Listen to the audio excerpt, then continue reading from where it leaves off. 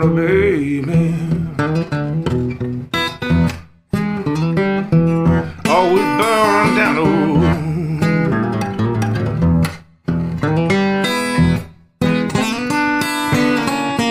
Yeah, but we will burn, baby. Oh, we burning down the road.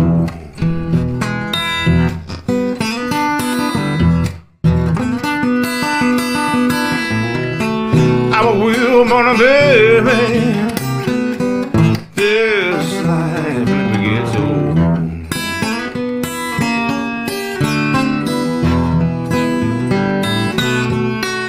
Come on, wheel burners. Yeah, burn with me.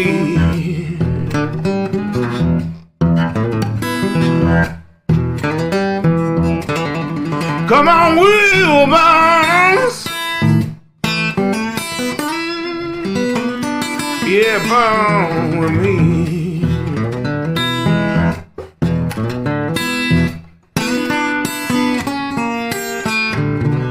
Oh, take a ride now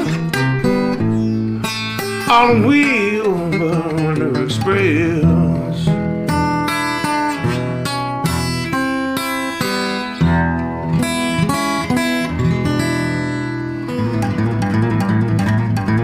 Yeah, Wheelburner Express, baby.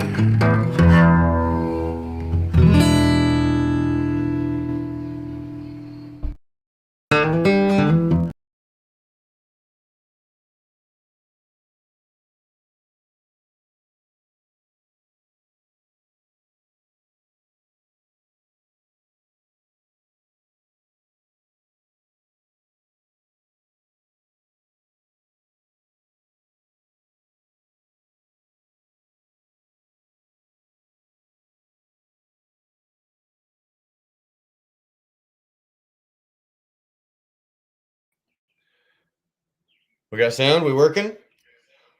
There we go. There we go.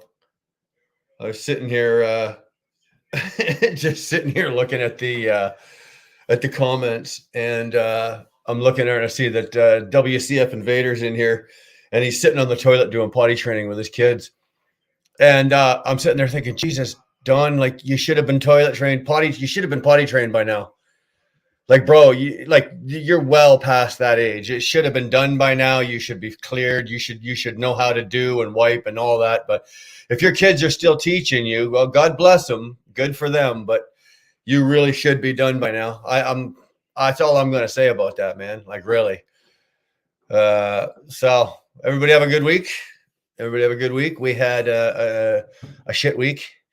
Don't get me wrong. It wasn't a shit week. It was you know, you guys know, because you took care of some of it for us. We were in the hotel, blew the water pump, blah, blah, blah, blah, blah. But I was able to finish the week out.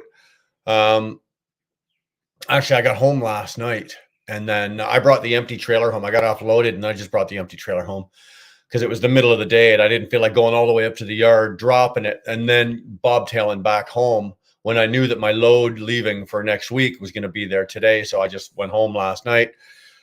Threw Dara in the truck this morning and took her with me. So Dara and I had a day up the truck. We went up, dropped the empty, picked up the loaded.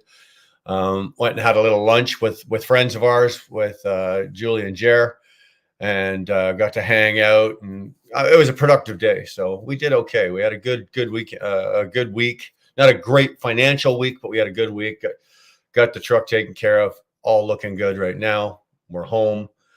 For us, it's a long weekend, because for you in the States, it's a long weekend. So usually I leave on Sunday to make my delivery on Monday. Like I said, I've got a three drop Michigan, 2 drops Michigan, 1 drop Indiana, and usually I would leave on Sunday, right, get out there Sunday night, and then start dropping Monday morning. But in this case here, I'll be leaving Monday to start dropping Tuesday morning. So that's not bad. So you guys get a long weekend. So I get a long weekend. Don't get me wrong. I'll take it. I'd rather not right now. I want the money. I am greedy. I'd rather be rolling and making money than watching you guys get absolutely shit-faced hammered and drunk and carrying on and whatnot like that. So, but anyway, there's nothing we can do about it. So you know what? Let's just relax. We're gonna probably do another fire tomorrow night. We're gonna relax. I got nothing going on for the rest of the weekend. I got no truck shit to do. Actually, I got to take the truck tomorrow. It's got to go get serviced. So it's going in for its oil change, and it's going in for a full PM tomorrow. So that's going to happen tomorrow. But other than that, that'll be Saturday. Then Sunday, I've got nothing going on. And then Monday, I'll be leaving. So that's a good week. It's a good week. So I talked to some of you guys during the week. So I know how some of you are doing, but hopefully the rest of you are doing well. Doty's in the house. Karen's walking through. What's going on? Houdini's here late again. You know what, dude? When I go in there, Houdini, and I set it all up, I don't set a time. YouTube does that automatically. So when you see, a scheduled blah, blah, blah, we don't do that.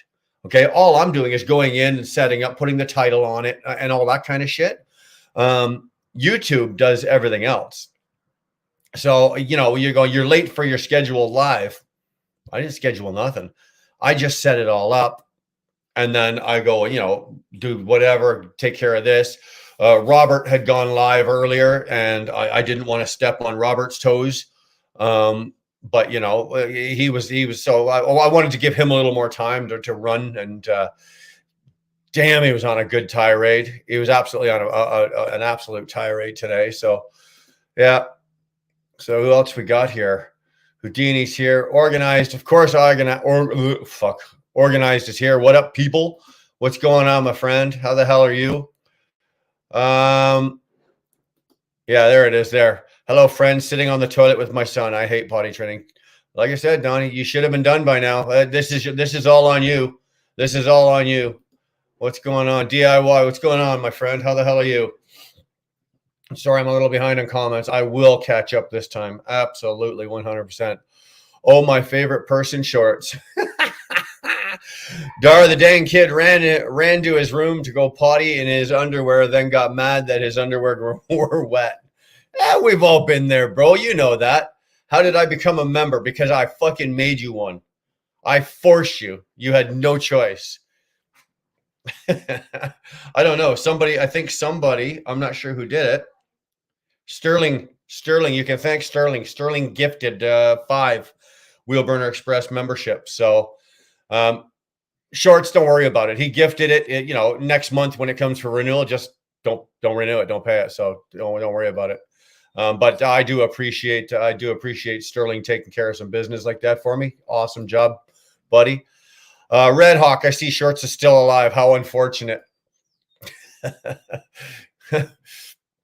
Yeah, I saw him I saw Shorts over in Robert's comments, stirring up a little shit over there. That's what Shorts does, guys. You guys ought to know this by now. This ain't nothing new. This ain't this. There's nothing out of the ordinary. If you know what Shorts is, he doesn't hide it.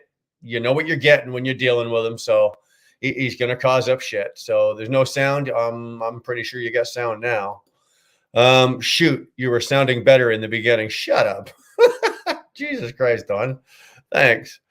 It's working now. It's working. Yeah. We need face hole noises. No, you don't. You don't want to see my face hole noises. I guarantee goddamn to you that.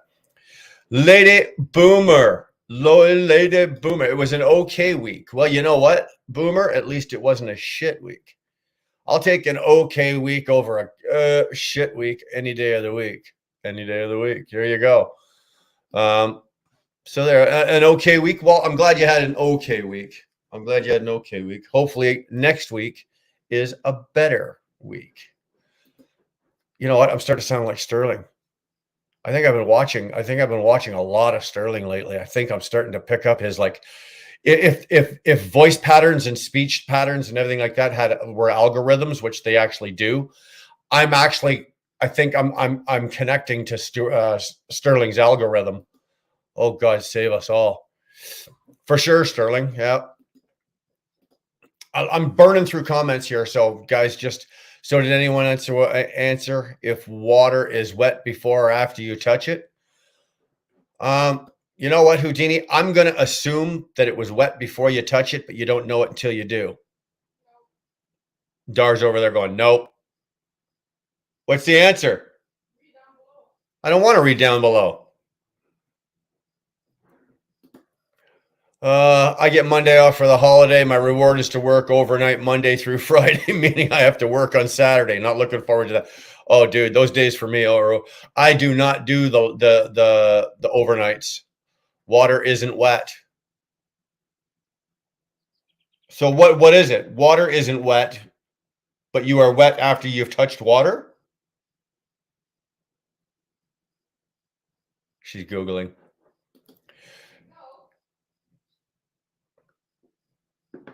Okay, so water isn't wet. Okay. Maybe Dar and Houdini are just way too far advanced for me. I'm not seeing that. Water isn't wet. Okay. You become wet when you touch it. This is a dinner table conversation. This was a dinner table. I must have missed dinner that night. If you're not sure about water being wet before or after you touch it, but I need everyone to understand that their skeleton is currently moistened. Oh, for Christ's sake. This is going to be one of those nights. This is going to be one of those nights. LOL, Sterling. There's the wizard. Looking for him. He's here. My mom always told me I was a fag, but I told her, no, I'm a tranny who loves to wear a thong.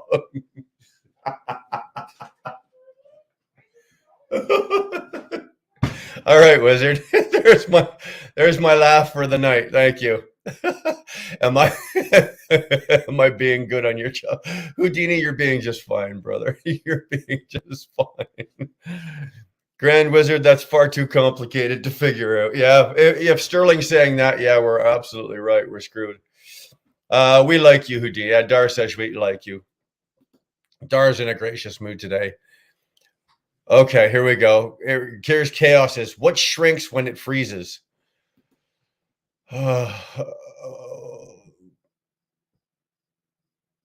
water. Water.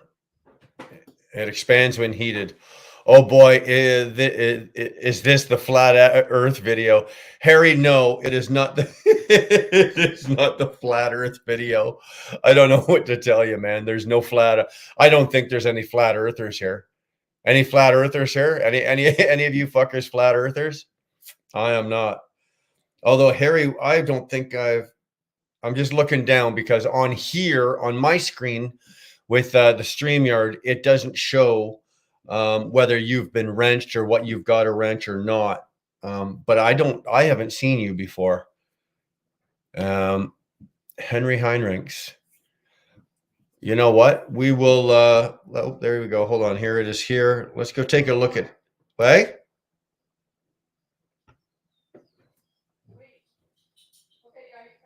Yeah. Yeah. Okay, Harry. Harry, we will wrench you. We will give Harry a wrench.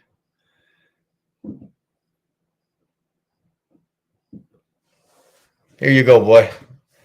Harry now has a wrench. Everybody be nice to Harry. Say hi to Harry. I don't know if we have seen him, haven't seen him. But Harry, thanks for popping in. If you are new and you haven't been around, I appreciate you stopping in. If you're not a subscriber, hit that subscribe button.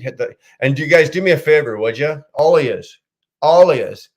33 of you is in here. Get out there and kick that like button, would you, for me, please? Really would appreciate that. Okay. Water expands as it freezes, Chaos. It shrinks when frozen. I can't believe we're having these. Freeze a can of soda. No, it explodes all over your truck. If the earth is flat, there'd be 0 mountains and valleys. Well, if the earth was flat, all the water would run off the sides. Where does it go? It doesn't just keep replacing itself, right? If the earth was flat, water would roll off the side, and where would it go? That's not a tough one. Stuart's in the house. How the hell are you, my friend? My friend, good to see you. I saw you over there dueling it up a little bit with shorts, getting a little flip flop back. No, the molecules shrink and they collect together. Guys, this ain't what's that guy the science hour or whatever, guy the science guy or whatever the hell his name is. Jeez. You've been here before, Harry. Well, okay, man. Well, I'm glad you're back. Thanks for popping in, brother. You got something to say? Don't be afraid to say it. Spit it out. Spit it up. Say it.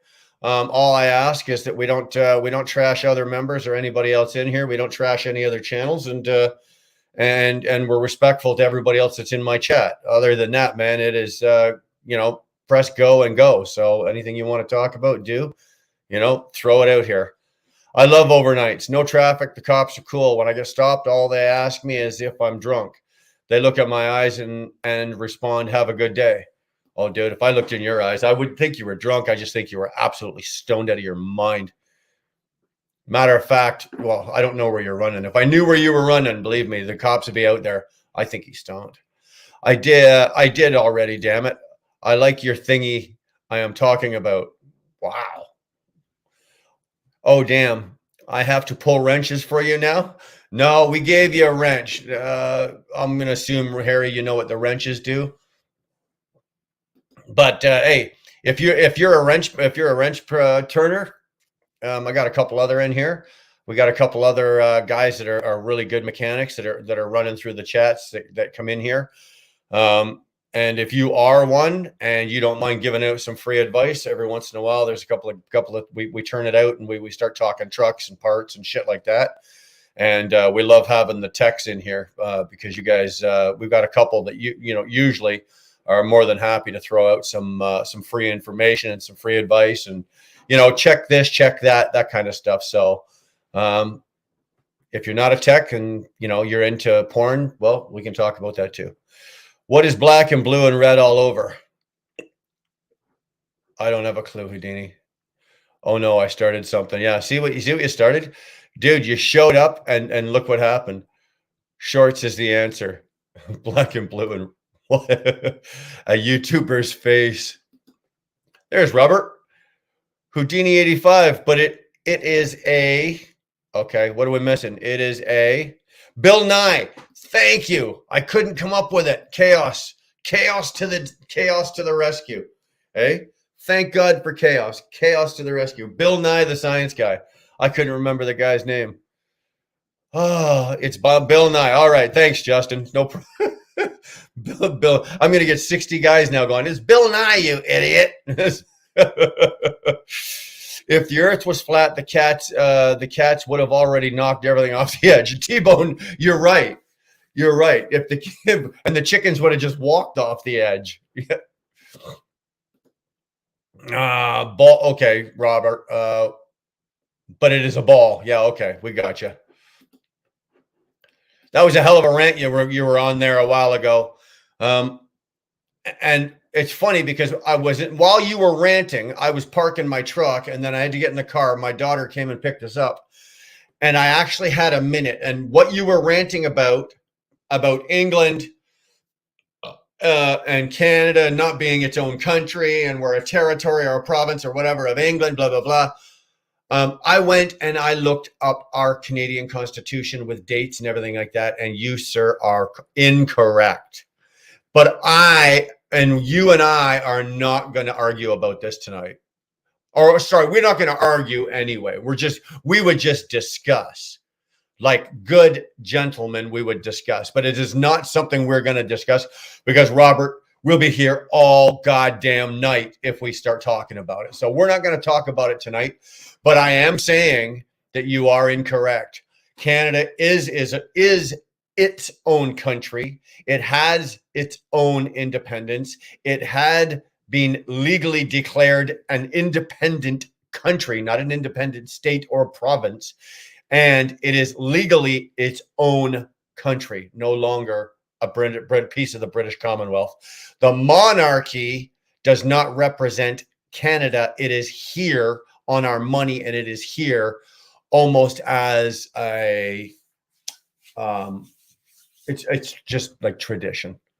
And as you've noticed, they are removing they're removing slowly the English monarchy off of our money and off our anything that represents us.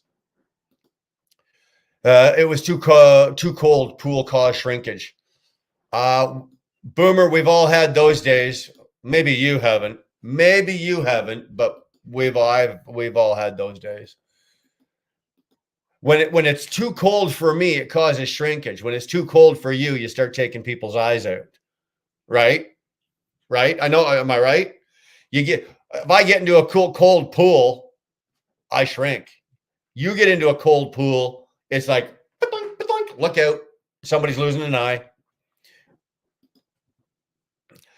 What's going on, Trev? How the hell is you? Hey, dude, I texted you something yesterday.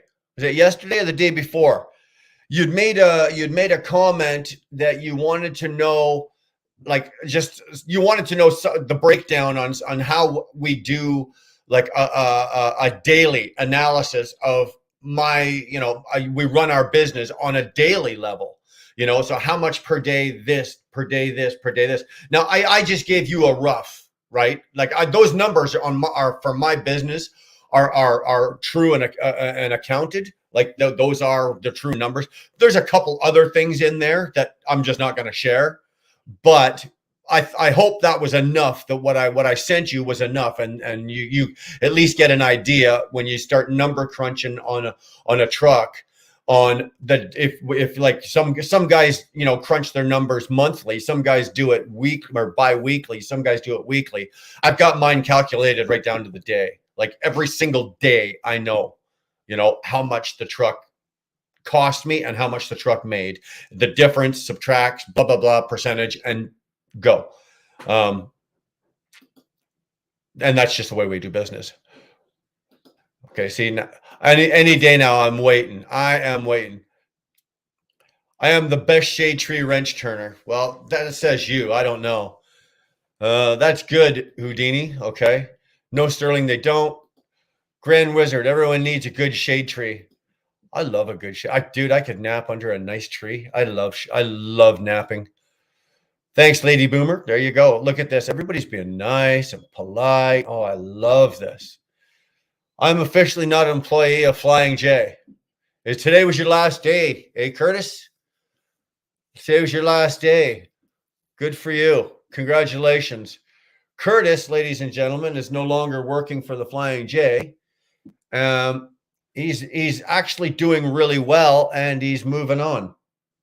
He's bettering his life, and he's taking the next big step, and he's doing he's enrolled in an apprenticeship. And I'm not going to tell you what it is, and I'm not going to say anything about it. This is that's Curtis's bag, but young Dirty Curdy is doing well, and we're proud of him.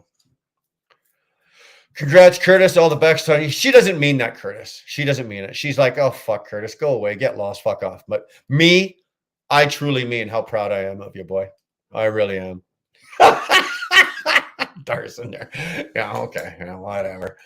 Curtis, we all need the ex-employee details. No, he didn't quit, or he didn't get fired. He gave his notice properly. He did it properly, and he quit. And he's moving right along. He's moving on to something else bigger. I mean, he's like the Jeffersons. I'm moving on up. And that's Curtis. He's moving on up. Rogue's in the house. What's going on, Rogue? Good to see you, man. Good to see you, brother. Thanks, cunts. Do you thick cunts? Jesus, Robert. I love how the British use that word.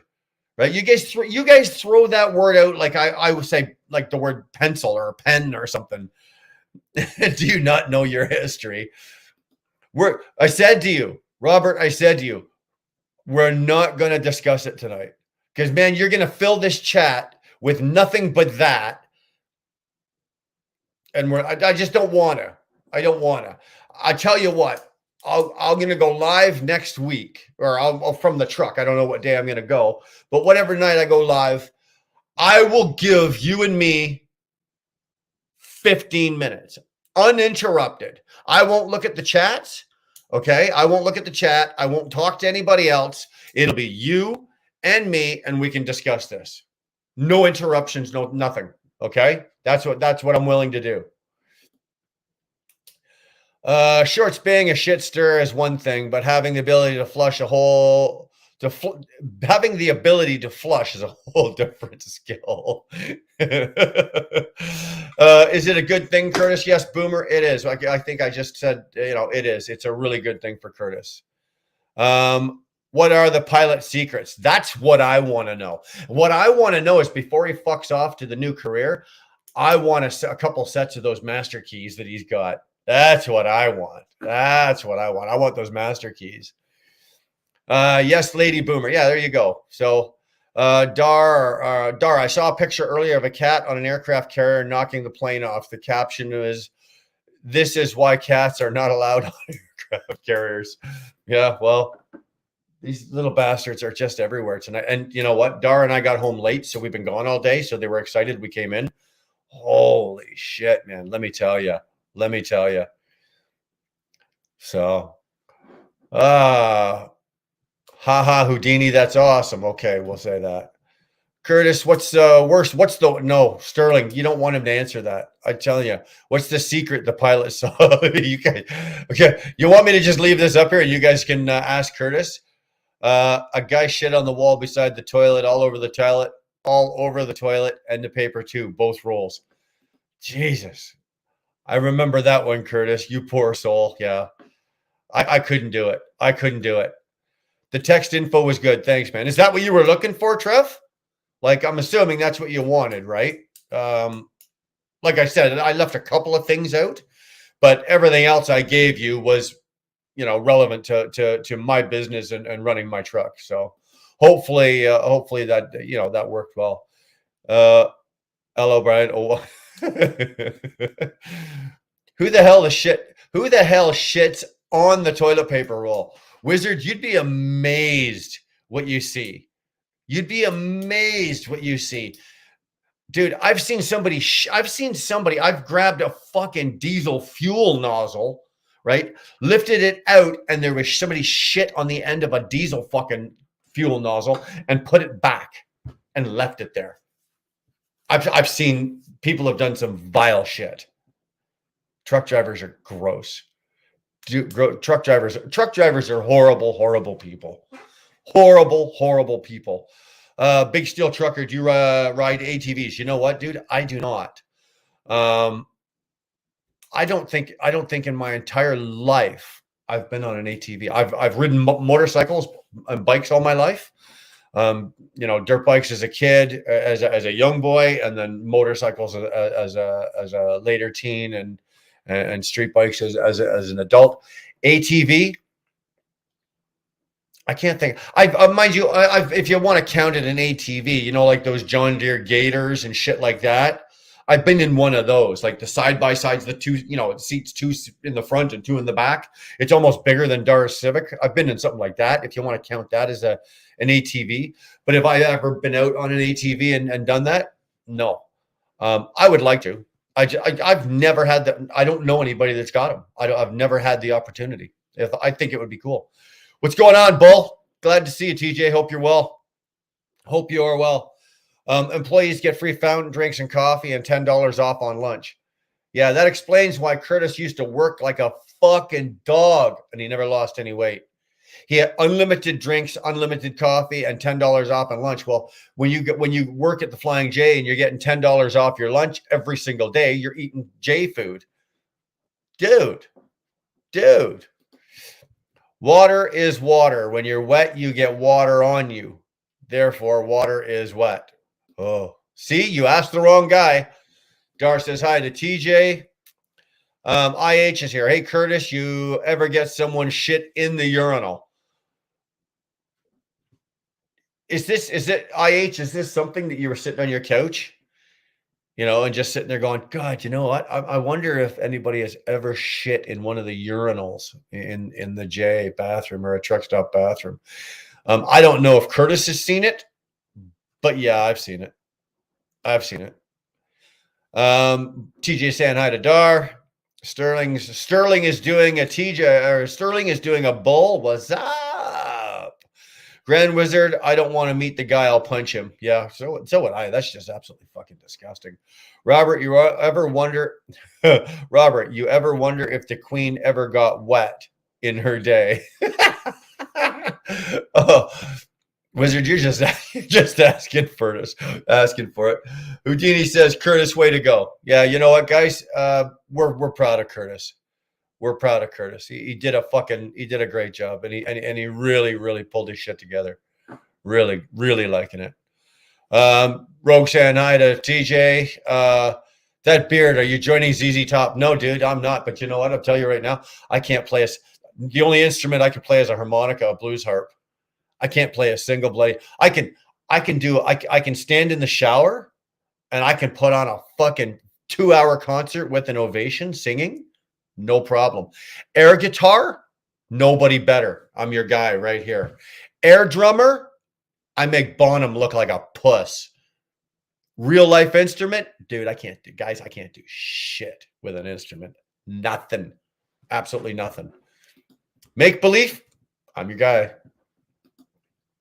Karen's hitting dots. I think she's saying period.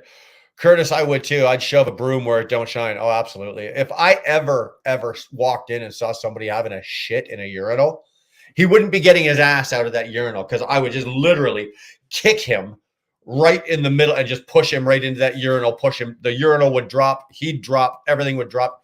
Oh, I just wouldn't put up with that. Call the police because I'm taking an assault charge. Curtis is good. Good for you in the new job. Yeah. An apprenticeship. So like I said, I'm not going to spill it what it is, but that's Curtis's deal to do that when he's ready to do it. Curtis, is it true the guy cleaning the showers has the best pills for sale? No. You know what? I'd be honest. I'd be absolutely terrified to go into a fucking a truck stop bathroom with a black light. Dude, like, would you actually go in there with a black light? I'd be terrified to see what the hell I was going to see in there. That would be just too much. H guy, thank you, sir. Thank you. You're welcome. Who believes they live on a ball? Who believes they live on a ball? You mean like the world is round? Don't you tell me you're a flat earther, Robert. Look up the video of King Charles and the Holy Hand Grenade bit from Monty Python and the Holy Grail. I haven't seen that movie in a long time.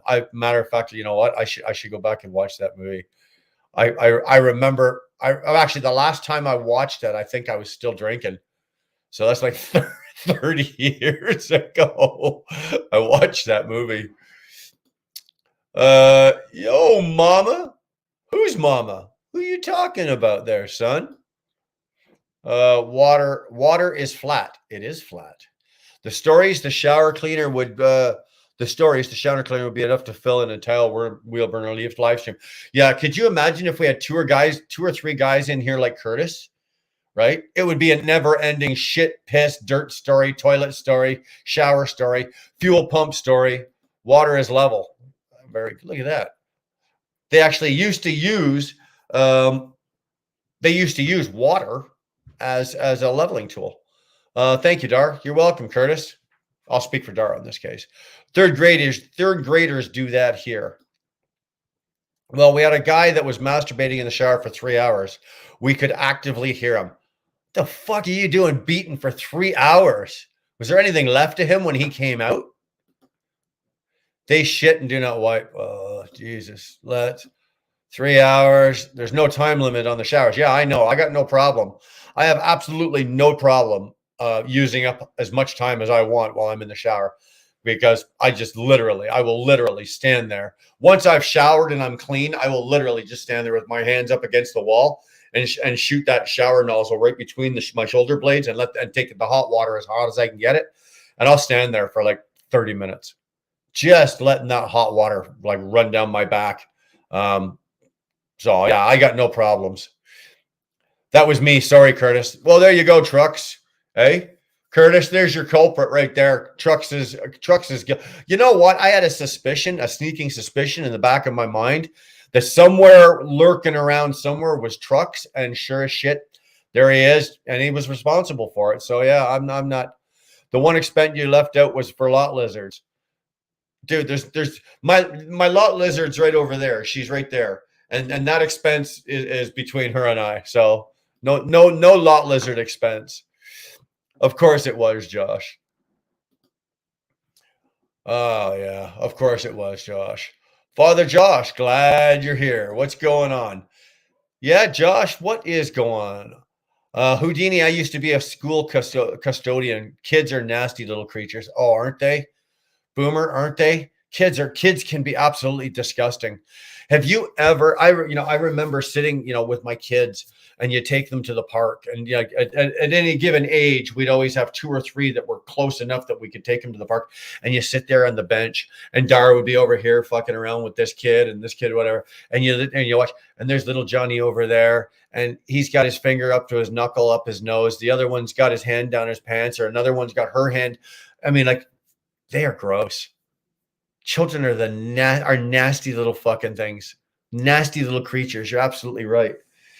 But yet, you know what, Boomer, we were nasty little creatures too when we were kids. I guarantee you, like my parents and your parents can probably sit there and go, "Oh, Boomer, when you were, you were 4 years old, Jesus, my mom and dad are still doing it for me, and I'm 53. They look at me and go, "Jesus, Brian, when you were 52." No problem. Oh, wizard. Rack a shotgun outside the door. He'll hurry up. Who are you talking about? Not me. Hey, we gun term 209, 2009. Yeah, good to see you, man. Haven't seen you in a couple weeks. I'm usually pretty good with keeping on top, but I haven't seen you in a couple weeks. Glad you're here, man. Glad you're okay. It's okay to leave the nest, but every once in a while, check back in. We want to make sure you guys are all right. Believe me, you guys, I sit there and I do these lives and all blah, blah, blah, whatever. And then we'll put some people in and done. And then, after I go off, most of the time you guys don't give it a second thought. You go on with your lives. But Dara and I'll sit there and go, "Did you see what such and such person said?" Not in a negative way, right? We'll talk about some of the things that were discussed in the comments, and you guys give me ideas and shit for this and videos and just stuff like that.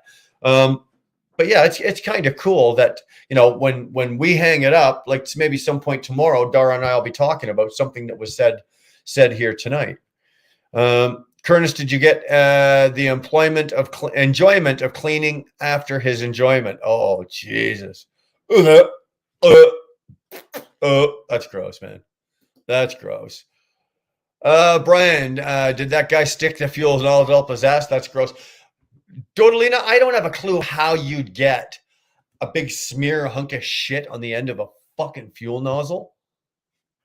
I don't. There's ways I can imagine that you'd do it, but you're not sticking a fucking diesel nozzle in your ass. I can guarantee you that. I can fucking guarantee you that.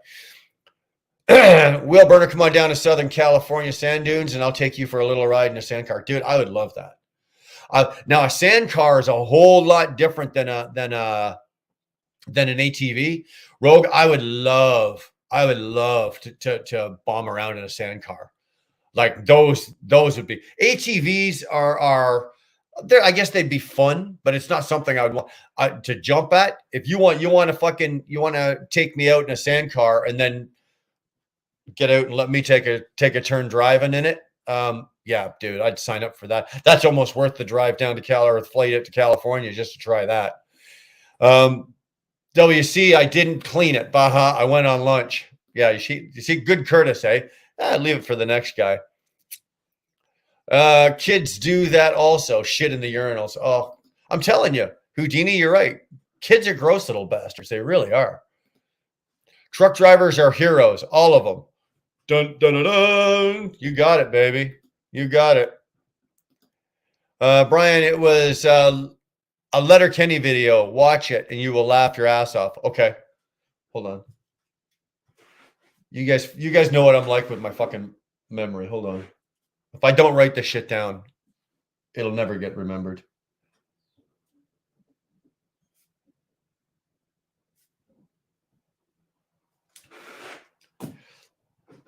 I'm like that when I'm driving too. Like if somebody says something to me on the phone and it kind of boing, I have to write it down. Otherwise, I'll go 3 miles and forget what the hell I was talking about.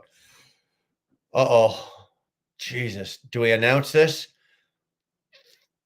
The British are here. The fucking British are here.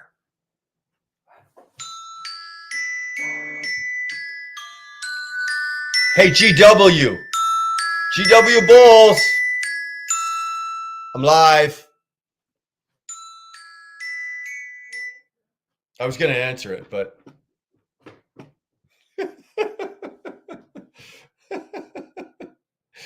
I should. Damn it! You know what? I should have fucking answered that. I could have had a whole fucking load of fun with that. I could have just fucked with them. Absolutely, I should have just fucked with them. Oh, damn it! Why didn't I do that? Hey.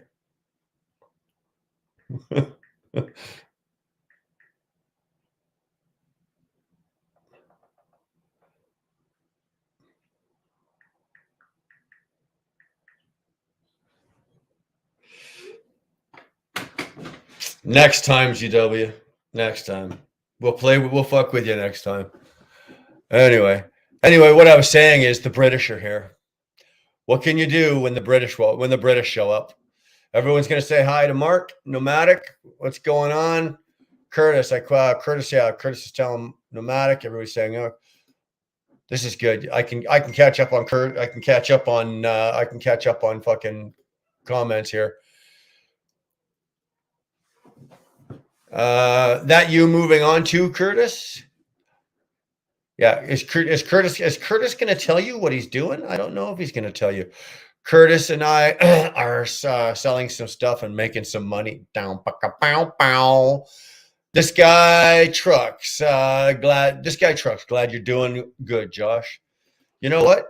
He's doing better than good. And we really like what Josh is doing. I think Curtis crapped in the urinals and blames us innocent and proud. You know what, Sterling? There's a good chance of that, but I got to tell you right now, it can't be him. If it was anything else, I would say maybe, but I don't think it was him. Only because the urinal ain't big enough. You'd need a bigger fucking urinal. Trust me. The toilet plungers on the floor of this house got a hell of a workout. Doing what? HVAC. Nope, not doing HVAC. There you go. That's what he's doing. Small electrical motors and shit. There's an apprenticeship just for that, guys. You didn't know that? It's a 3-year apprenticeship, and it's for small electrical motors and shit.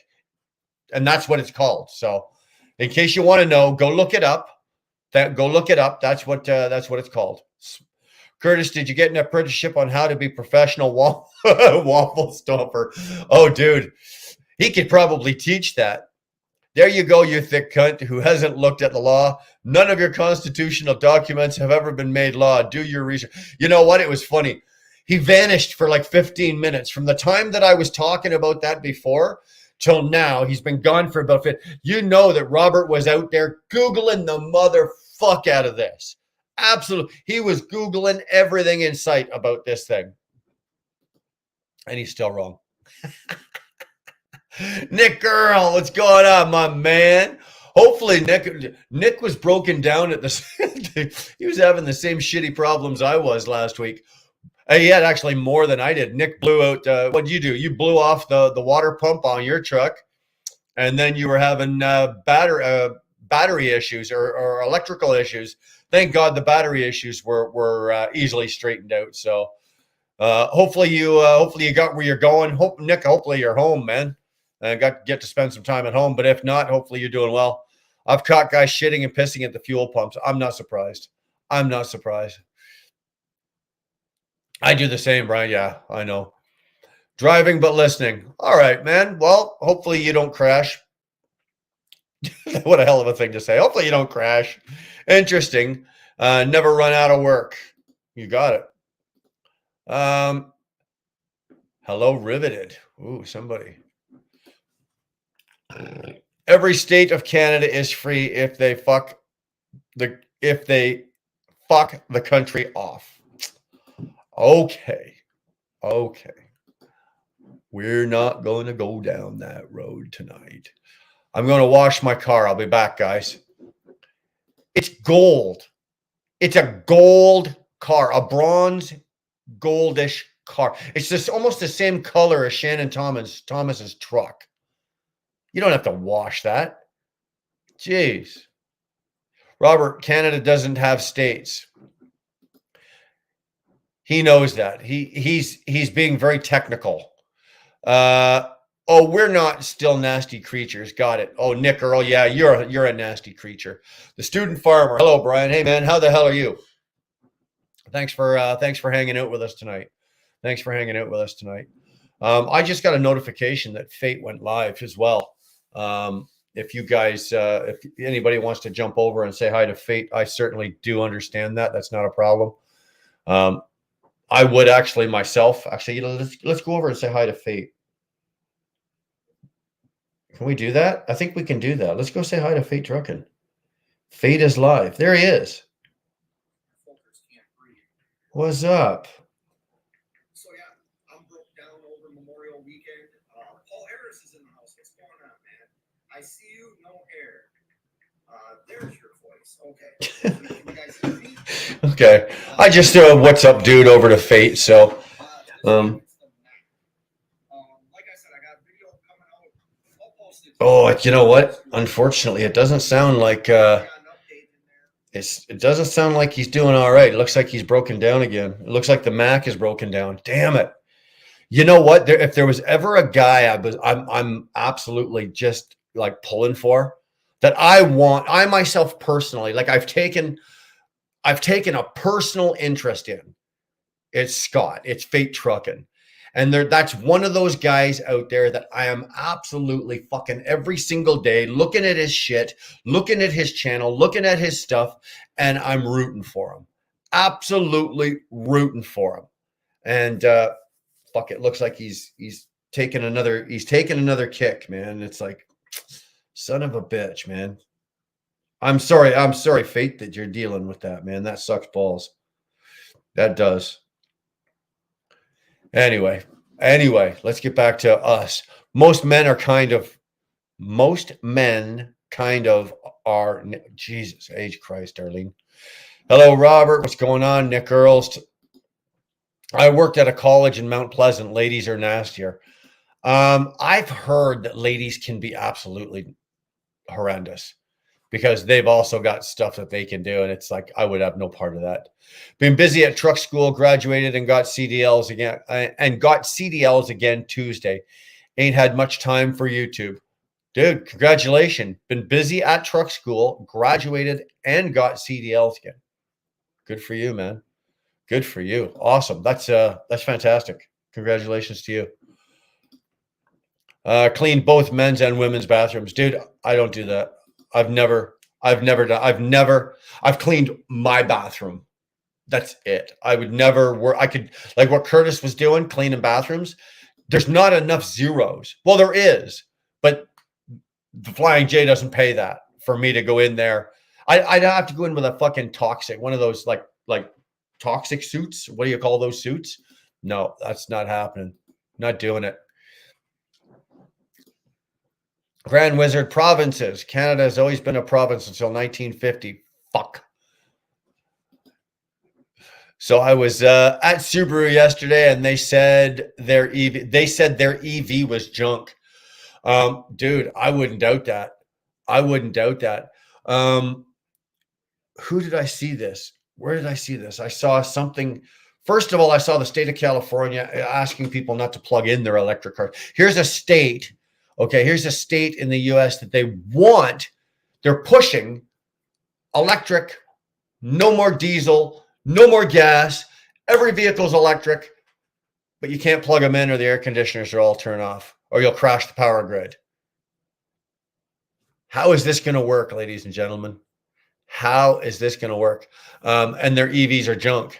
Now you know what, Houdini, I've never tried. I've never even looked. I didn't even, be honest with you, I didn't even know Subaru had an EV.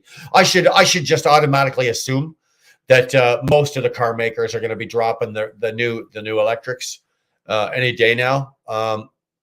I should just assume it because it's probably going to happen. But but if the guy at Subaru says it's junk, I wouldn't be signing up to buy it. I wouldn't be getting an EV. I wouldn't. One of my favorite brokers told me a story about a driver that forgot to hang up his phone. Dude spent 3 hours with a lot lizard, and all he did was talk about his mother and girl.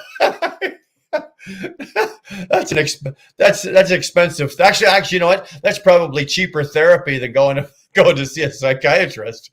You know, what is it? What does a lot lizard charge you for 3 hours? You get it all out. You throw her what?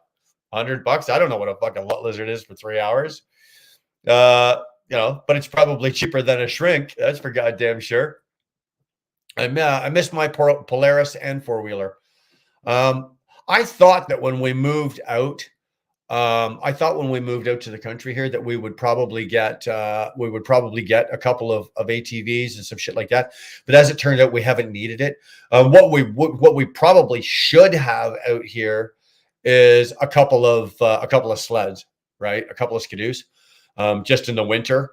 Now, luckily for us, we have a generator in the house. So when the power goes out, we have a generator, we have a backup. We're all good. Believe it or not, there's only one other house on this street that has a generator.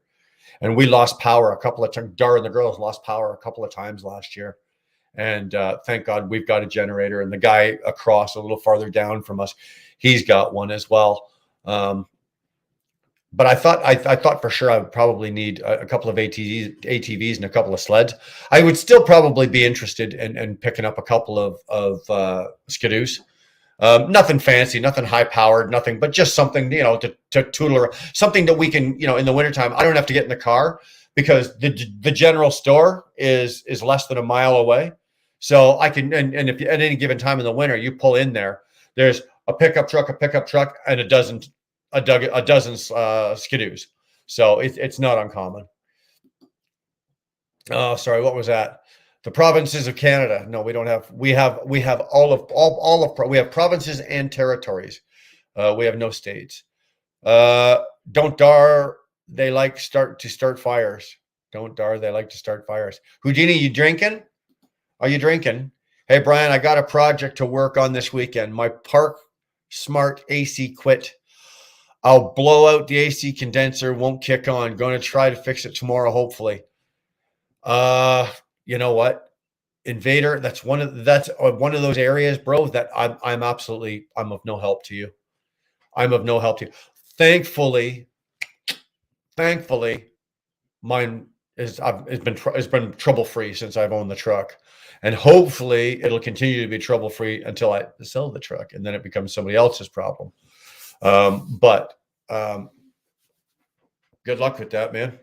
Good luck. Hopefully it's an easy fix. Want to ride in a sand car? Go to Utah and see Thor. I'll pass on that. I've seen Thor's, or I haven't. I can't say that I've seen it. He's done a couple of his lives from inside the garage, and he's given a glimpse of his sand car. I'm more interested in the bike and whatnot he's got there, but the sand car as well. But yeah, I know he's got one.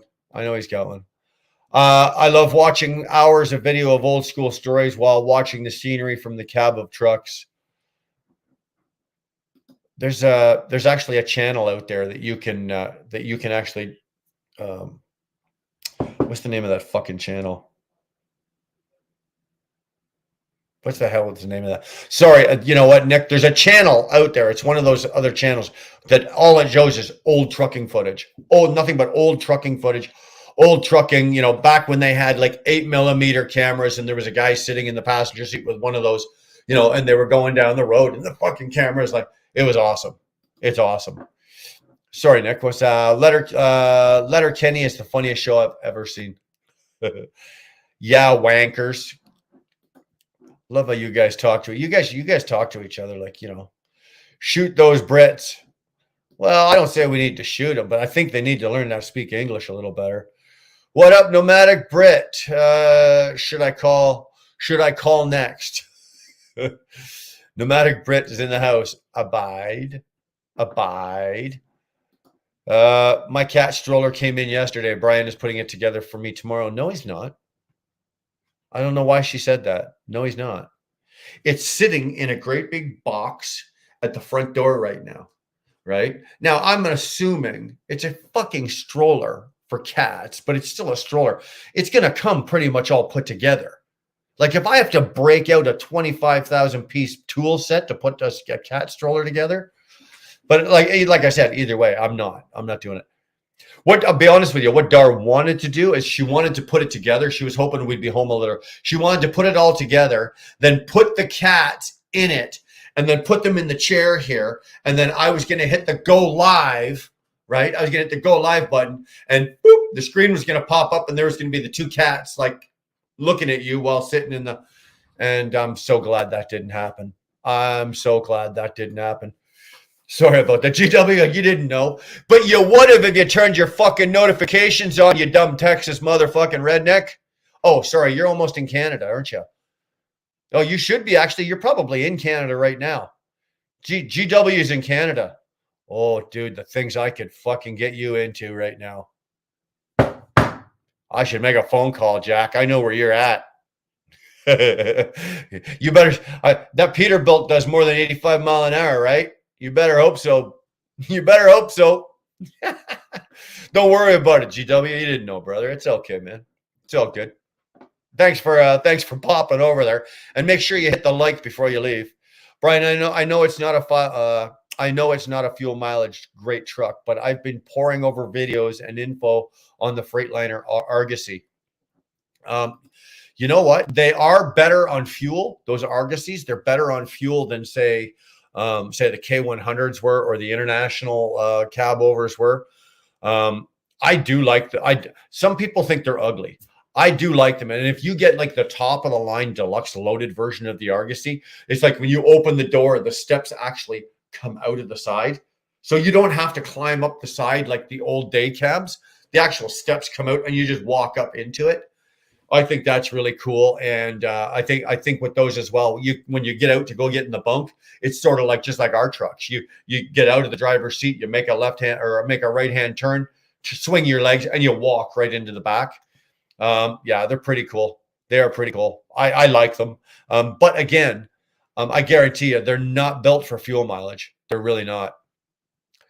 Sterling Wheel. Hey, Dar, since Brian won't chrome his truck out, can we do the cat stroller? There you go. You know what, Sterling? You and Dar want to chrome out the stroller? Go for it. All you, buddy. All you. Turn that on. Knock yourself out. He could try. Well, I'm not chroming it. You guys chrome it. There's no way I'm touching that. Not a chance in hell. Cat stroller. No way could my cat stay in one of those. Be funny if they would, though. You know what? Good term. It's funny because Dar trained the first cat. I can't. That sounds funny saying that, right? She trained the first her cat Pootie. Actually, he's the second Devon Rex, but the first one's not trained. It's just a bitch. But the second one, Pootie, is a male, and Dar trained that cat to go like in the wintertime. He's got a sled with an enclosed sled, and Dar takes him for a walk in the snow. And he's got a harness and a leash, and Dar has had him out walking and trained him to actually be out, and walk. And then she's also got the knapsack. I was telling you guys about the knapsack last week. The knapsack where the harness goes on, and then there's a lead from inside the knapsack, so he can get his head and maybe his paws out the top of the knapsack, but that's as far as he can go, and he can just sit up here, and basically he's looking over your shoulder, and it's kind of cool. So she trained this cat to do this, and now she's working with Diesel, right? So it'll be no problem. You can probably take Pootie right now and put him in that stroller, and he wouldn't jump out. You probably wouldn't even have to put him on a harness. We would, of course, or she would. I keep saying we. Look at me. I'm fucking just. She would, but you probably wouldn't have to. The cat is probably well trained enough that he just like, oh, we're going on a trip. Hey, let's go. Give me some catnip and let's go. Just try and fake it like with me. You know what, Robert? There's nothing fake about you, my brother, and that's why I love you so much. That's why I love you so much. What you see is what you get with you. I wish more people were like you. I wish more people were like you. When I'm talking to you or when I'm dealing with you, I know what I'm getting. No, there's no agenda. There's no bullshit. And that's why I love you, Robert.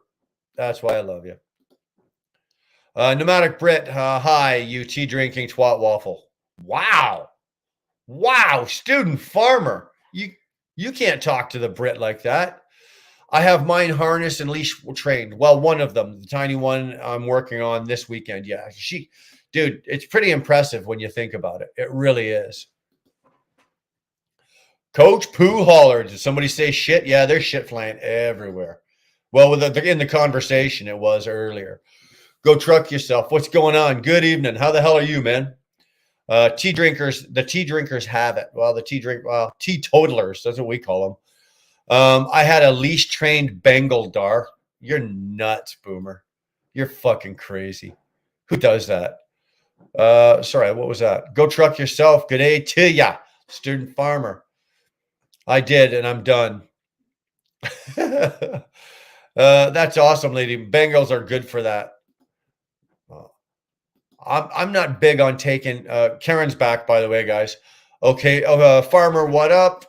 Boomer is saying they are. What's cooking tonight, Karen? Yeah, that's the question. I'm surprised Red. Fuck it. Did I say that? I did, didn't I? Fucking Red Knock. I wish he was here to hear me say it. He's probably not here, but Jesus Christ, that was talk about a real good slip there, eh? Red Knock.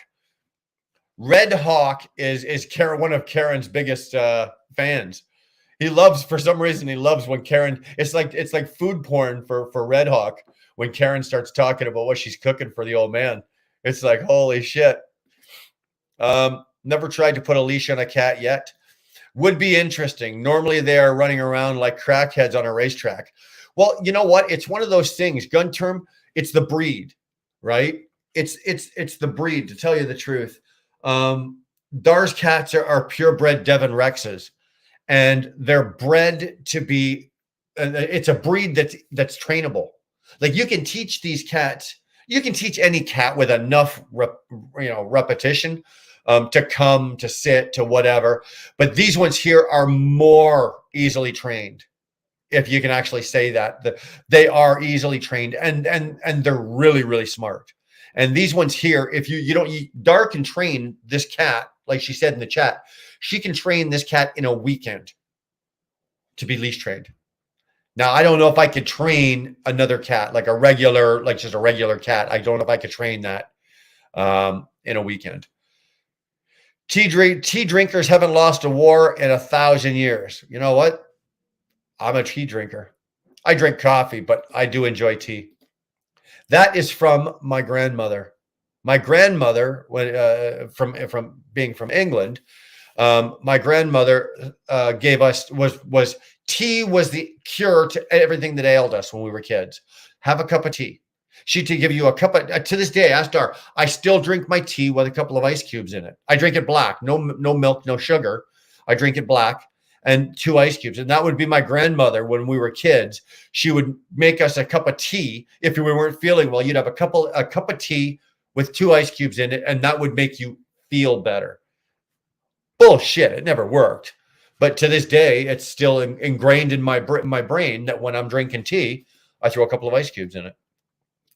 It's fucking sunburnt orange, and there's bird shit all over it. Well, it's the bird. Leave the bird shit and get rid of the sunburnt orange. The bird shit's making it look at. Oh, Karen, you're killing it. Scalloped potatoes, ham glazed carrots, and chocolate dream pie. Well, I got a feeling Red Hawk or whatever the fucking guy's name. I can never remember. I got a feeling he just got real happy. He's all by himself in the closet. Lost 2 in 35 years to us. What the hell are you talking about? Should have bought a Cascadia. I'm telling you right now, Wizard, my If money was unlimited and I could just go fucking spend it, I'd buy that T680. I really would. But bang for buck, my next truck's probably going to be a Cascadia. I'm going to spec it pretty much what I've got right now. There's going to be a couple of upgrades that from the one I've got right now. But it's going to be a Cascadia with a DD15 Detroit. And the spec wise, transmission, differentials, engine, horsepower, all that kind of shit, I wouldn't change a goddamn thing. The new Cascadias are like the new Volvos and like the new Kenworths. They're almost guaranteeing 9 to 9.5 right off the showroom floor. You don't even have to break them in. Remember back in the day with your 60 series or your N14 or whatever, you'd get a new truck or you get a rebuild and you'd have to run that truck for 60,000 miles. And then you'd wake up one morning and all of a sudden the fucking thing was running miraculously well because it had a break-in period. These new trucks are getting you 9.5 miles per gallon right off the showroom floor. No break-in period. Oh, the War of Independence. No, that was the British fighting the British. When you became Yanks, couldn't win a war without us. Okay. You keep talking about this. I find it interesting that someone bringing up the topic of peeing at the fuel pumps that causes you to think of fate. Is that what it looked like, Invader? Oh, geez. I hope I didn't insult fate. I hope he didn't. Did he? I know he came on after me, but I hope I didn't insult him by you guys thinking that. I think of somebody pissing at a fuel pump, and that reminds me of fate. I only truck on video games. You know what? I tried that simulator game. We got that young kid, Jacob, that comes in here, clothes on the floor, and he is a big player of that. I tried it, like I downloaded it and tried it, and dude, it's easier to drive a truck in real life. It's easier to drive a truck than it is to play that simulator game. It's like insane. Nick Earl, you know what I've experienced. Curtis, we now know what you've experienced. You can keep the rest of that to yourself. I just sent JF 500 on the Cash App. You did you? That's awesome. Awesome. Keeping him online. JF. College ladies. Hold on. College ladies are gross as fuck. Dirty tampons stuck in the stalls. Don't care if they make the. Oh, Jesus Christ. That's what I was talking about. Right? I did not either. Yeah, no shit, eh? Ford is scrapping their electric vehicles. I didn't hear that, Karen. I know that I think that Chrysler or Dodge or fucking Chrysler. We all know it's Chrysler. I think they're going to be pushing theirs off. Like they've got the Hellcat, electric Hellcat and all that kind of shit. And I think they're going to drop that one. Like they're going to let that one. But I think a couple of their other platforms that they were looking at doing electric, I think they've pushed those now. I think they're concerned that they can't get it to work, or they won't be able to get it working properly. You know what I mean? Sorry guys, hold on.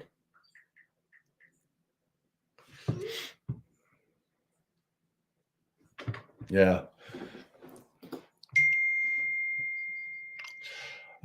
Nick Earl, they call them period plugs. Yeah, well, they're gross when they're stuck to the side of the bathroom wall. I don't give a shit what you call them. Settle down, Robert. Also lost the War of 1812. Nick, why are you firing him up? Why are you firing him up? I'm telling you right now, because I'm going to drop the link in a minute. And because of you, Nick, Robert's going to be the first one in here ready to fucking go at me. And it's all your fault. All your fault, Nick.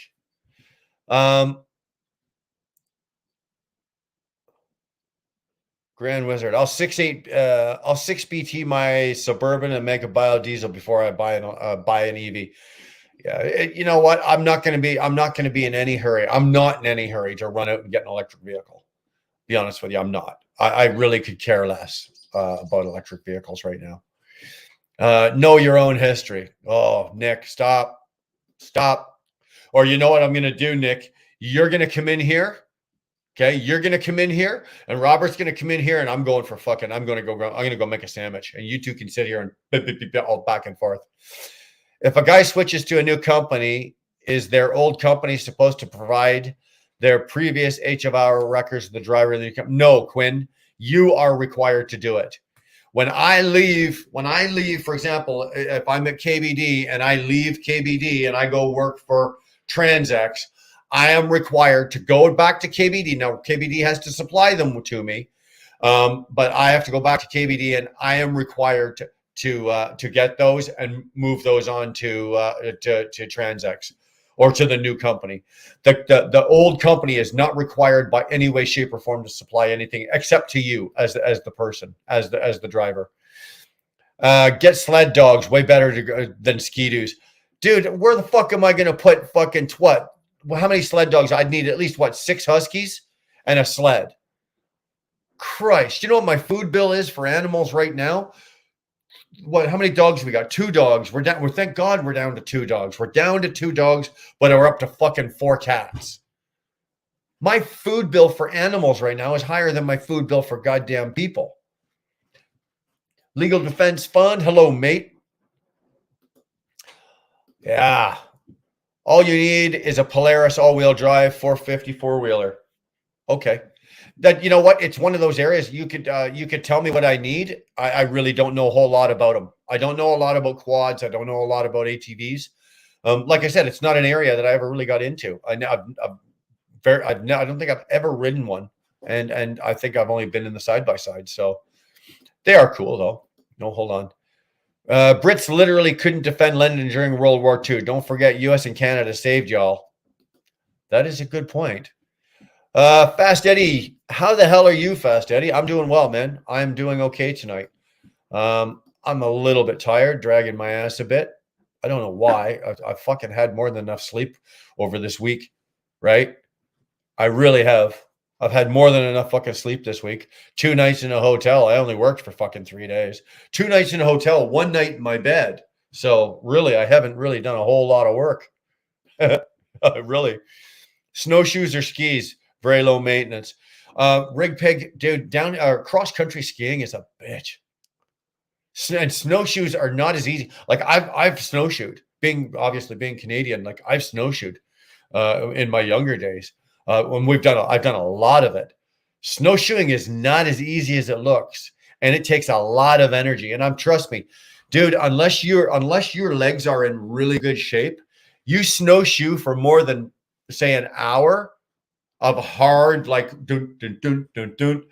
Your hips and your knees and your thighs. Man, the Thigh Master has nothing on a pair of snowshoes. Absolutely nothing on a pair of snowshoes. Oh, let's see. Somebody want to take care of that for me?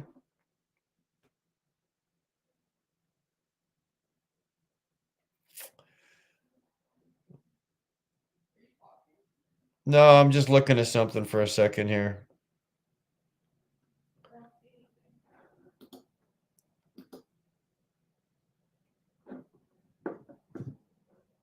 You don't see that, Dar, on the screen?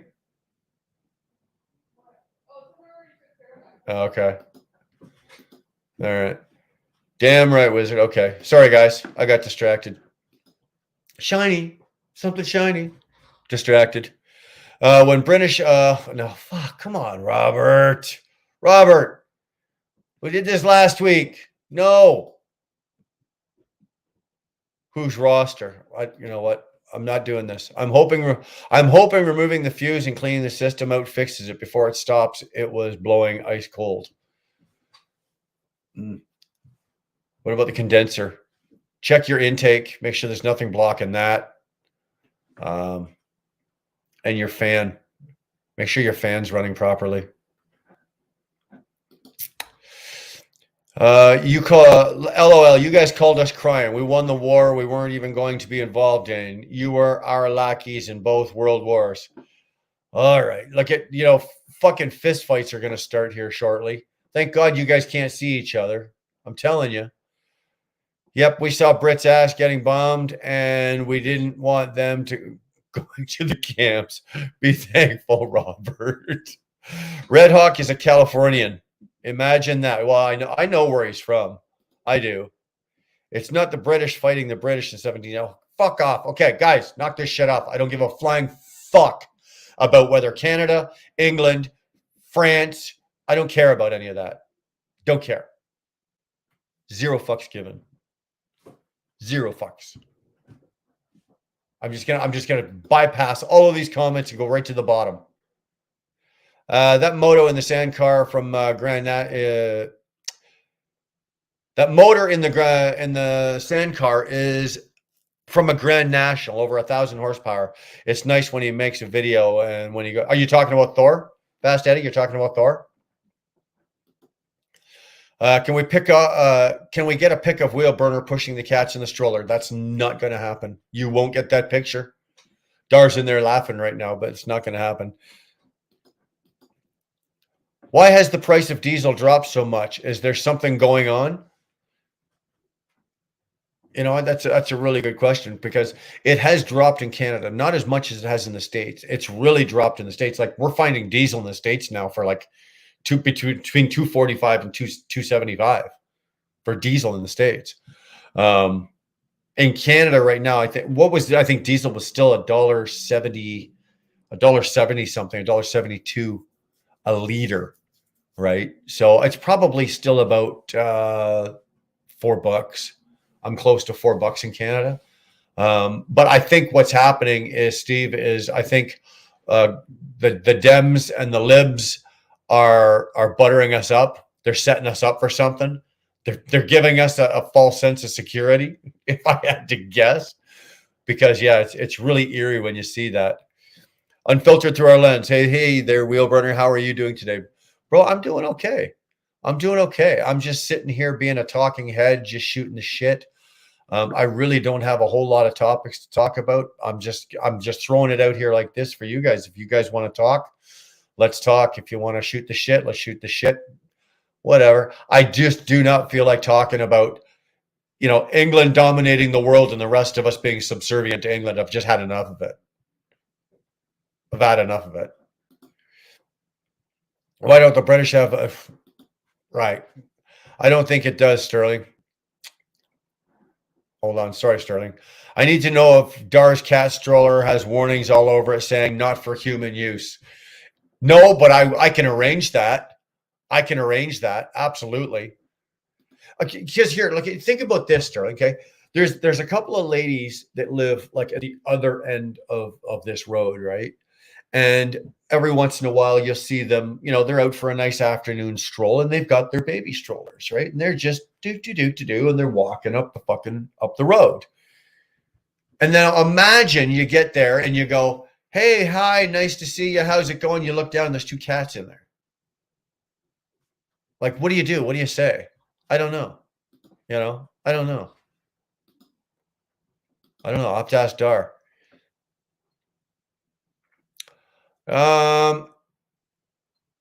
Ray David, just in question. Do you see many classic cars, but I'm assuming cars over in Canada anymore? Ray David, yeah, we have, believe it or not, Canada has a really good classic car collection. And it's going very strong. Some of our car shows in Canada are large and very well funded, and they are really good. We got cars, some of the car shows and some of the collections that are on display up here, go right back to the 30s all the way up to, I don't know what you class. In Canada, it's classified, a classic car is anything over 25 years old. So, right. So it's 2023. So anything but down to 20 or 2001. So isn't that odd? You sit there, David or Ray, and go, anything older than 2001 is now a classic. In my mind, I think of a classic car as, you know, just off the top of my head would be like my favorite would be like a 63 split window Corvette or a 57 Chevy Bel Air, right? Those to me are classic cars, right? 69 Charger, right? 68 Z28 Camaro. Those are classic. 69 Mach 1, right? That's a classic. Not a fucking 2001 Miata. Right? Or a fucking 1998 Civic. That's not a classic car to me. But to get to answer your question, Ray, yeah, we have really good classic cars up here. And if you go the farther west you go, now mind you, the cars here in Canada, in like say Manitoba, Ontario, on the eastern end, they have to be put away meticulously every winter because of the amount of salt that's on the road. But when you get out west, they actually have their cars out. The ones that are drivers, they actually have their cars out a little longer because I think once you get past Manitoba, I think it's Manitoba. Once you get past Manitoba, they no longer use salt. It's just sand on the roads. So their cars are out a little longer. But yeah, we do some really good. We have some really good classic cars up here.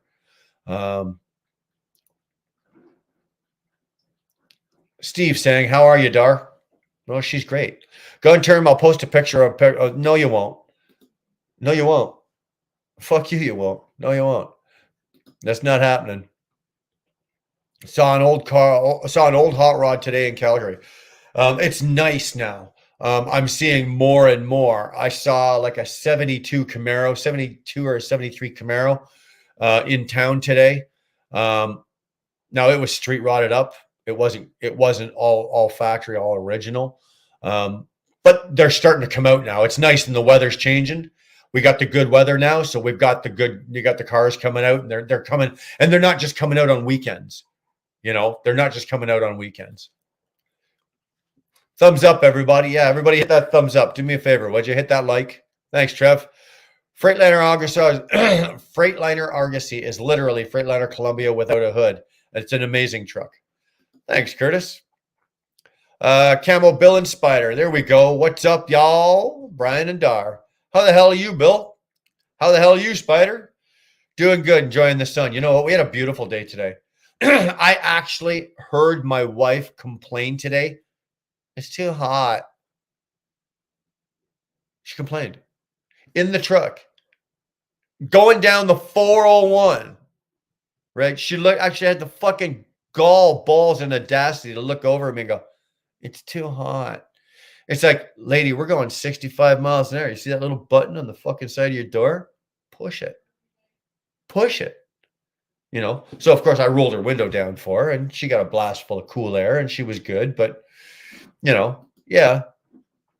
Yeah, it's nice. The nice weather's coming. These days here, like, I like me, myself personally, I like mid 70s.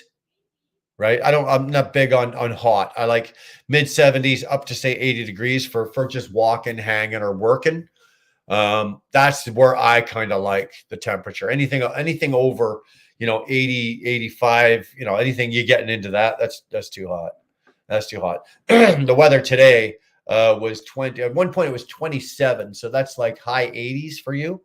But then when it's 20 degrees, like for me, 20 degrees Celsius for me is fantastic. That's my wheelhouse right there. Love it. There was a company up the road that had a 2017 Argosy with an 18 and a DD16. Badass truck, powerful as fuck, and had the same interior as a Cascadia. That would be awesome, Nick. That would be something else. I would like to see that. You want to know something though? With those DD16s, yes, you could literally yank anything or pull anything with that thing. But I don't know a lot about it. I don't know how many there are out there, and I don't know how many are actively being used. How is it getting parts for them? I know what it's like getting a part for a DD15. I don't know. I think so, Curtis. There you go. 4 bases to knowledge. Oh. 4 bases to my knowledge, and they run Peterbilt's up the motorway and Oshkosh. 4 bases to my knowledge, and they run Peterbilt's up the motorway and Oshkosh. Okay. Pioneer Spirit, my uncle drove on with a C15. He got 7 miles per gallon loaded at 62 miles an hour. Just got to set it up right.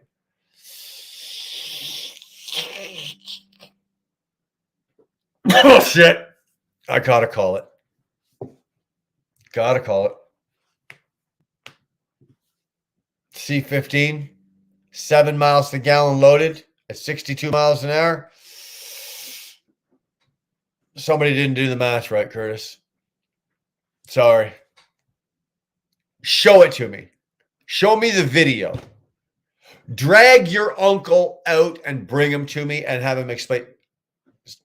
I find that hard to believe. Oops, the stroller top closes as well for sale. Of course it does. Yeah, we wouldn't want those poor little fucking kitties running away, would we? Those cats are little kids, not cats. No shit, eh?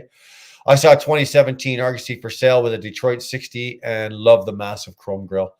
They're sexy trucks. I do like them. I do like them. I would never buy one, but I do like them. British Brains, American Muscle. What's that? That Argosy?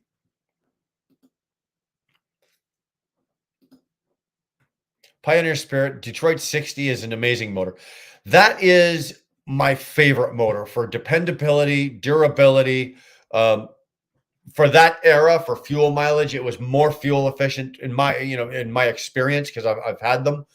It was more fuel efficient than the N14 and the Cats. The way more efficient than those.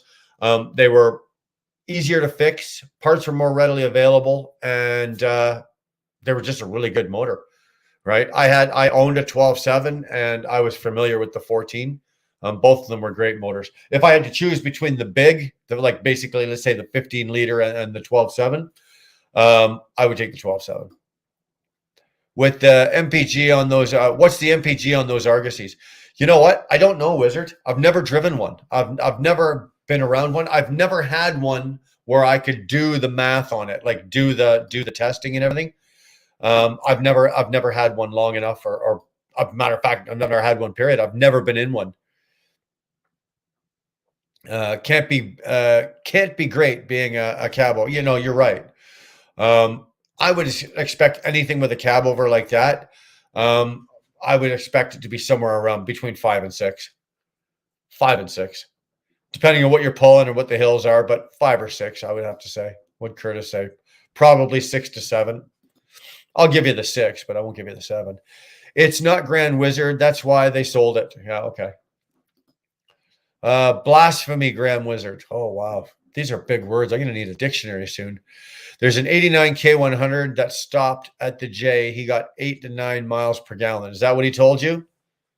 Is that what he told you? An 89 K100 stopped at the J and he got 8 to 9 miles per gallon. You know what? He may have got 8 to 9 miles per gallon in Canadian.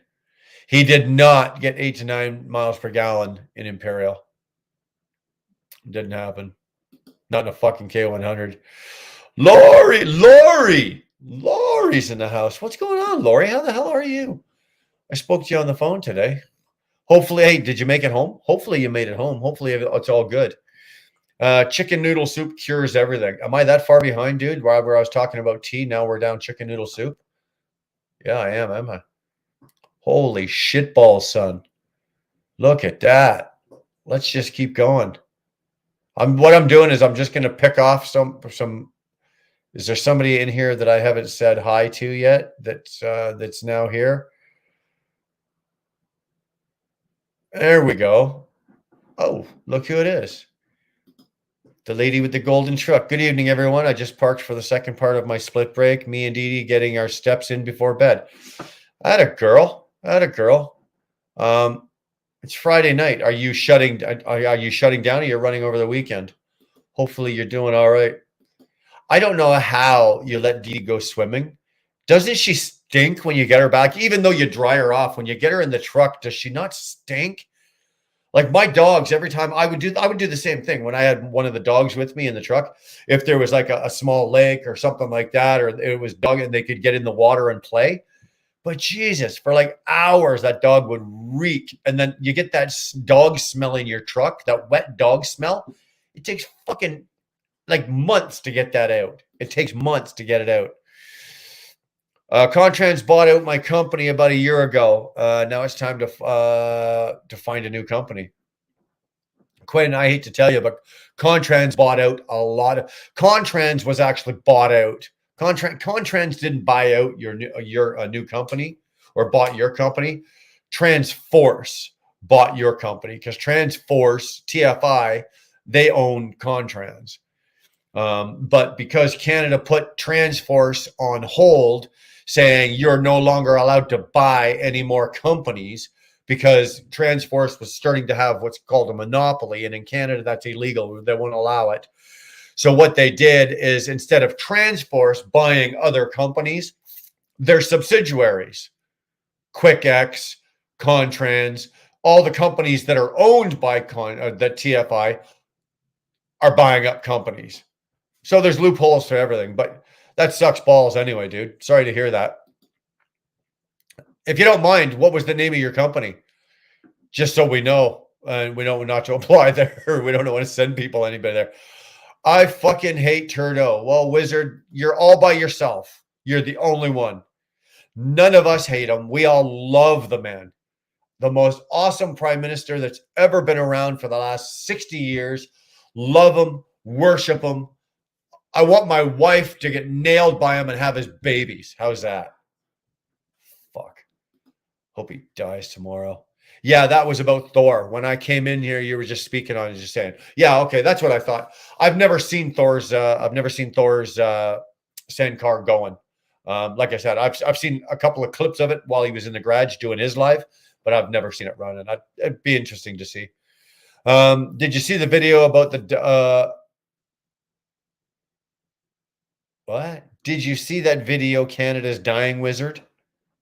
Canada's dying. Actually, it is dying. We're dying very quickly. Robert loves getting fucking dominated. Whoo! You guys got to start being nice. You got to be nice to the British. I figured you would, Pioneer. My cousin sent it to me in the middle of the night and then followed it up with 2-hour conversation the next day. Yeah. Dar doesn't want me to watch that because she knows the for sale sign will go on this house on Monday, and we'll be on the first plane out of here on fucking Wednesday. The fentanyl problem in the big cities is horrendous. Yeah, let me tell you something. That fentanyl problem in the big cities didn't just arrive by itself. The population itself didn't bring that in. It was brought in by other powers to be. And if you didn't know that, that's the truth. It really is. Wow. Yeah. The old muscle cars are classic. Love them. Fast Eddie, fucking love them.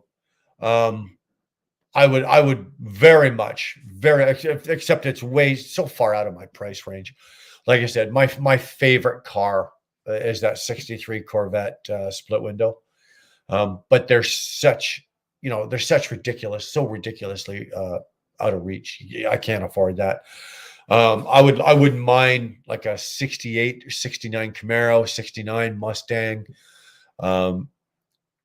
69, 70, 71 Challenger or Charger, 78, 79, 80, 81 Trans Am, the TA 6.6. I was never a big 50s guy, like the 50s, like I said, the 50, the 57 Chevys, the 55 Caddies, 54, 55 Caddies. I'm not a big 50s car. Don't get me wrong. I see one go by. I will appreciate it. I love them. But you give me those muscle cars of the 60s and early 70s. Oh, dude. I'll stand there and be happy and vibrate all day long looking at that. Love it.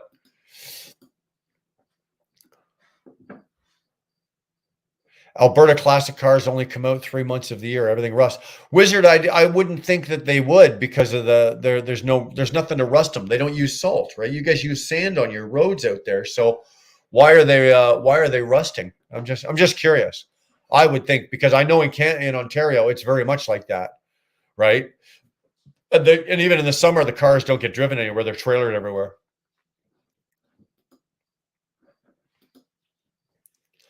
Yeah, Fast Eddie, your 99 Kia is now, that's a classic. Yeah, go register it as a classic and you get cheap insurance. That sounds like a great night, Nick. What the fuck did Nick do? I'm not getting in anyone's live stream I'm in the tub with a beer right now. No, dude, you just stay in the tub. You're good. We appreciate that. That's cool. I was gonna say we don't need to see your shrinkage. All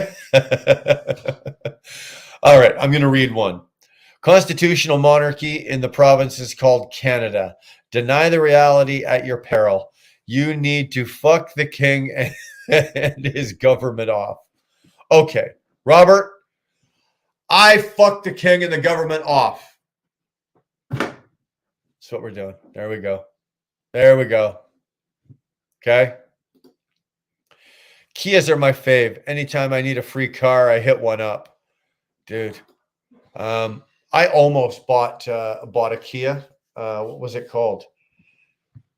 Stinger or fucking, I don't know. It was a good looking car. It was a six cylinder with a turbo and shit. I almost bought it because somebody had it and he was the general manager of a Kia dealership and he was giving me a really good price on it. I was almost willing to take it, not because I liked it, but because I really liked the price. And I'm glad I did.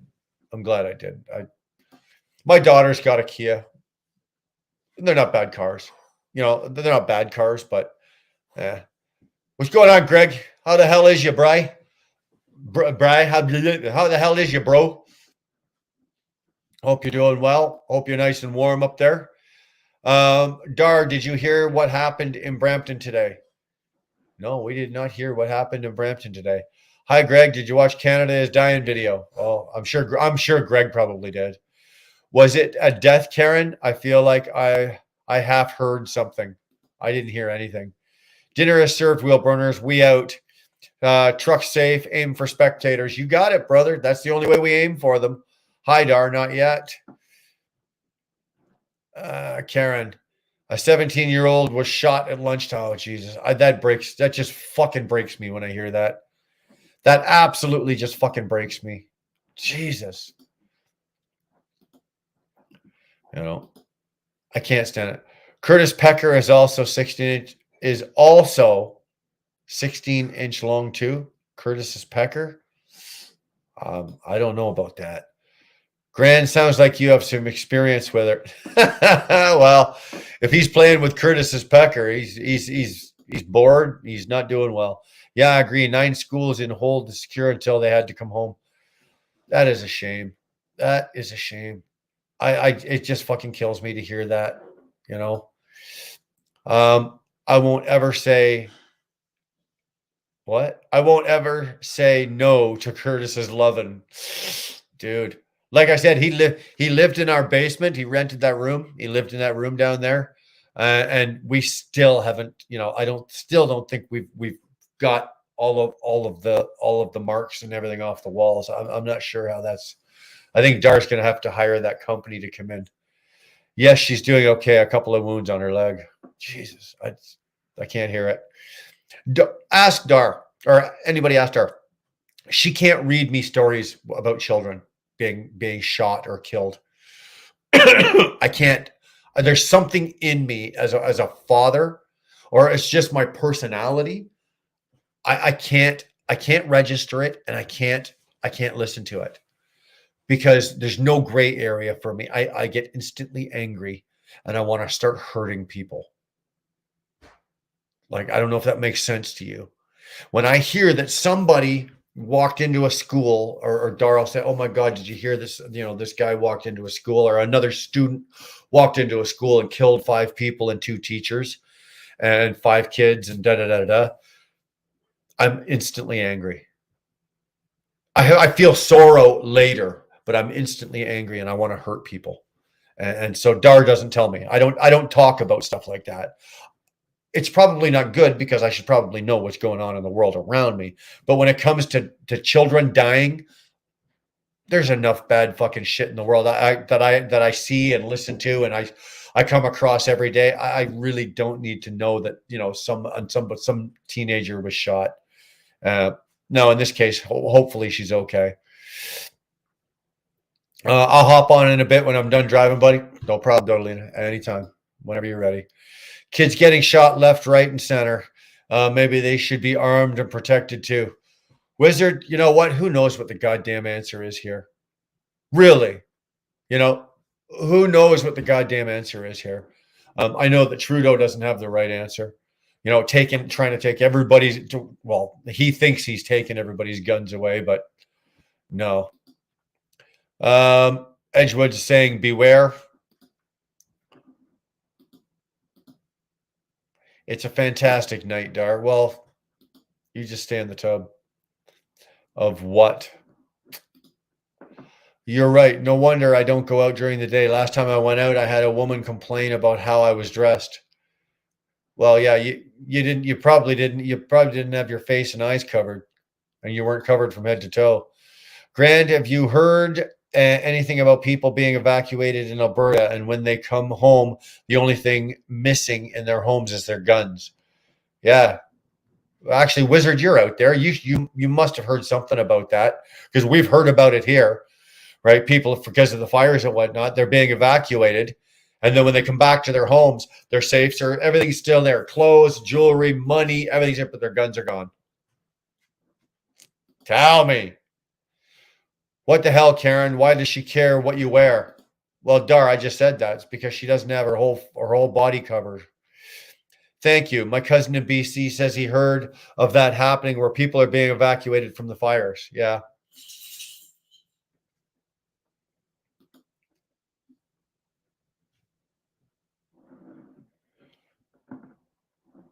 Show me your face. Show me your face. Yeah, there you go. Not happening. Haha, you got it. Karen, my response was good. Well, my response isn't good. Stinks like Joe Biden. Well, if it stinks like Joe Biden, our prime minister is on the same par level as fucking Joe Biden. So you think about that.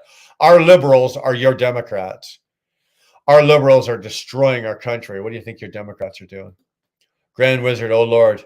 I like them blackface. Yeah, only prime minister and all of the fucking the only governing leader and all that could fucking paint his face black, not once but multiple times, and still have his job.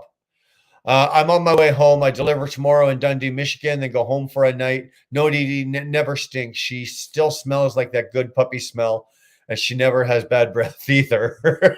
You're just being prejudiced. That dog could stink like a fucking skunk, and you'd never let us know.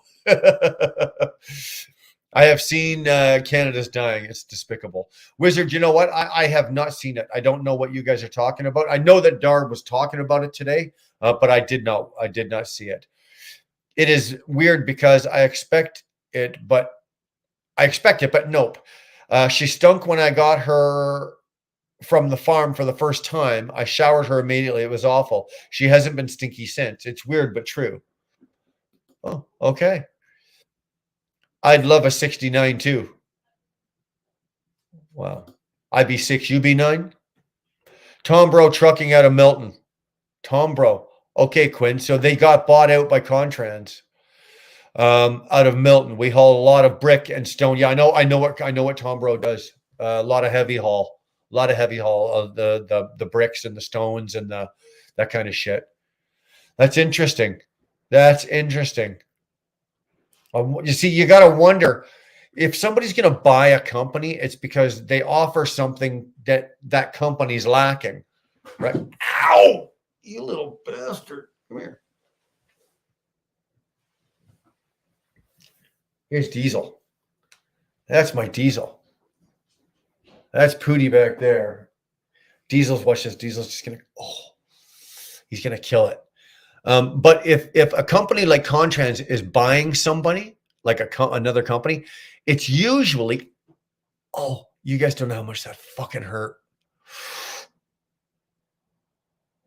Oh, Jesus Christ! Good thing I love that cat. Good thing look at the fucking two of them. Hey.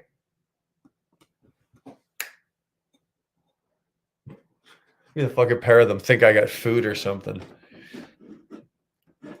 Anyway, if you buy something like this because they offer something, I don't think Tombro has anything that Contrans really needs. Like Contrans has the equipment already and the contracts to pull anything it wants. I don't know. I really don't know. Did you like my shingle? Actually, Robert, I'll give you that. Okay, your shingle joke. Okay, I'll give it. You took 10 minutes to come up with the joke, and I didn't give it the proper fare that it deserved. My apologies. Good joke. Oh, would you look at that? You're live. What the? You can say it. What the fuck? I haven't been live in a couple. I haven't been live. When was the last time I was live? Last week? What, Tuesday? Tuesday. I was live last Tuesday, Monday or Tuesday. It's been a couple of days. You know, I got to put something out. The fucking algorithms are all fucked up right now. They really are.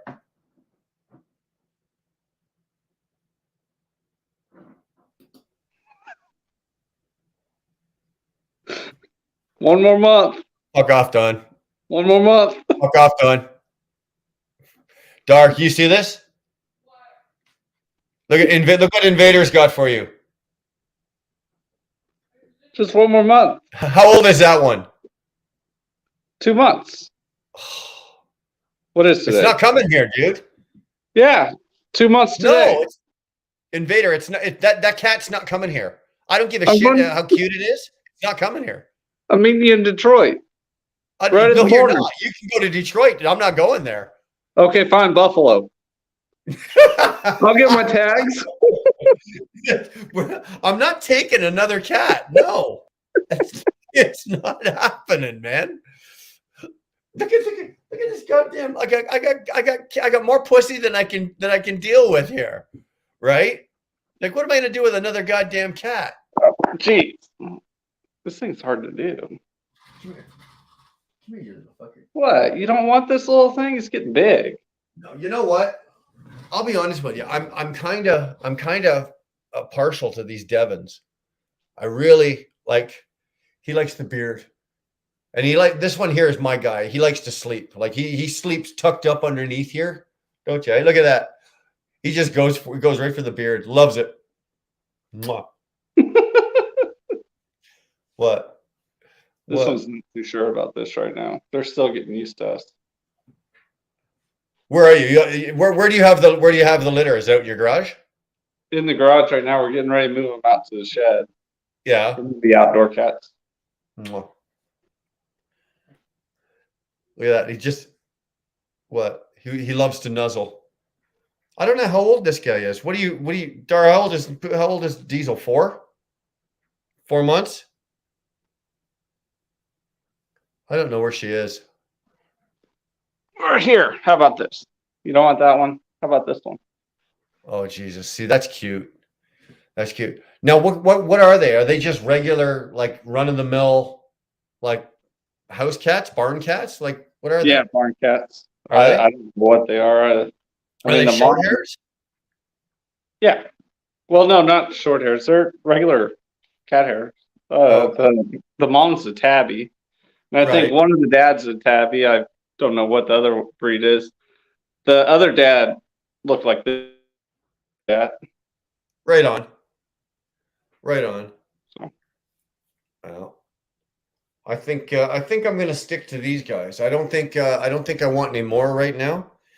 I think as the dogs, like my King Charles Spaniel, He's 11 or 12 now. So as they start to get a little older and maybe as they pass away, we might replace them with, because for some reason, until I met this breed of cat, I really didn't like cats. What, you want kisses? See, he loves kisses. He loves to kiss. He loves to give kisses. Yeah, I've never seen that breed. Isn't that weird? Yeah, Have you ever I've seen never- a cat that behave like this thing behaves like a dog? Like it really does. He'll give you kisses. He'll give you his paw. Actually, this one not so much. He's not trained. Yeah, I know. Who loves you? Yeah. Okay, you guys are seeing a whole side of me that I never wanted you guys to see. This is not a side of me. Who's your buddy, eh? Who's your little man? Yeah. My wife was listening in on your live stream, and she was calling BS on you not liking cats. Well, it's not that I don't like them, right? We've got one Devon, the oldest Devon, and she's just a bitch. You know how some cats are they're just like that. You know, Yeah. they don't want anything from you. If the thing was sitting on the counter and you walk over and you pet it, it pulls away and it doesn't want you to touch it, and it's like, you miserable little bitch of a cat, right? But when it wants something, what, this is gonna hurt. Ow!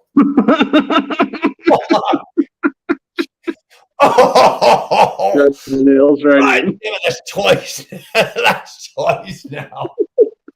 Son of a bitch. You think that's funny, eh? I think it's hilarious. No, she's of course it's funny. It is. Damn, that hurts, man.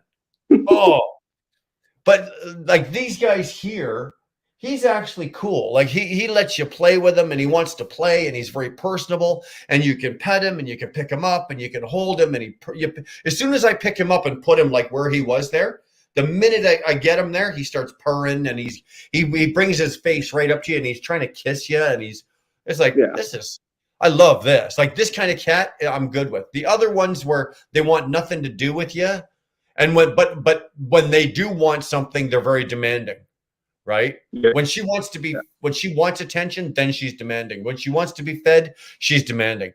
These guys here, they're the shit. These guys are the bomb. These guys are the bomb.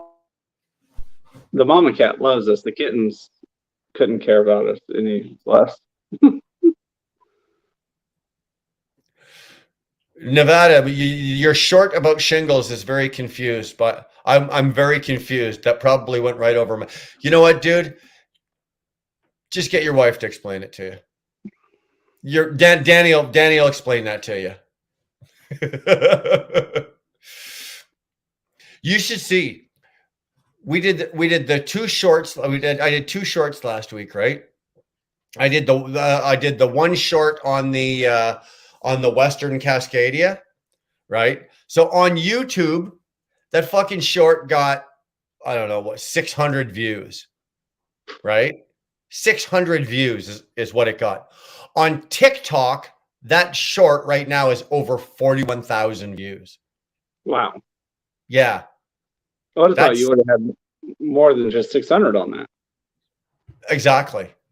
Right? 600 views on fucking YouTube, over 41,000 on TikTok. Go figure. Don't get it. Right? And then you release another one on YouTube, and then because whatever we release on YouTube, we release it on TikTok as well, right? We just do the same release, right? And then you could have one on TikTok, like that one did over 41,000. 2 days later, drop another one, like the one on the shingles, right? Did the shingle one, drop that one on TikTok. It's got maybe fucking 250 views in 3 days. Like there's no rhyme or reason. There's no like I cannot. I'm working with some people trying to learn like how the algorithms work. Like because there is a way to follow and track and use them to your advantage. And I am learning how to do it. But I'll be honest with you, a lot of this on YouTube and all of the platforms is pure fucking luck. Yeah. It's pure luck, man. Like sometimes you're gonna hit a home run, and other times you're gonna fucking strike right out. And like, I don't know. Don't even think about it. Getting ready to fucking launch. He's gonna launch from there right up through the air, and he'll land on my back, and he'll just be like that. It's like no. So yeah, it's funny. It's funny how the algorithm works because I can watch my analytics and I can watch certain things and I can try to figure this and that out, but don't have a clue. Yeah. If you learn, teach me. Teach me the ways, Papa Chrome. Nevada, let me tell you, man, I am absolutely like dedicating true time and energy to this to learn.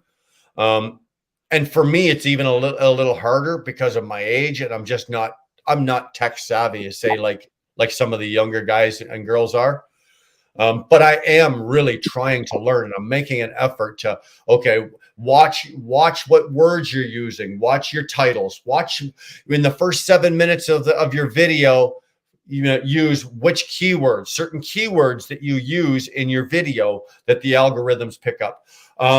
Swear words, like when I'm live now, you notice that I don't start swearing until I'm 11 minutes in, right? Because it stops it slows your monetization. It slows a lot of things. So all of these things I'm learning to do, and it just like it does like I'm waiting for lightning to strike. It's like eventually something's gonna happen and something's just gonna pop and go okay, and it's gonna work. But I'm telling you, it is so much fucking work. It really is. I've already got a job.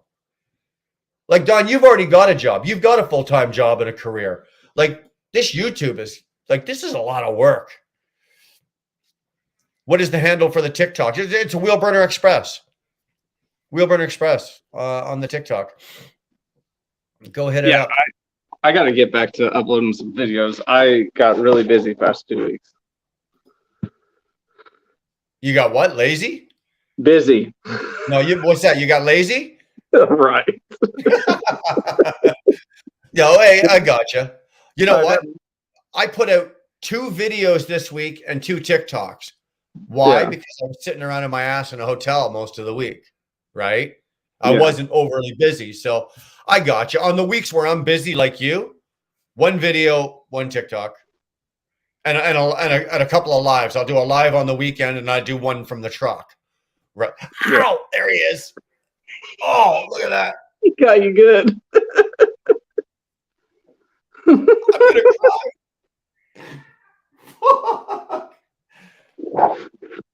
Get down. Oh, look at my face. Look how red my face is. That hurt, man. Dig it in. Oh. Fuck. Between my shoulder and where you going? Yeah. So yeah, what was I talking about? Yeah, 1 video, one live, 2 lives, and a TikTok or a fucking short, and that's all I put out. When I'm busy, that's all I put out. Like I can't keep it up. You know, we're not teenagers. You know, we don't have endless time to sit in mom and dad's basement and shake our ass with our thong hanging out and, you know, do all this kind of shit and get 10,000 views. We don't have time for that. So I need to figure out how to do the editing on the dang phone because I could get some more out if I could figure that out. On the phone? Is that where you're doing your editing on your phone? No, I do it on the computer right now, but if I did it on the phone, I could actually do it while I'm in the truck. Right now, well, why don't you take your laptop in the truck with you? I don't have a laptop. I use the desktop. Oh, okay. Well, then buy a laptop. Yeah, I've thought of that. You know, you can go buy yourself a cheap fucking like HP or something that's just for like go spend $200 and that's all you're going to use it for is editing, right? Oh, put your editing program on there.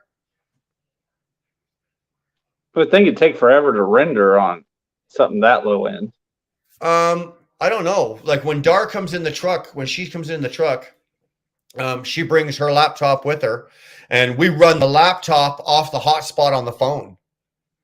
And she's able to do just fine. No, I'm talking the rendering on the software. You got to render What do you mean rendering? on the editing software. Yeah, what about it?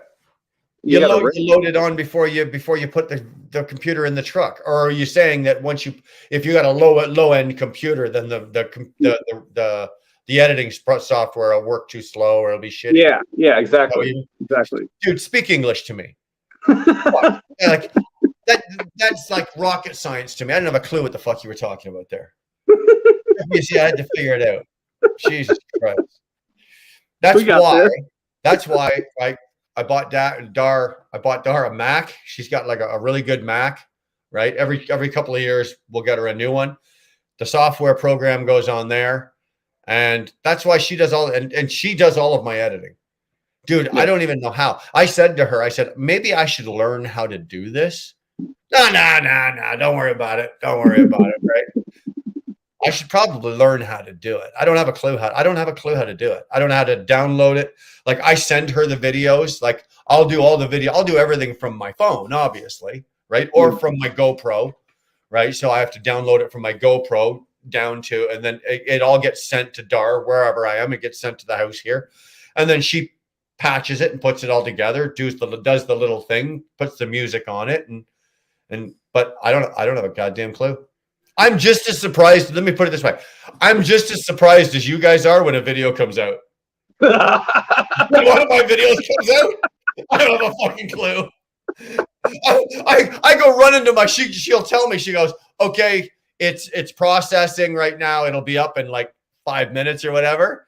And then when she sends me the message, okay, it's up. I'm as excited as, I got to go look at it because like, I don't have a goddamn clue. I don't have a clue what the hell it's good. I know what it is because I did the footage and I made the videos, but the finished product, no clue. I was impressed how quick she had your video of the water pump going out. Like, well, you know what the thing is though, she's getting good at this. Like we've been doing this now for a couple of years. Yeah. Right. So like go back like a year and a half ago to our videos and look at the quality of the editing and the shots in, the shots out, the music and this and that, and look at it now. It is like night and day. It's like absolutely night and day. Yeah. You know, it's just my opinion, and I'm not saying this because she's my wife, but I think she's getting really, really good at it. Right? Yep. I think she's getting really good at it. She is really good at it. Yeah, I think so.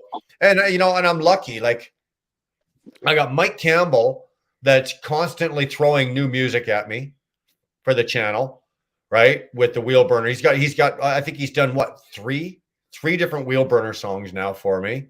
I got another buddy of mine, Scott. He's done a wheel burner song for me, and nobody charged me for any of this. Like this was all just, hey, I was sitting in the studio and I threw this together and pressed record. Here, have this. Thanks. Fuck, I'll take that. Thanks. So, and then, like I said, Dar takes it, edits it, puts it together. Now she uses from what I understand, she uses a pretty decent program. Like we have to pay for it. Like you just download it and use it. Like there's a monthly fee for what she's using. She's got good software. You told me what it was on one of your streams. I got something that's just free. It does the job, but from what I saw, the program that you all are using is a really good one. Is it? Yeah. I'll take your word for it. If you say it's good, I'm sure it's good, but no, I don't know. I don't have a clue. I know that it looks really cool when I'm sitting there watching her do it, and she's moving this from here and this to there, and then she adds the music piece, and then she breaks it here and does this, and then it zooms in, zooms out, and it's like, wow. I'm like a little 5-year-old, like a monkey with a math problem, right? It's like, wow, that is you're my favorite, smartest person in the world, man. She's like, the fuck out of here, go away, I'm such a retard. I got to help my wife get the kids put down, but I was mostly jumping in here to teach you about the kittens, of course. But also, you need to check out F8. I think he is going through something rough. I'm hoping that he's able to figure out the live stream. I guess he's having issues with that. Jackknife was going to try to host him, but his internet, he's in a hotel right now. I ain't going to tell you everything, He but if you is? look at, yeah. I jumped over quick. If you look just at the for a live second stream, and I saw, and I didn't want to say anything there. That sucks. Oh, sorry. But yeah, just check out his live stream afterwards. The one that he had up with he's got 2 different ones, but his internet was spotty. Okay, I'll definitely check in. But I don't know if I'll get back on, but if I do, then I'll see you later. All right, brother. Be good. See you in a bit. Yeah, see ya. Later.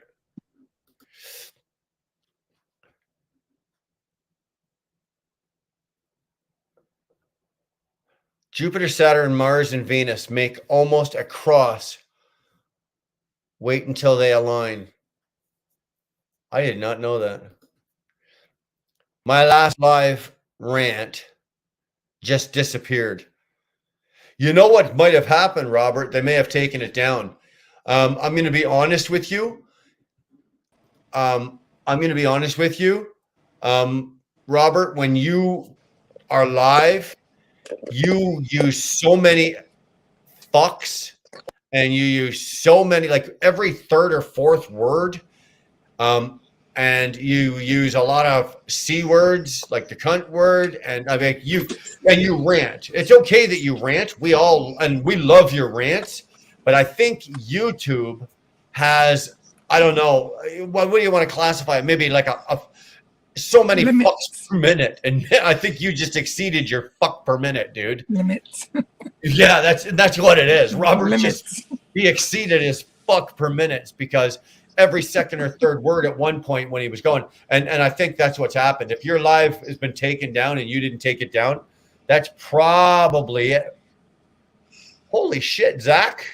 Hold on, let me go back there because, okay, so Zach is here. Zach Brown is in the house. What the hell is going on? Hey, Brian, cat scratching your back for you? Yeah, let me tell you something. That hurts like hell when they do that too. Jeez, did you see that?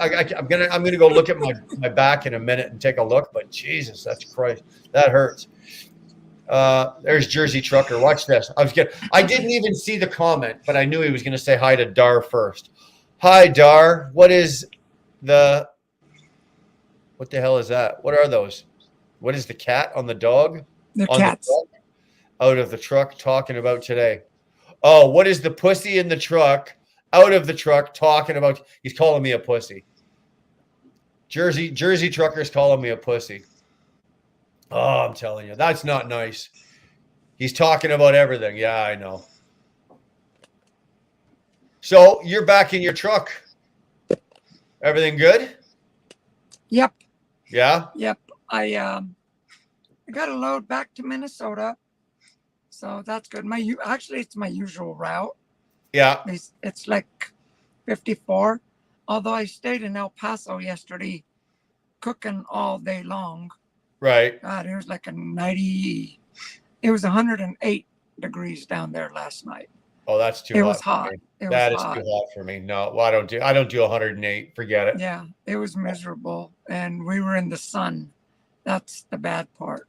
Yeah. But I'm glad I got my and I thought of you today when I bought some extra antifreeze. You did, eh? Well, I always carry all my fluids, right? Yeah. And my antifreeze is my big one because I've replaced the whole radiator, the whole system. Yeah.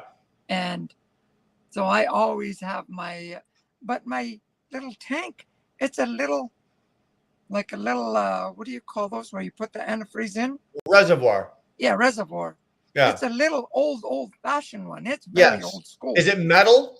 Yeah, it has a little tiny hole like this. You can barely see it. Yeah. So I always got to climb on top of the motor and look in it with a flashlight. I know when it's full because anyway. But sure enough, it was low. And so I bought some more antifreeze. You never know when something like that's going to go. Good girl. And I'm walking out with two jugs in my hand. I'm thinking of Brian. Yeah, well, trust me. I was Yeah. lucky. I had that guy show up with that ATV or with that little fucking thing, whatever you call it, because I didn't feel like walking. I had 4 gallons, right, of antifreeze, and I had to walk it. I walked a mile. I would have had to walk a mile with it. Like, That sucks. okay, like I'm not a wuss, and I could have probably done it, but I tell you, my arms and shoulders would have been killing me to carry, 2 gallons in each arm, in each hand for a mile. Well, It's like, oh, can I tell you a little story right quick? yeah. You know me and my stories. When I got married the first time, right? We were living in Colorado. I had just got my settlement from my back, right? And I was going to school. I had my kids, my daughter only. And me and my ex and both, well, my dad and then my ex-mother-in-law and my mom, we all went to Las Vegas. We got married in Las Vegas, right? Right. Tiny pink steeple and stuff like all that stuff. Okay, so we did that. And we were coming back. We were going back from Las Vegas to Denver. We were in Mesquite, Nevada. And Right. it was in the summertime. It was like in June or July or something. I don't even want to remember that anniversary. So sometime in the hot summer. And my dad's car started overheating. And believe it or not, I was not a trucker. I was an artist back then. Right. But a trucker helped us, right? He gave us a jug of water so that we can try to creep to Mesquite, Colorado, Right. Mesquite, Nevada. There's a train going to be passing me. What do you mean it's going to be passing you? We just heard it. Yeah, I'm sitting right next to the train tracks. I haven't seen it yet. But okay, it's behind me. It's going that way. But Okay. anyway, that little story, what we both, the car, it just started overheating. My dad told me, don't turn on the air conditioner. Right. I turned on the air conditioner. I didn't listen to my Of dad. course you did. And the car started overheating. My dad, he didn't get mad at me or nothing. He was like that. Yeah. He blew his engine and he didn't get mad at me, but he took Right. my car away. Yeah. Well, thing is, under all that heat and everything in the desert, my mom and my ex-mother-in-law, they were like in a cat fight. Yeah. It was not pretty. They almost wanted to duke it out with each other. Like a couple of old ladies, they were just like we had to separate them. I had to, we ended up going back to Denver, me and my new hubby, and my mom and dad, they went back to, cause I gave them like $5,000 or something. And Yeah. they went back to Las Vegas, and my brothers came, one of my brothers, he came and he got the car, but they went back to Las Vegas. My mom likes to gamble. She won $1,500. Oh wow. You should have stayed there. Yeah, but that was my honeymoon. So that was fair warning as to what my marriage was going to be like. Yeah. And it was worse. But anyway, that's my little story for the day. I won't torture anybody. There's nothing worse than taking irritable women, sticking them in a car with no air conditioning and taking them on a long car ride. Oh yeah. I know. Are you fucking kidding? Yeah. You might as well, you're asking to get shot in the head because that's what's going to happen to you. See, both these women were like, one was the head of their family, the other one was Yeah. the head of her. Yeah. Both two monarchs right there. Like, they're not going to get along in the same car. I never saw that coming, but I'll never do that again. My mother and my first wife and my mother-in-law, my first wife, hated each other from the day they met. Never liked it. Never said a kind word to each other. Wouldn't even look at each other at the wedding. Nothing. Wow. Hated each other's guts. Absolutely. And when I would ask my mom, like what's the reason? Why is this? All she do is she just do that. She's a bitch. And that's all I get, right? And when my ex would ask her mom, like, what's going on? And she was or my ex was from Trinidad, so her mom had this thick Trinidadian accent, and it would just be like, "Oh, I don't like that woman. I don't like her." It'd be like, but I never saw them. I never saw them ever say a word. I never saw them ever get into a fight or an argument. They just, from the day they ever laid eyes on each other, these two matriarchs, as you want to call it, Bad vibes. bad vibes. They wanted nothing to do with each other. I should have taken that as a hint. When my mother didn't like her mother, I shouldn't have fucking married her.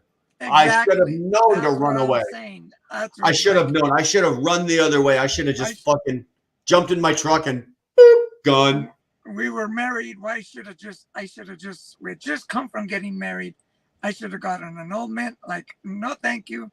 Yep. If I knew what I know now, I would have done that. Like, oh well, life goes on. Yeah. But I gotta tell you, I had a rash on my arm right here for the past 2 or 3 days. Yeah. I don't know why. It's been itching. It's been like swelling up and stuff. And I've been putting some cream on it, medicated cream. Nothing was working. This morning I'm brushing my teeth after, I took a shower. I'm all clean and lotioned up and everything, brushing my teeth. And I thought, what if I try some? Because I thought, I've heard of toothpaste working more than just for your teeth. So I got a bunch of toothpaste where, a little dab on my finger, rubbed it. My rash is almost gone. I am not kidding. I am not kidding.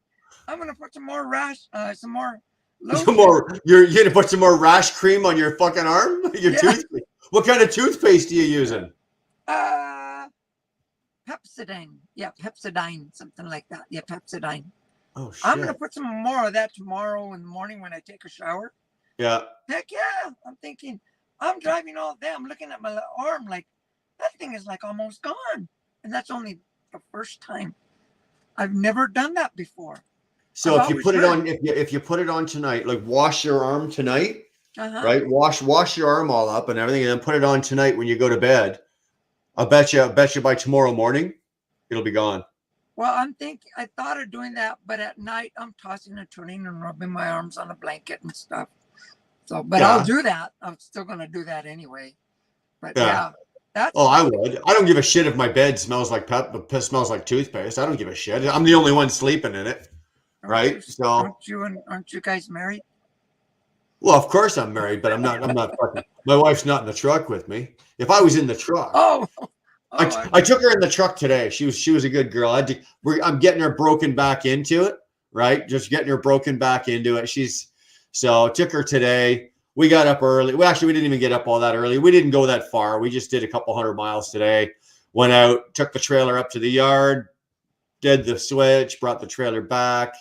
It was kind of nice. She got back. It didn't take her long, right? Like she comes out with me every year, but usually the first, like, I always find that if she comes out without getting any reintroduction. So for example, like this is nice. She was only out in the truck with me for a day, right? She didn't sleep, but she was able to get acclimatized, get the motion of the truck, get all that going again, and she gets the feel for it, and she's fine. You know, right? But if I don't do that with her, if I just throw her in the truck and say take off for South Carolina, next thing I know, she's in the back sleeping most of the fucking time. You know why? Because she bleeds diesel like us. Yeah. But you know what? She did really good today. She's hanging out, except for that hot episode. I don't know what the fuck that was about. All of a sudden, she looks over at me. Okay, she's sitting here like this, like looking at her, like she's got her phone, right? So she's in the passenger seat, and she's looking at her phone, minding her own business, doing whatever she's doing, having a party by herself. I'm driving away. And then, the sun's coming in. The window is on her side is up. My window is down. I don't have the air conditioning. It's only like 70 something degrees. It's not overly warm, but the sun is coming down on a blue truck. So on her side of the truck, it's actually getting warm, right? It's actually getting warm over there. So she's over there. So for fucking 30 minutes, she doesn't notice that she's got sweat coming down the side of her face. She's so enthralled with her phone. And then all of a sudden she realizes, all right, I'm done with my phone. And then she's like, it's fucking hot in here. It's like, oh my God. So then I said, okay, yeah, so roll your window down. But it's hot in here. It's like, yeah, push that button. Roll your window down. So I rolled her window down. Just like, you know, she didn't know she was hot until she stopped playing on her phone. You know, if she'd have stayed on her phone, she'd have never known she was hot. She'd have just been sitting there sweating. But you know, fucking some people, I'm telling you, That's called a heat flash. I'm probably. Yep. I was gonna laugh. I was laughing a little while because they're talking about the history and stuff like this, and you're trying to change the subject. And I was going to, but I'm driving, so I couldn't really just text and drive. Right. So, but I was thinking, well, we can start talking about your beard like we were last week. Oh, just thinking next week it's coming off. Oh yeah. Next week it's coming off because like what's the date today? Today's the 26th. Yep. So next week, so hold on. Well, actually, I should look at this here. Hold on. So today's the 26th. So the last day of the month would be Wednesday. That would be the 31st. The 31st. So I'm going to probably do a live either the Tuesday or the Wednesday. So the 30th or the 31st. And those will be, we will take the beard off. Actually, no, because maybe I want to do this at home with Dar here. Yeah. Right. So let's just say the 2nd, June the 2nd. I know I said the end of the month, but it doesn't fall on a weekend. So if we do June the 2nd, that's like a Friday night. So, and then we'll take the beard off and we are going to, we're going to raise money. So I will take it off. We're going to try to raise as much money as we can for the Heart and Stroke Foundation. Okay. Right. And we'll just whatever, it didn't matter. It doesn't matter if we raise, you know, if you guys put out, it doesn't matter if we raise $10 or if we raise $100. It makes no difference. One way or the other, I will shave the beard off regardless of how much we raise. So, Okay. So why don't we make that for like June the 2nd? Like I said, I'm sorry. I know we said we were going to do it at the end of the month, but the end of the month is a Wednesday. Yeah, and I'd rather do it because if I do it here, I can do it right here. I can shave it. We can shave it off right on the camera. If I'm in my truck, it's going to be, I can't do that. Do you have a hairy chest? That's a personal question. Do you? Because we can shave that part too. Fuck off. I'm not shaving my chest. The best part, the best way to do it is just get like some duct tape and just put it on there and have Dar just yank it. No. That'd be the coolest thing to watch. Dar, okay. I'm going to admit something here. Okay. Years ago, okay, I don't know what happened. I never had, like, I was never a hairy guy, and I'm not really an overly hairy guy, right? I've never been a lot of hair, like back hair. But then I guess in my early or mid 40s, all of a sudden I started getting, you know, like those men, they get like the patch of hair, like just a small, not like a lot, but okay, this is embarrassing. So anyway, Dar's like, we're not going to the beach. You got to get rid of that. We're not going to the beach with that. So I get in the shower and she gets out this fucking Nair, right? You know what Nair is, right? So she gets out this Nair and she puts it on my back, right? She mixes it all up and they do it and she gets it all fucking done and puts it on my back and everything like that. And then she buggers off, right? She like, you're supposed to leave it on there for, I don't know how much time or whatever. So then she buggers off for a few minutes and then she gets distracted. Next thing you know, I'm like, wait a minute, this is burning, right? Like this is, so then I'm like, no, it's really starting to burn. It's really hurting. And I'm like, so I'm screaming at her like, yeah, I'm like, babe. And it's like, finally, she's not coming. So it's like, I jump under the water, which is the worst mistake, right? This is the worst mistake you could absolutely do. I get under that hot water and I was screaming. Doty, I was absolutely screaming. I was in absolute agony.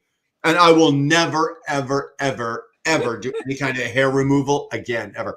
I will take the clippers and we will take this all off, and then I will shave it. All I am going to do is the only thing I'm going to save is I'm going to keep the mustache. You're gonna leave a Fu Manchu?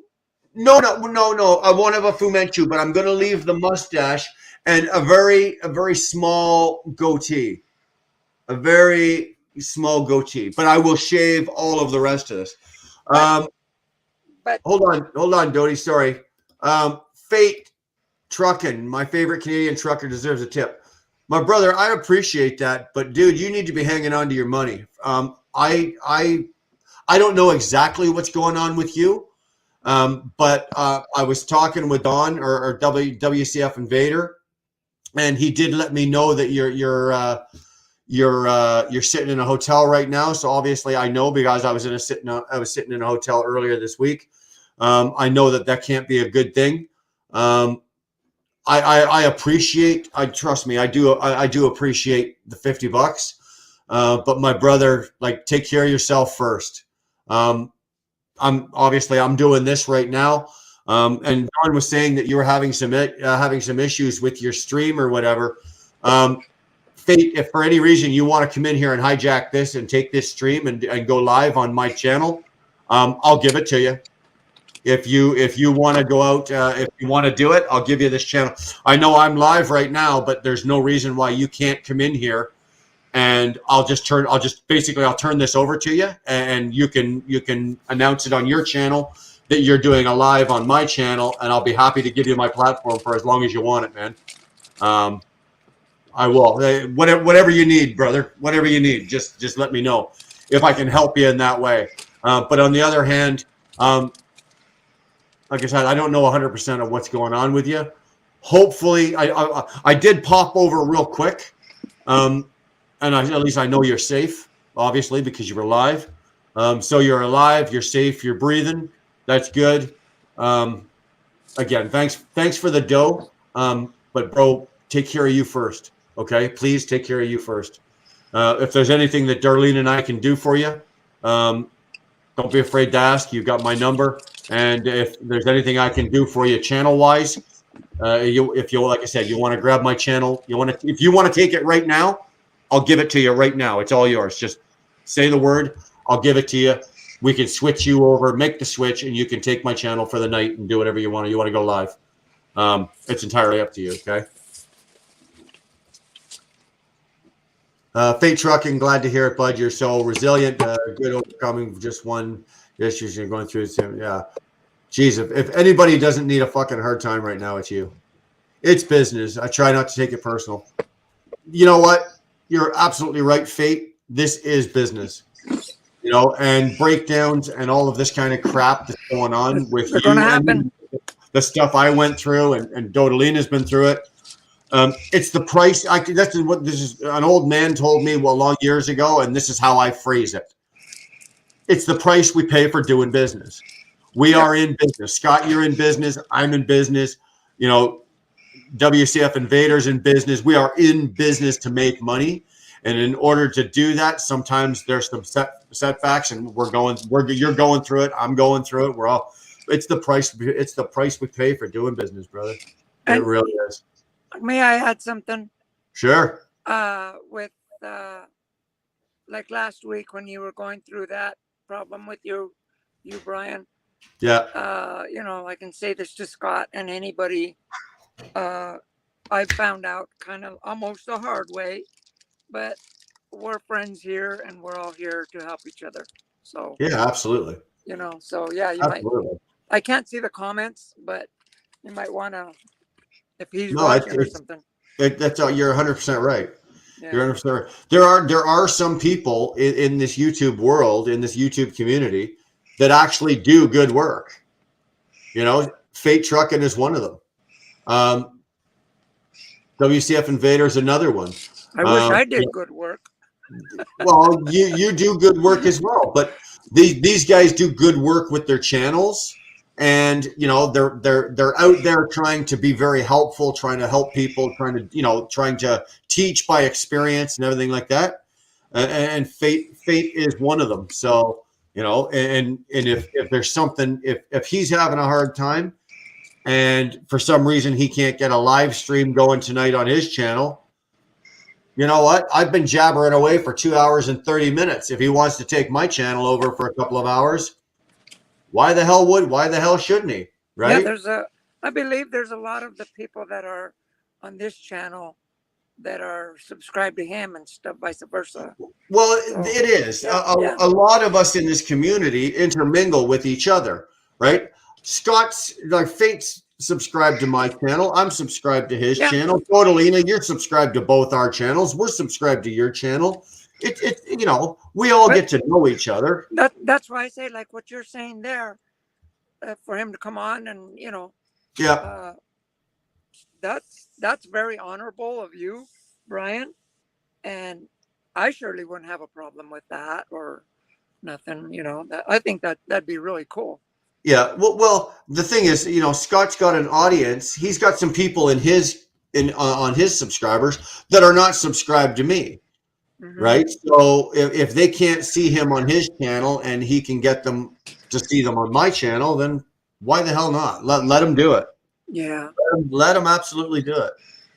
I bet you, I have no doubt that if the roles were reversed, he'd do it for me. Oh yeah, I'm sure. He'd probably do it for me. I'd like to think he would. I'm making Abigail some dinner. You want some? No, I'm good. I had steak fajitas for dinner tonight. Yeah, she's having, what is it? This is what it's called. It's fresh. I can't read it backwards. Fresh Pet. Fresh Pet. And it has all kinds of good ingredients and everything. Needs to be refrigerated. Oh yeah. She loves it better than dry dog food. Yeah. And she'll eat it hot or warm. She's getting it cold tonight. But she just chomps it down. And I'm getting some green chili. Oh.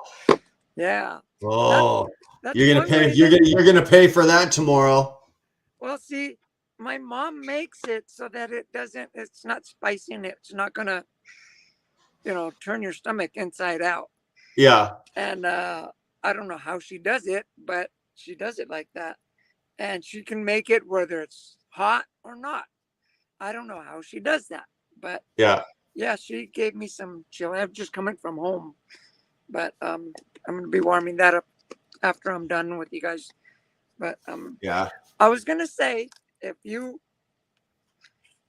put duct tape and we get to do your chest live on TV, on your channel, I was going to say live on TV, but I will throw in an extra $50 for that. Well, I'll tell you this right now, okay? If you think for a minute that I'm gonna put a piece of duct tape across my chest, you don't want to know how much that's gonna cost. $50 won't even begin to cover that. $50 will not even begin to cover that. Oh, come on. The first number might have to be a 5, but you're going to be at least 1 0 short on that. That's not even close. $50 to rip a piece of duct tape off I saw Curtis do it. Actually, we were all live on James one night. Curtis came on, and I guess Curtis had been drinking, and this before he moved in here, and fucking James dared him. Right, he made a comment about Curtis's hairy chest, and he doesn't like guys with hairy chest. So Curtis went and grabbed this great big piece of duct tape, stuck it on his chest, and James dared him to rip it off. Oh my God, the funniest thing I've ever seen was Curtis ripping duct tape off his chest. I'm like, no. Like, look at me, I'm going like this, grabbing my chest. It fucking hurts me just to think about it. Oh, come on. Just to we think can do about it to you. No, we're not doing it to me. Are you out of your mind? No, I'm serious. You're not sticking duct tape. I can't see the comments, but tell the people who's on my side to come on. Let's take a Democratic vote. let's vote on it. Nobody's on. No, well, no, hold on. We'll see. Sexy time with a beard trimming should be the name of the charity stream. Houdini. Okay, that's what we'll call it. Sexy time beard trimming for charity. Sexy time. Who the fuck is Brian? Oh, Bob. We don't know who Brian is. What? You guys don't know who Brian is? Bob. I Come don't on. know. I don't know who Brian is either. Bob doesn't know who Brian is. That's okay. Brian doesn't know who Bob is. Yeah. But Oh. we can also add on, like I said, the chest yanking. Yeah, the chest yankers. That's not happening. Oh, So come far, on. Jody. No, see, okay, you got one. Houdini's on your side. All right. No, no. Come on, guys. Keep it coming. Keep it coming. We got Houdini says I need a whole roll of tape. we need No. to turn him into a smoothie. Dar's going to turn me into a smoothie. Oh my god. I think Bob McBob is on your side. Right on, Bob. Thank you. Yeah, Houdini, you saw that with Curtis, eh? That was pretty funny. Come on, everybody. Come on. There was some people in there. I don't know if they're in there because I know you got a lot of people. I think Sterling might be on your side. When Brian is building the cat stroller, he Sterling. might get some chest hairs caught. So Sterling, I Shannon. I think that's sounding like he's on your side. Fate Trucking. Come on, Fate. Well, Dar's on your side. So, okay, so there's four. Dar. There's four. Well, no, I thought Invader might be on your side, but I think he's sitting on the fence right now. Oh, come on, Vader. I think You he's can sitting do on the it. fence right now. Come on, let's see him. We want Oh, to see fuck. him turn into a smoothie. No, the British. Oh, Jesus Christ, Brit. Thank you. The British the British gentleman has my back. The British gentleman has my back. Sorry, Doty. The British gentleman has my back. He's gonna pay for that one. You got to work it out with the Brit, man. I appreciate that, Mark. Very kind of you, sir. Thank you very much. Now you guys are kissing up to each other. Come Oh, on, you guys. know what? Come on, guys. I got no problem kissing Mark Brit's ass. Come I on, like how he Sharon. skipped the comment about Dar and the kids ripping it off. Come on, No. Homer. That was painful. I didn't skip the comment. I didn't see it. Sorry. So who else is? It looks like. I prefer. Yeah. No, it looks like you. It looks like you got 5. Yes. It looks like you got 5. Okay. What if Jody, we get? Jody, what hold if on we a get second 10 here. of them? Okay? Will you do it if we get 10 votes? If you get 10, I'll do it with the duct tape. But otherwise, I'm not. But Jody, hold on a second. I got Fate in the backstage here. We're gonna bring him up here. And I need to know how he's doing. Okay, so just give us a sec. Sure. What's going on, Mijo? How the hell are you? Oh, another day in paradise, bro. Another day in paradise. Experimenting with the high cost of low living, eh? Yes, right? Yeah. I'm thinking about purchasing a couple of condos, one on the East Coast, one like in Ohio, and then I'll have my home in Minnesota. That There you way, go.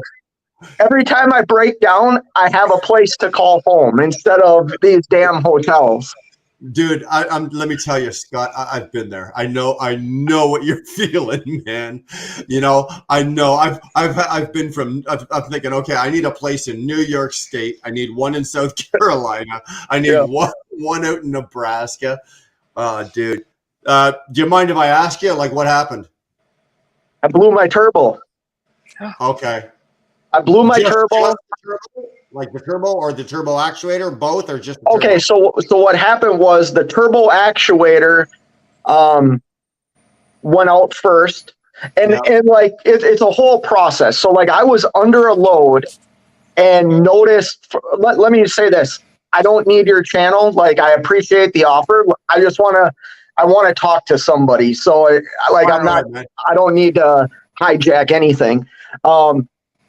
But I could tell something wasn't right, but I was under a load. And here's the difference that I've experienced from being an owner-operator or a company driver. If I was a company driver, the minute I noticed something, I would have pulled the truck over on the side of the road and said, F the delivery, I need to get this fixed, right? Right.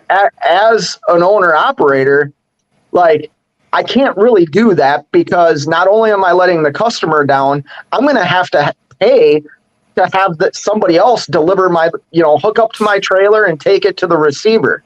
Correct. So I got to the receiver and couldn't fix the problem. I'm very proud of myself right now. I did stuff. I've shared this on my channel. The biggest hurdle for me to come over from being a company driver to an owner operator is not being mechanically inclined. Like, That's nobody, how I am. That's nobody ever told me to grab a wrench in my 21 years of company driving. You know what I mean? Yeah. But long story short, the actuator has an arm that connects to the turbo and it runs the gears of the turbo. Right. That, the fans, yep. that arm seized up.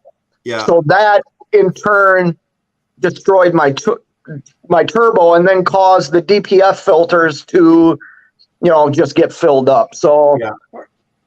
What kind of engine is it? This truck is an MP8. It's a Mack. The MP8. Yeah. Okay. Yeah.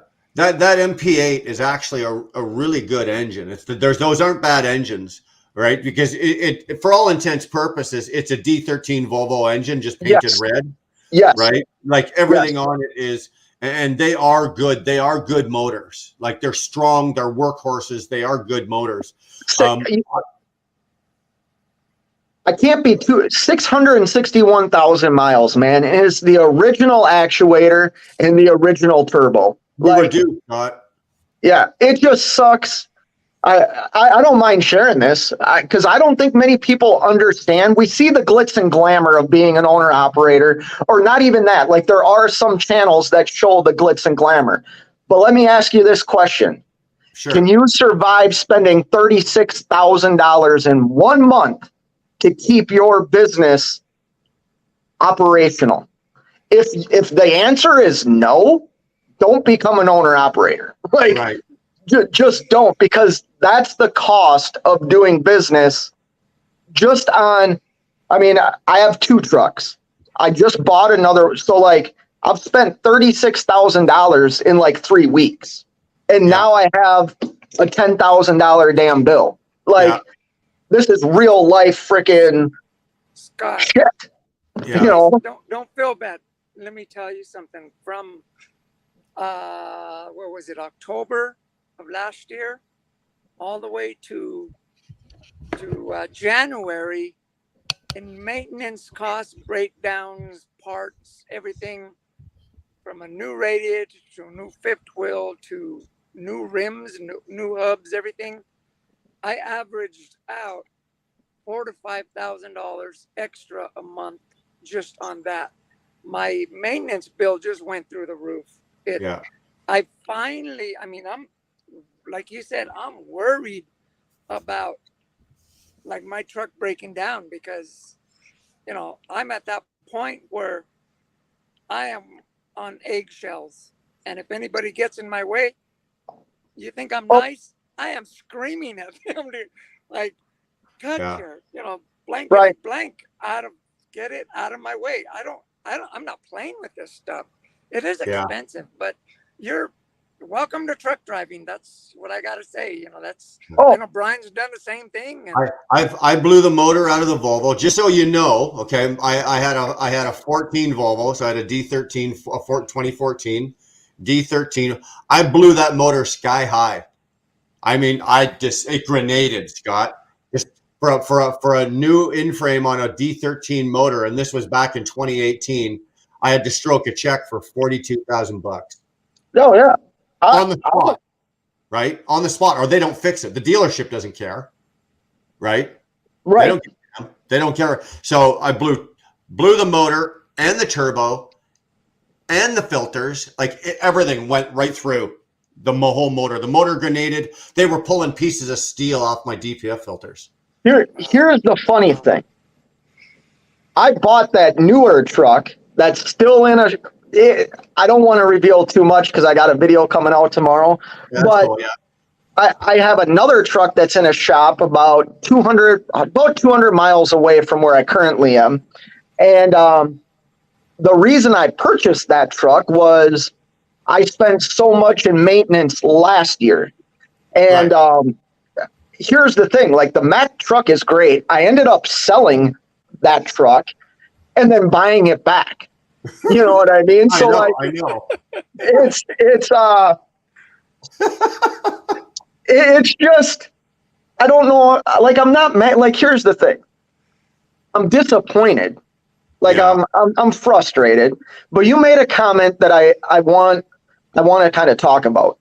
You Sure. made a comment about take care of myself, and it was the super chat thing, right? Yeah. That's something I think a lot of people sometimes overlook.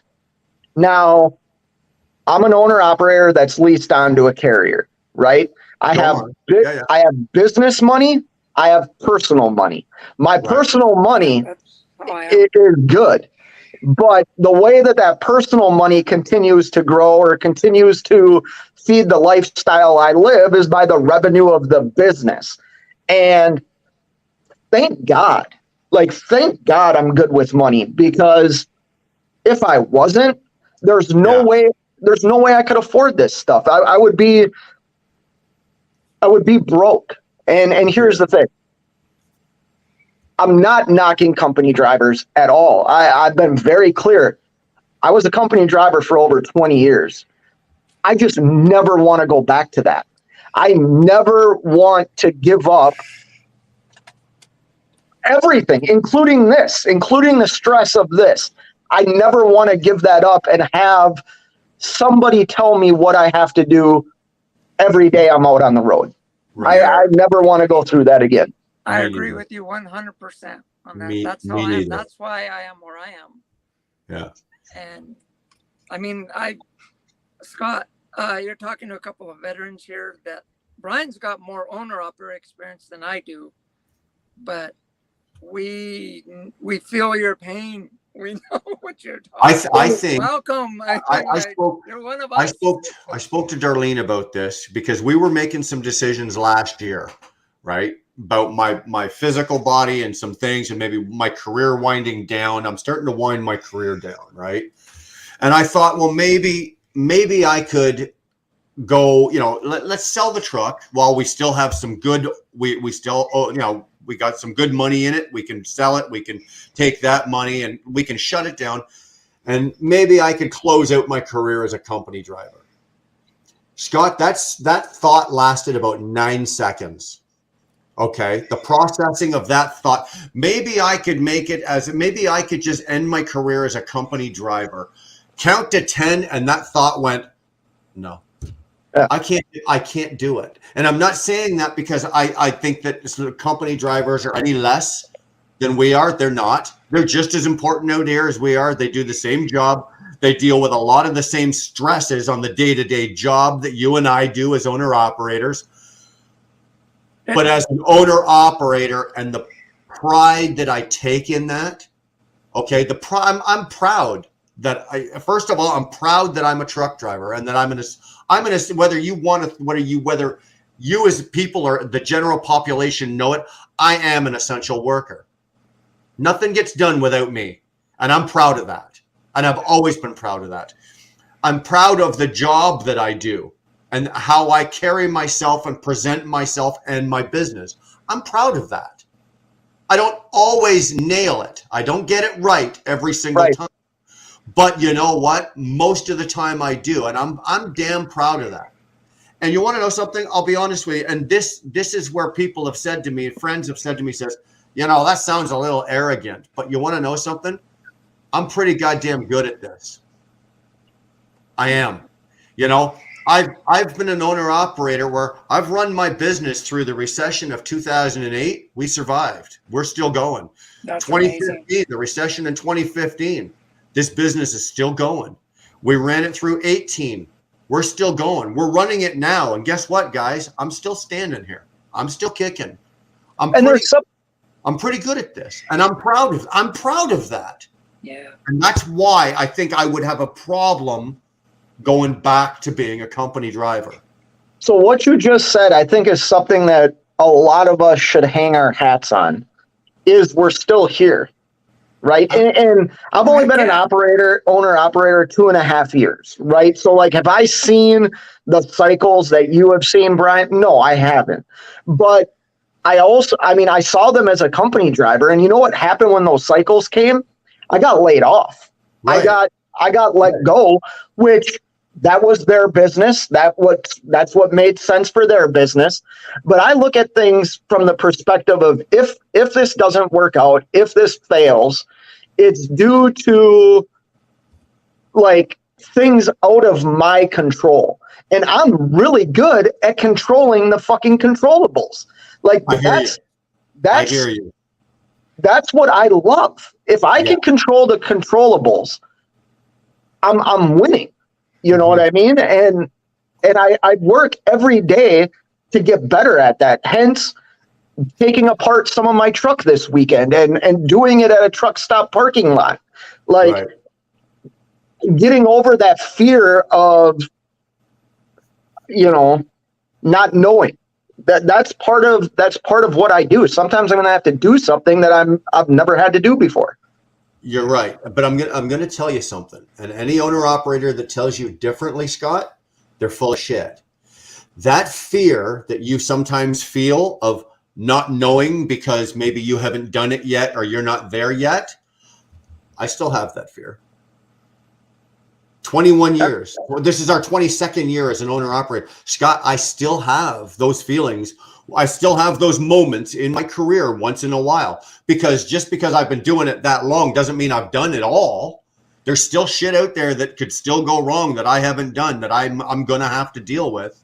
I still get those. So whether you've been doing it for 2 years or I've been doing it for 22, the feeling that you've got is never going to go away. What is going to go away is the calmness within your inner peace the longer you do it. But when that time does happen, you have the confidence that you know that you're going to be able to take care of this. Regardless if you've never done it before, you will be able to take care of it. And I've already seen that in you. You're already there, and you at 2 years of as owner operator is where I was at like fucking 10 years. That's how well I think you're doing. I appreciate that. That's very kind. I didn't do it alone though. Like, I mean, you know I'm leased onto a carrier that also has a YouTube channel, and I mean, I'm friends with, like Cash is King. I have some good mentorship, and here's the thing: a guy with my experience that came into being an owner operator, I could have been very egotistical because I came as an owner operator with over 1 million miles of safe driving, with all the accolades that you see on the Swift trucks or the Prime company truck. Like, I have those accolades. I could have come into this thinking I knew everything, which had that happen, I would have been right on my face. You'd be broke right now. Yeah, I would. And it is scary. I mean, I'm not going to sit here and pretend that it's not scary getting another big bill. It is, but that's what I was gonna say. Like, I don't take it. Go ahead. Now, see, today, well, I just made a video because my truck, I accidentally left some electrical stuff on while I was being at home. Little things like that are expensive, right? Like, dang it, why did I? I always think this to myself. Once I got it going, I checked everything. I checked the fifth wheel. I checked the air pressure in the tires. I checked, and you know what? Every night in the middle of the night, I'd wake up and I'd start the truck. 12 o'clock. If I go to sleep at 9, at 12 o'clock, I'm checking it. At 3 o'clock, I'm checking it. And whenever I'm checking to see if that battery's not going to go dead, because I'm out, like today or yesterday, I was out in the desert in El Paso. If my battery would have went dead out there in the heat and everything, oh my God, so that's what I'm saying, or like what you guys said too. When you're out there, you need to feel that sense of security that you did your best as to what you've done for, to keep yourself safe and keep Yeah. yourself above water and stuff. And to me, I felt, because this morning, I got loaded late last night, so I didn't leave till 9 o'clock this morning. I'm up at 5, so I had all this time to just redouble and re-triple my truck, make sure I don't want any problems. That's why I named this bad boy. Like, take care of me, I'll take care of you, please. Like, let's be nice, let's be friends. I talk to my truck. I don't know about you guys, I do. but I do. Oh, sorry, I do. yeah, I've seen how other people close the mechanics. They have a hard time closing the hood. I get it. I'm only 5 feet, 125, 130. I could do it. Piece of cake. Thing is, what I'm saying is, when you're out there, out on the lonely highway, or like I was in the wintertime in the snowy blizzard, wide out. Now it's the hot heat summer, and there's nobody else around, no phone service. That's when you really got to depend on your own knowledge, whether you're a mechanic or not. Like you said, Scott, I wish I was a better mechanic than I was, but I've learned the hard way how to take care of my truck.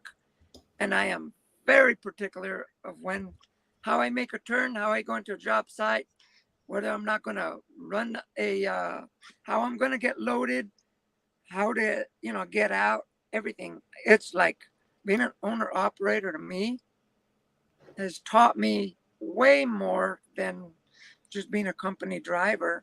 And also, one last thing about being back into a company, I started off as a freelance artist, not even in this, but to go work for someone, I can't deal with it. I can't. That's why I'm not a people person. Give me my own thing. I'll be in control of it. I'm my own boss, and I'm going to do my best. And if I fail at it, well, then that's my fault.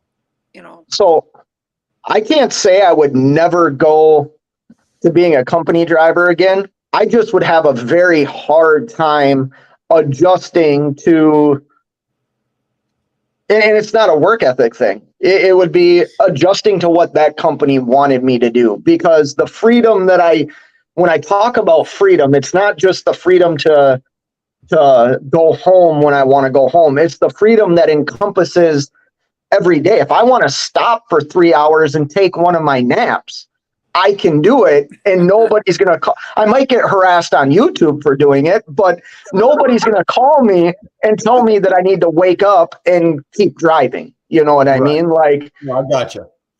It's one thing like me and Brian do, and I've noticed that he does it like I do. And this, you're going to agree with me 100%, Brian. I know you will. Scott, you're kind of new into this industry. We've been in it for 3 decades already. I personally feel I've earned to drive the way I want.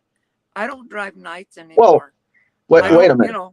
I'm not going to go get loaded at 1 o'clock and have to drive all night long to my eyeballs fall out. That I make that call with my business. And that's how Brian does. He's not working weekends. I'll drive weekends, but I will not drive nights. You'll see me in the early morning, but that's it.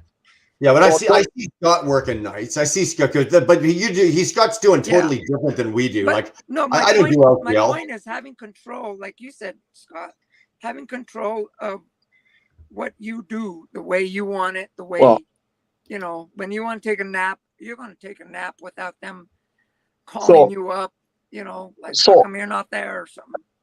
I know I look young, but I'm a lot older than I look. I've been in this industry over 25 years. I mean, I got my CDL back when I was 19 years old.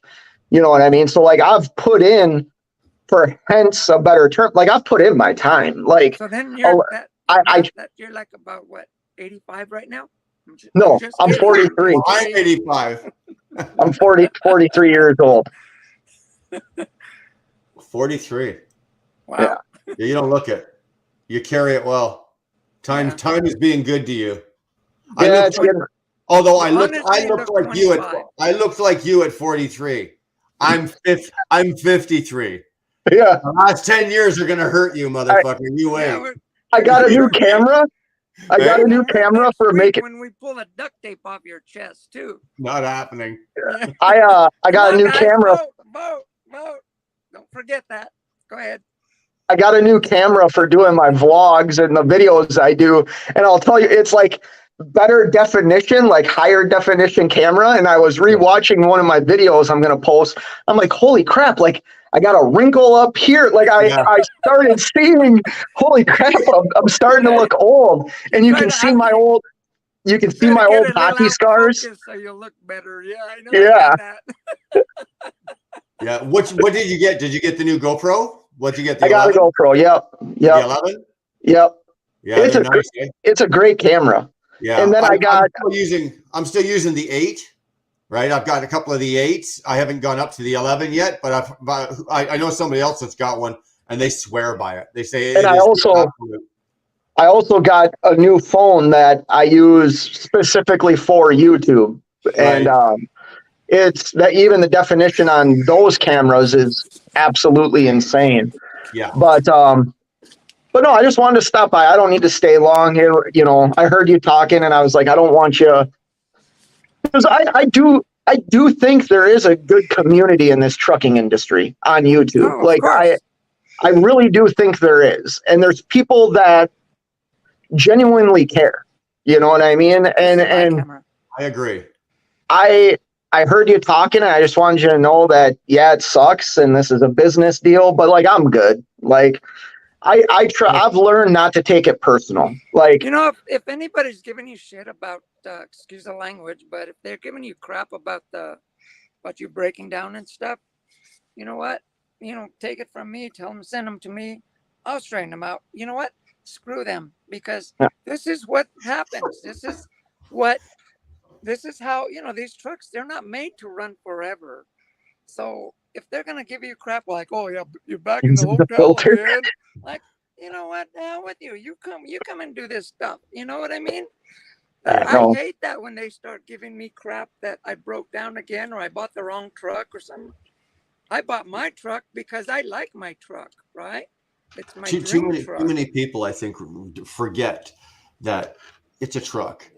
It's a truck. Right? Yeah. it's a tool.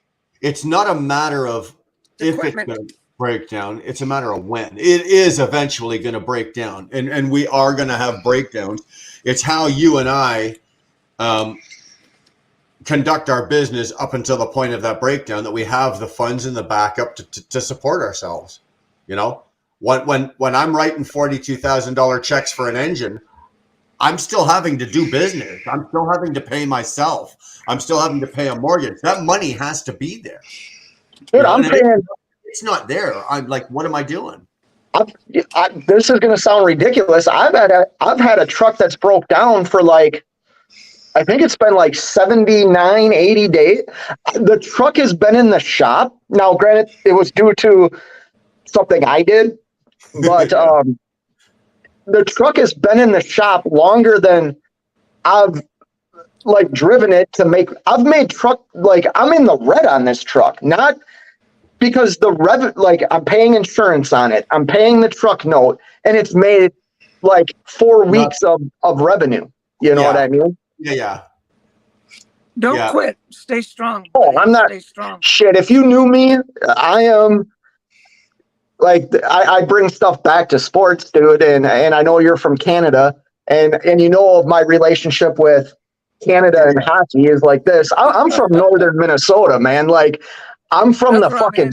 Sorry for swearing. Like I'm from the sticks. I grew up. Yeah. I don't quit. And it's not a pride thing. I do take pride in what I do, but like I also am not gonna not make my house payment because I want to be an owner operator. Like I'm not going to let it get that far, right. But like, I don't give up and I work on, okay, I have this problem. I'll attack this problem and move forward from this problem. Yeah. And that's all you can do. And you just sacrifice, like, No, I agree. I'm in a Super 8 right now, right? Like, this is, I'm not being mean to anybody, but like, this is slumming for me. Like, this is, Uh-huh. I chose to go to a Super 8 because I'm like, well, I don't need to spend $140 on a hotel room. Like, Look, dude, I spent 2 nights in the Hilton. Like, I'm not Yeah. going to the Super 8. Fuck that. It's like, you know what? If my truck's getting fixed, I'm not sleeping in a fucking dumpster, right? Yeah. Actually, I spent 2 nights in a fucking Hilton. so But I'm on in the a, other hand, I didn't pay full price for it either. I was able to, yeah, well, see, that's what so Yeah, right? I spend time in hotels, whether I'm on vacation or on the road. Right. So you become part of the hotel network promos and shit. So yeah, you don't pay top dollar for this stuff. Right. But I also wanted to be close to the truck. I've learned that about being an owner operator as well. Yeah. Don't leave your truck thousands of miles away from where you live, where you can't be persistent. Because you Yes. can only be so persistent over the telephone. You're you right. need to be there. You need to be a thorn in their side. I For saw what them- you were I saw what you were going through when you first had that truck, and that was first. I think it was in the first shop that you had it in, and you Yep. were what? You were like you were too far away. That the distance was too great for you to actually get your information, be persistent. You know, all the shit you needed to do is because you were staying in a fucking place. I don't know how many miles it was, like an hour or something away. Yeah, it was an hour away. And there was like where I was, I couldn't get an Uber. I couldn't get a cab. I couldn't do the things that would have That would helped me. drive me nuts. I don't know how you did that, Scott. I don't have a clue how you did that. I don't. Cocaine's a hell of a drug. Fucking tell me about it. Yeah, you know, bro. I'm glad you're okay. I'm glad it's all. You know, yeah. I'm glad to see you smiling. You know, you're smiling, you're laughing. I'm sure you're a little fucking stressed out, but you know what? You got every right to be. You wanna know what I do? Because basically I live in my truck, right? I couldn't buy the house because of the maintenance problems. So what I've done, and you probably know where this is, Scott, right there in St. Cloud at that Holiday Inn Express. Oh yeah. Yeah, right Yep. there at the, Yep. that basically is my home away from home, because I could park the semi You can park right there. right in the Yep. parking lot, and not to mention D&E is just down the road a little bit, but I always park there. Yeah, in Clearwater. That's in Clearwater. That's to me. Well, no, this isn't St. Cloud, but what I do is, and this is, I was doing it for the longest time. I haven't done it in a while because of maintenance, but breakdown and stuff. But what I was doing was, I was running so hard that would, besides going to New Mexico to the ranch property that I bought, which is empty, I'd go over there to that hotel, and it was a good high class, not 5-star, but very clean, very nice. I didn't mind paying. Plus, you get a discount. I would stay there 2 or 3 nights, and that would be my break. That would be my 34-hour break that I would do. Then after that, I was good for another 2 months, and I'd run as hard as I could. I don't know. So if you ever see my truck down there, stop I'll by. come and say hi. I'm in that area quite often, actually. Let me address Nomadic Brit here real quick. I've seen you put it up a couple of times. That's not me. I That's do- Dar doing it. My hands are right here. Okay. She's doing it from the other side of the house. I'm I- watching. I do have a Cash App, but I don't. You know what? Like, I don't need your, like. Too late. I don't Too need money, late. Too late. guys. Don't do it. I'm good. Hey, I'm good. Send all the money to me. Send it to I'm me. good. It's How better. about this? If you were gonna Cash App me $5-10, how about you watch like the next 2 videos I put out and Duct leave a tape. comment or share it out. I Save don't it for need next week. I don't need your money. I appreciate it though, for real, guys. I know WCF and like, I really appreciate you guys, but I don't need You know anything what? from you. Scott, humility is nice, and you may not need it per se, But you know what? It's nice that people want to throw a couple of bucks at you. Whether it be to cover some of your hotel or some of your expense, or just to support your channel. Just because you're sitting on my channel right now doesn't mean that these guys can't be supporting your channel. Right? When you guys throw money and you guys throw money at me for my channel, and that's what we do with it. It goes like, you know, my channel, I don't know about your channel, but my channel doesn't make a whole lot of money, right? I take my Cash App money and whatever like that. Most of it we turn around and we give to charities, right? I keep enough to keep the StreamYard and cover some expenses. The rest of it usually goes to whatever charity of whatever we're doing that month. So it's nice. So, you know, hey, I got you. You know, it's kind of cool. You're saying, guys, don't bother. But you know what? If somebody wants to throw $10 at you, Scott, take it, because they're supporting your channel. Or they're supporting look at it and they're supporting your content. You're putting out really, really good content. That takes time. That takes your time. Yep. It's your energy. It's your creativity. It's all coming from you. It's not coming from me. It's not coming from anybody else. That's you, bro. You know what? If somebody wants to throw a little bit of scratch at you for it, and that's appreciation, hey. Yeah, And when you look at it in that sense. Can I say something? Hold on, Dodie. Hold on. No, let her speak. Okay, go ahead. Like kind of like what Brian's saying. I've always thought this as because I was raised with a lot of respect from my dad, right? Honor, respect, and stuff. When somebody offers you, or like when they offer me something, if I say no, I don't want it, sometimes they take it as an insult. I'm not talking about you right now. I'm just talking this in general. This is the way I think, right? So what I've thought to myself, like if they offer me to buy me a cup of coffee or to take me to lunch or whatever, I'm going to do it. And what I'm going to do with that, being that I was gifted by their offerings, which I was receiving, what I do is I'll go and offer that to somebody else. And that's how it works, you know? And I do that. I spread money around. It's weird talking like that. I'll super chat the channels that I like to watch and that I learn stuff from, and that I know the work. Snorlord is somebody else. So I saw that he put my Cash App up there. It's just like, that's not why I'm doing this live, is to get money, or you know what I mean? Like, I don't ever want people to think that. Everybody knows that, so don't worry about it, right?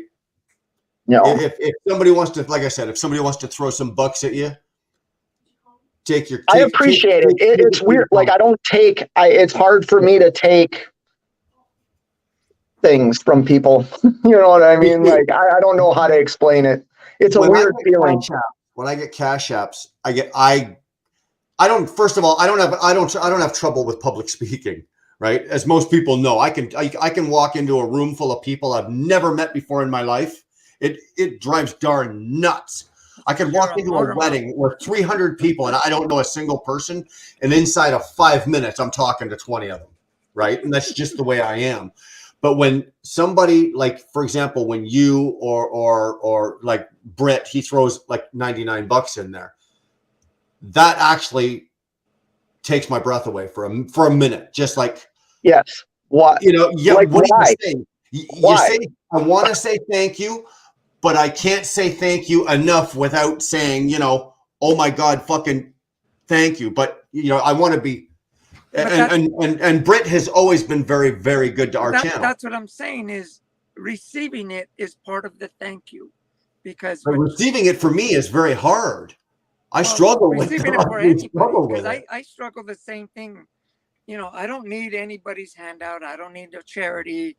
But you know what? When somebody's going to offer me something, for me, this is just me, I'll go ahead and take it. Thank you so much. You know, whether I need it or not. And but to me, it just keeps me, well, just like the other day, yeah, I was in Old Town, Albuquerque, and I was looking at some stuff and I came out, and this one lady, she comes out, she's about my size. She asked me, do you have anything so I can have something to eat? And she wasn't asking for money. She was hungry. And I told her, yeah, sure, come on, let's go and eat someplace. And she took me to a little pizza place. And that was some of the best pizza. I never even knew about this. But I felt so good about giving. And she didn't mind receiving. But it's good to receive and to give. You know what I mean? Yeah, I But hear you. that's just me. You guys do whatever you guys will, but that's the way I am. Well, I've never I, been. I actually had to talk to somebody about it because when I first started doing YouTube and I started getting a couple of these cash apps, I was like, how do you, like yourself, it's like, well, I don't necessarily, and what I said to you, Scott, was what was said to me. Take it as people are appreciating your content. They're appreciating what you're doing, and they're giving you a little bit of scratch for your time and your energy and the effort that you're putting into doing it. And Yeah, I get it. that's just the way I look at it now. I appreciate, It's and just such a, like I said, this is a time of, I hate to use the word struggle because it is a struggle, but when I say struggle, I'm not saying it in the sense of like, oh my God, what am I going to do? It's a time of business struggle, time of, okay, like, here's where I'm at. What can I fix? And at times like that, it's easy to say, I don't want somebody to get the wrong impression. And I don't even know how to say it. Like, if you want to send something great, like, it's so not needed though. Like, I'll buy a dinner. How's that? But I don't know how to say it. Like, I don't have a very big channel, but the channel that I do operate, like, I have such good subscribers. Like, the community on my channel is, to me, absolutely freaking amazing because I see positive stuff on YouTube. I see negative stuff on YouTube. And then I look at my channel and it's like, not everybody agrees with me. And that I don't expect everybody to, but like the interactions we have is like the driving force to keep me doing it. Does that make sense? Like, No, absolutely. Yeah, Absolutely. No, absolutely. 100%. I agree with you 100%. I agree. and I've been able to meet people. Like, I've been able to meet people like yourself, Wheel Burner, or Brian. Like, that's what I'm gaining out of all this is just the experience. And you know what? I found out that my daughter, she's home from college right now, but that's how I found out. She's like, oh, I watch every video, and she's in a house with like 9 other girls, and they're all watching me. And it's like, oh, that's why I started this. You know what I mean? Like, so you can follow along in my journey of living out something I wanted to. No, I love it. Awesome. I love it. Yeah. Yeah, you're loved. Okay, you're loved among. That's awesome. You guys, we all have different channels. Mine is just a little bitty tiny thing, but compared to you guys, but you know what? I was out the door. I was thinking, okay, I got too much stuff on my mind. I can't do this YouTube. I lost a bet just with Brian because he tells me, you're coming back. Don't worry about it. I bet her $100. No, I'm She couldn't not. stay away. She said she was going to stay away for 30 days. I bet her $100 she couldn't stay away for 30 days. She made it 26 days. She came back. So Well, Yeah, I'll be honest. I'll be honest about something here right now. We love each other, and Like, you- I've had some. I'm sorry, you're part of my community. Brian's part of my community. Everybody on here is part of my community, whether you're subscribed to me or not. Anyway, go ahead. I'm sorry. I didn't mean to interrupt. I looked at it like this. Like, once my channel,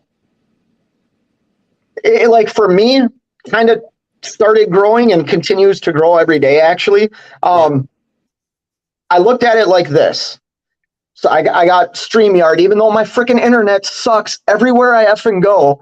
I purchased StreamYard. I bought another camera and I bought another phone for YouTube.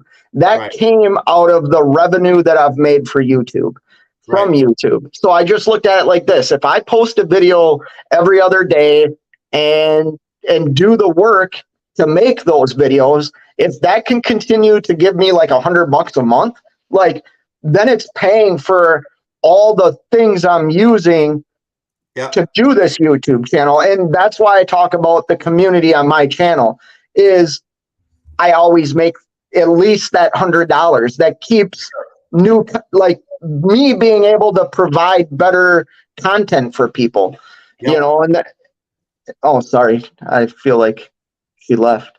No, you know what? She's usually got a bad signal. I'm surprised she didn't bump earlier. So, But no, like I said, I didn't want to take this over. I was listening to you sitting in the bed. I'm like, fuck it. I'll go I'll join his channel. You know what I mean? I'm glad you did. I got absolutely, I got no problem whatsoever. If you want to come on and talk about what's going on with anything you're doing. I so wish I was fishing right now. Like that. I'm not trying to make anybody laugh. Like I've passed up 2 fishing trips already this summer, and it's like, yeah, it's like I just need to do it. Here's the thing. I'm a freaking workaholic, and I'm having a very hard time getting that balance between business and personal. Right. I struggle with that every day, you know, and this is like my sorrow. Right. Is I am not making money in the next 4 days, and I'm sitting in a freaking hotel room when it's the Memorial weekend and I should be at my house. Like that's what drives me nuts. And hearing it on the other end of the phone when you call home, like that's what gets me. Yeah. That's where I do question, like, is this crap even worth it? Because yes, we as truck drivers sacrifice, but I would argue our families sacrifice as much, if not more, than what we do. Because the reality is, if you're out here driving a truck, it's probably because you enjoy driving the truck. At least I hope it is. Most people, in most cases, You know, so. Not all cases, but you're right. and I love what I do, and I love the isolation. I love the journey. And that sounds stupid, but it's the truth. I love that stuff. I love this job. From Yes. the day that I ever started driving a truck until the day this morning when I woke up and I turned the key on that fucking truck and heard that engine start, I love doing what I'm doing. I love this job. I love this industry. I love this career. I it's what's the saying? You know, all of our parents have said it. You find something you love to do, and it's never a job. Never. Yep. This is one of those things for me. I love driving a truck. I really do. But I'm just going to address one thing about what you said there. Okay. And this is something that what you're dealing with, I struggle with. And I do, and I have in my earlier career, and I'm going to tell you this because I didn't do this, and I do. This is one of those, Scott, don't make the same mistake I did. That's this struggle that you're having between what's on the other end of that phone and the business and the time and the differentiate. Only you, my friend, can fix that or figure that. I can't figure it for you. Adam can't figure it for you. Your wife can't figure it for you. This is a Scott thing. And let me tell you something. You figure it out now before you get to me, because I made that mistake. And you know what? I owe that woman a lot of years, Scott. I owe her and my family a lot of fucking years where I was sitting in hotels. I was sitting in truck stops. I wasn't home for holidays, birthdays, Memorial Days, school recitals, all of the shit, which I know that you already are familiar with, but don't let it go any farther, Scott. Okay? And I'm going to take that to heart, because like I said, I'm I'm a paying pretty, for it. I'm paying for it. I'm paying for it. I've only got so many years left that I can give to this woman, right? And she deserves those years. She deserves the best in me of what I've got left. I'm 53. I've only got maybe 3 or 4 years of trucking left in me. And then after that, I belong to her. And she's earned every fucking minute of that. well, And she wants the best of me that she can get. You, on the other hand, you've got 10 years behind me. Don't make that mistake, Scott. You need to this is a you thing. You Yep. need to figure that out. You need to find that balance where the workaholic Scott and the husband Scott and the father Scott all find that balance. Because if any one of those three, my friend, is out of whack, the other two are going to pay for it. I couldn't agree more with that. And I appreciate those words because, you know, I was home. I took I got home I took Friday to Monday off, right? Or I went back to work on Monday. I got home Friday afternoon, took my nap like I normally do. And You and your fucking naps. we invited a bunch of people over to our house for a bonfire and barbecue and like 5 other couples, right? And I was thinking as we were sitting there all having a good time, you know what I mean? First nice weather in Minnesota. It got pretty late. It was about midnight, 1 o'clock in the morning. And I'm sitting there watching my wife, my neighbor, and my neighbor's husband on our hammock swings and stuff, right? Like crashing. I mean, we were pretty hammered, right? Yeah. And they're crashing into each other. The women are drinking wine, so there's wine like poured all over them. And I sat there at the bonfire and thought, this is the first time. My wife does this all the time. She has parties at our house. Right. This is the first time in 2.5 years that I was able to be part of it. Yeah. And I thought like, as I was leaving Monday, I told my wife, like, I had such a great weekend at home because I didn't worry about anything. There's so many times I come home and my time is pulled away from really the people that matter. And that, you know, I can't talk about it more. Like, if I'm being honest, like this is such a soft spot for me. Like I will start to cry. Like, I'm a pussy when it comes to this stuff. Because Dude, I almost talking to you about that. Family. Talking to you 2 minutes ago about that, I got started getting choked up. Yeah, so let's move on. When I'm sitting here, because I forget that there's a chat here, and I just think I'm talking to you, right? And I'm getting choked up because talking to you about how much I owe my wife, right? I love my wife and how much I owe her, and you know, I'm sitting there going, okay, fucker, don't cry. Don't cry. Just say what you gotta fucking say, get it out, and then okay. So I don't feel so bad because you're getting fucking choked up. Yes, right now, I do. Like I've shared. I have 2 daughters that, for a time in my life, I was a single parent, and that bond that I have with my kids is the closest bond to like anything I've ever experienced in my life. And then when I met my wife and I look at my wife, like, why she fell in love with a guy like me, ex-hockey player that is an idiot, like, blows my mind. You know what I mean? Like, multiple concussions. My memory at times is really messed up. And she's so damn supportive of what I do. And I have to learn how to support her in what she does. And part of that support's, I got to find that balance. But let's not talk about it anymore, because I'm not trying to be funny. Like, that is such a soft spot for me. Such a soft spot. But all I wanted to do was just, I wasn't trying to upset you or unbalance you. All I wanted to do was just, this is a mistake I've made in this business, never mind the business. This is a mistake I've made in my life. Please, Scott, don't make the same mistake. So that's all I was saying to you. Okay. If that upset you, sorry. But if it upset you, obviously it had an impact. So that means that I've done my job. So, all right. Let's talk about something else. All right. Fuck. I don't fish, so you can Sure. talk about anything Oh, you no, want to talk about. But It's I just, will say this. I will say this, dude. You got to come up here. If you, I know you love to fish. Where I was last winter, ice road fishing, like ice road fishing, ice road trucking, yeah, right?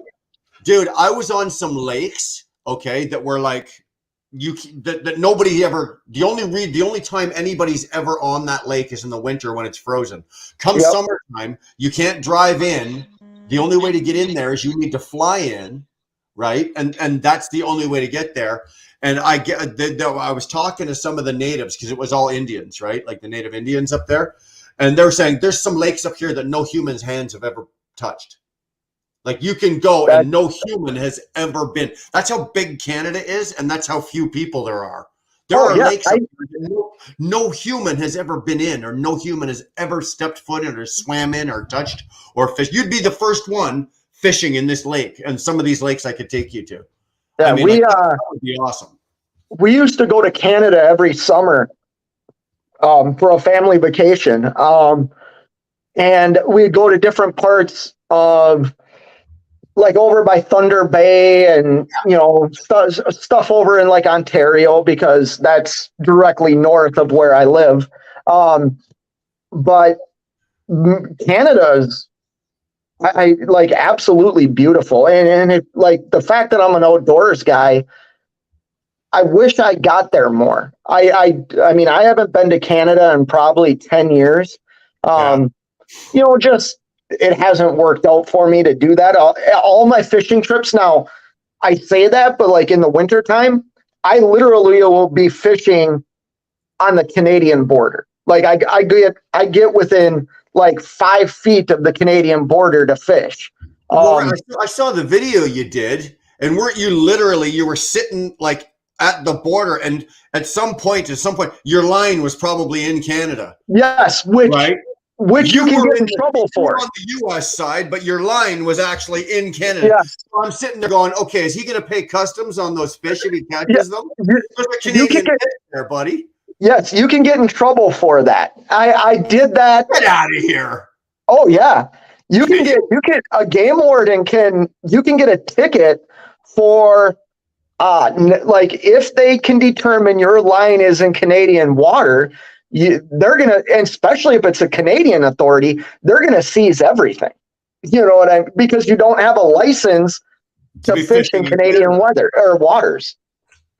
Oh wow! I didn't realize it was that serious. I thought, maybe they might come over. I mean, up there, that's not going to happen to you. Like where I go like that, like it's not patrolled that way. But you can cross into Canada and fish part of Rainy Lake or Lake of the Woods or Rainy River that is on the Canadian side. You just need to get a license, which you can get a day license if you wanted to. It's not expensive, no. You know what? I haven't gotten one in a long time because I don't. It's the same body of water. I'm going to catch the same fish whether I'm in the U.S. or on Canadian soil. Like they're the same fish. It doesn't really make a fucking difference. The fish taste the same. It doesn't matter which side of the lake it came out of. But no, your lakes in Canada are very pristine. I used to get lost on them when I was a teenager. I'd get in my parents' boat and go fishing by myself, and I would get lost. Like it's so untouched. Yeah. Well, just think, right? Like second largest country square mile-wise in the world, and there's only 34 million or 37 million people. And I think, doesn't Canada have like the largest population of like indigenous people? I think Canada. I'm not 100% sure on that.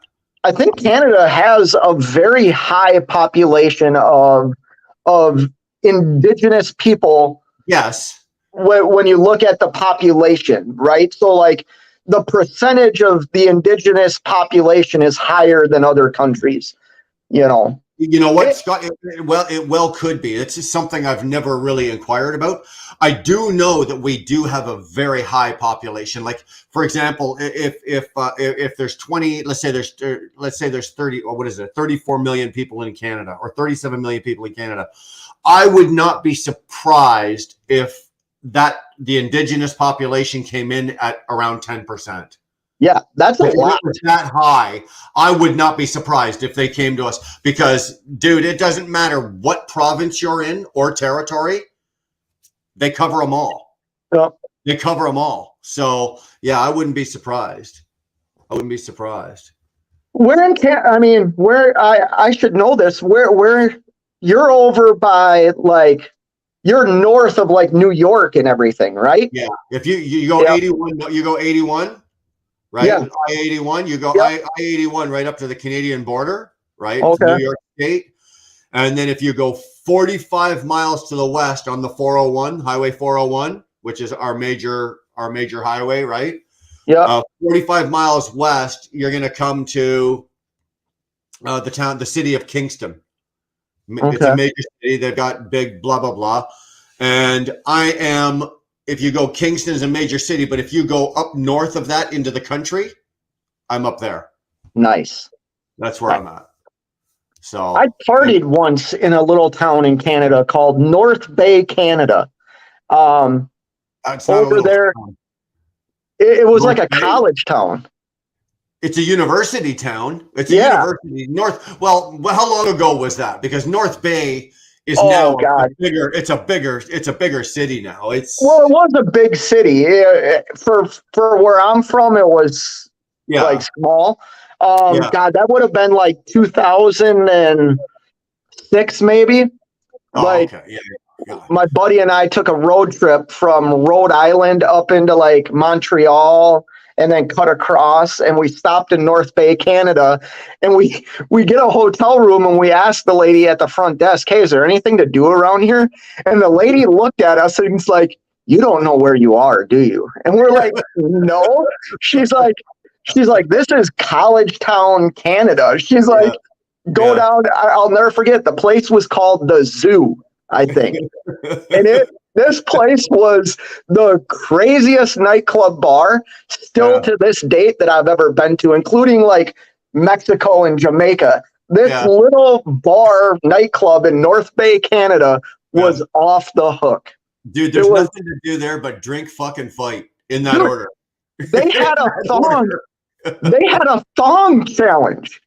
Like when they got up on stage and their literally thong. pulled their pants down and were showing their thongs and like who had the best looking thong on, and they're this big. Yeah, Canada. Yeah, all of a sudden, Scott wants to be Canadian. Yes. Oh, it was my buddy and I. Oh yeah, we had a riot. We ended up staying there 2 days. Yeah. Yeah, it was a riot. And the funny thing is, if you'd have come out of out of North Bay, come right down Highway 11 out of North Bay, that would have brought you right into Toronto. Okay. Right into Toronto. You could have run right into the city of Toronto. It's two and a half, maybe not even 3 hours, but say 2.25 hours straight south. You'd have been in Toronto, and then you could have really partied. Okay. Yeah, so we would have, when we left there, we would have just gotten on some highway heading west because we came back into the States in the UP. We entered back in the States in the Upper Peninsula. Right. That's where we got back in. When you came up and then you went into Montreal, okay, Yep. and then you started going west, you were on highway. There's only one. You took the 417 to the 17, and it was Highway 17 all the way to North Yeah, Bay. you go through like Ottawa and stuff like that, if I remember correctly. Yeah, that right where I was. I know, dude. I've driven that highway. I've done a million miles up and down those highways, right? Like I know exactly where you were, what you were doing. Yeah.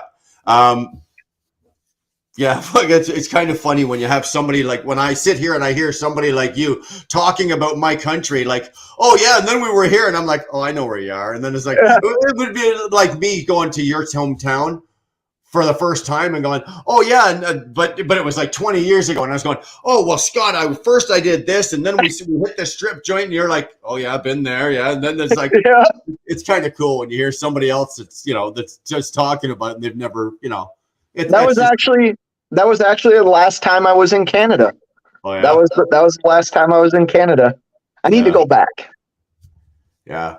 Yeah, I aside, and then we won't talk about it, but aside from our politics, like the Canadian politics, this is a great country to live in.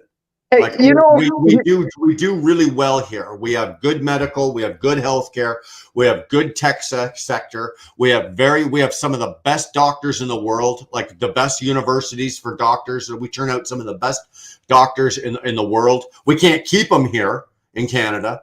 They don't stay once they graduate. They bugger off, and you guys get them all. But other than that, like and just pure all out beauty. here's Like, the thing.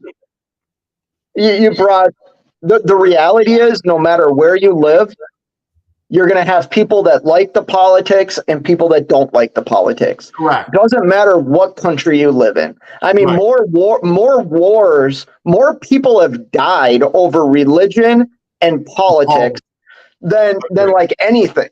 Yeah. So like the reality is, you know what you get to come to the States every week and see what we're going through. Like there's things that people might like about this administration and not this one. It's just, here's the thing. You're a Canadian, I'm an American.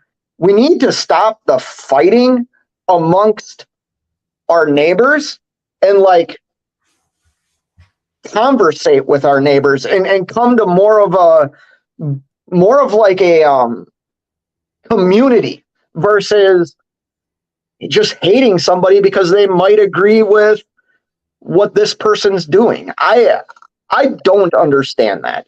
And that doesn't mean that I'm supporting anybody. I'm just saying, like, as an individual, you live in a free country, I live in a free country. Correct. We can agree but also disagree and not freaking belittle each other and not tear each other down. Right. And if we're doing that, you're old enough, okay? You're old enough that you must be able, maybe you can, maybe you can't, but you should be able to remember a time where if you were a Republican, that was okay. If you were a Democrat, that was okay. The Republican, as a Republican, like if you lived on a street and the guy that lived across the street from you was a Republican and you were a Democrat, you guys didn't hate each other because of your politics. You may not agree on your politics, but you still got up in the morning. You said, "Good morning, Bob. Good morning, Jay. How's your day? How's the wife? How's it?" And then you go on about your business and you live your life, right? Yep. And that's how it used to be. And then something with the level of politics, whether it be American politics or Canadian politics, we got the same thing here, just on a smaller scale, right? Then something within that changed.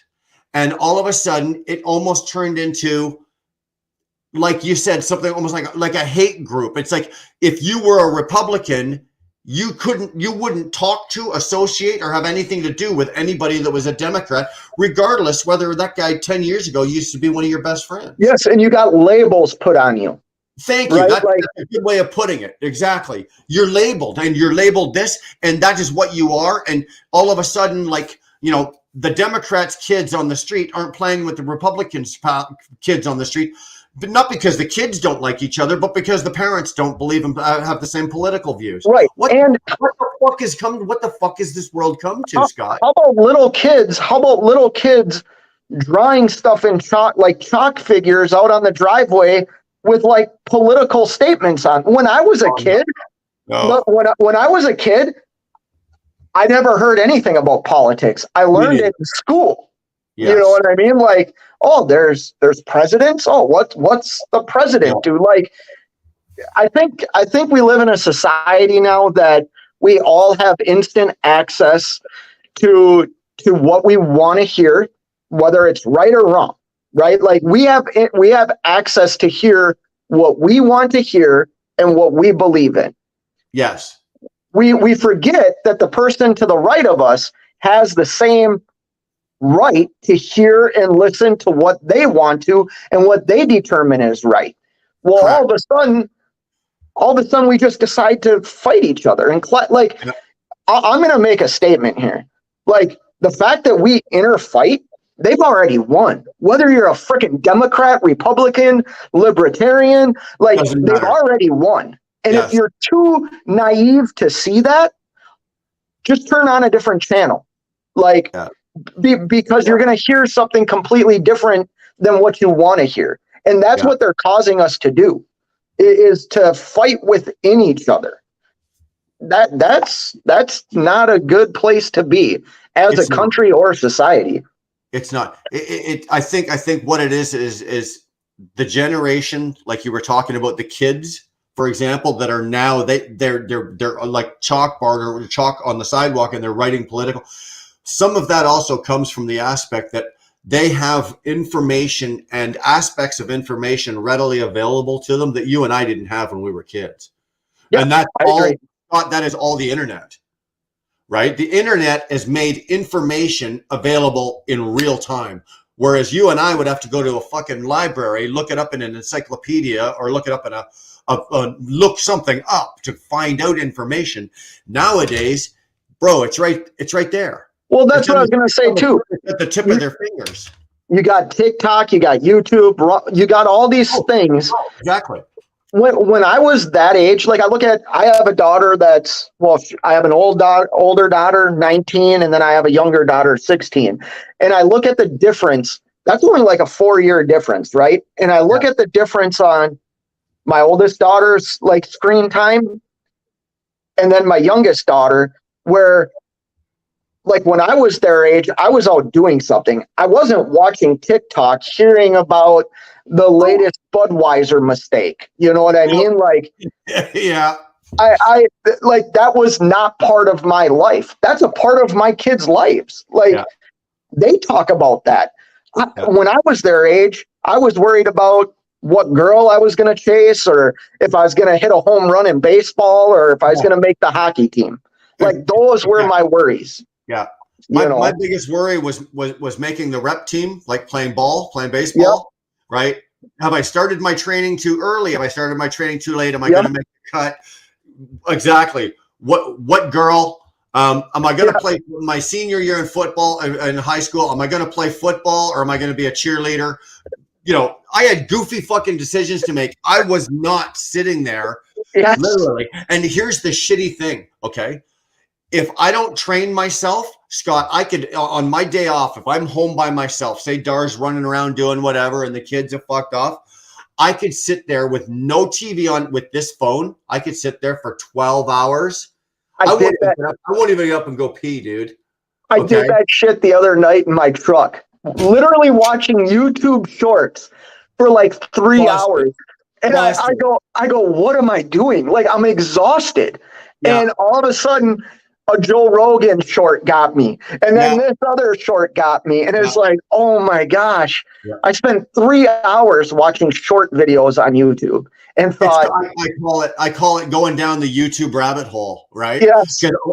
I'll say, you know, I'll be watching or whatever, and it's like, say, 10 o'clock at night.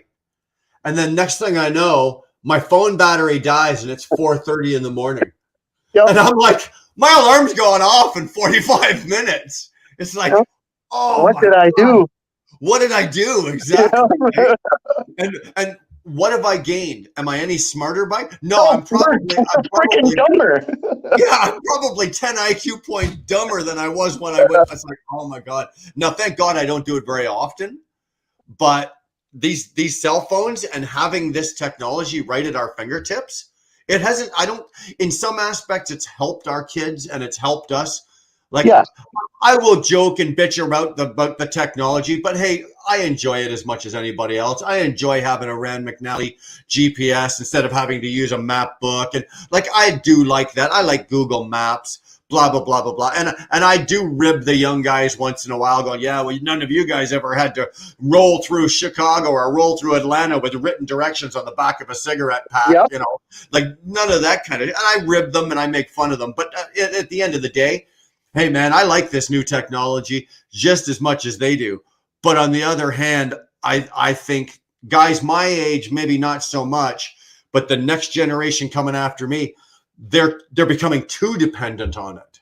Right. Well, it's only getting stronger too. I mean, you're right. And with all this AI stuff, my daughter that was home from college was telling me, and this is where, like, I'm young, so I should know these terms and stuff, and I don't. Like, that AI bot or whatever they have, like, can write you school papers, and they can't tell that you didn't write it. Like, You know. this Did you see that? AI feature.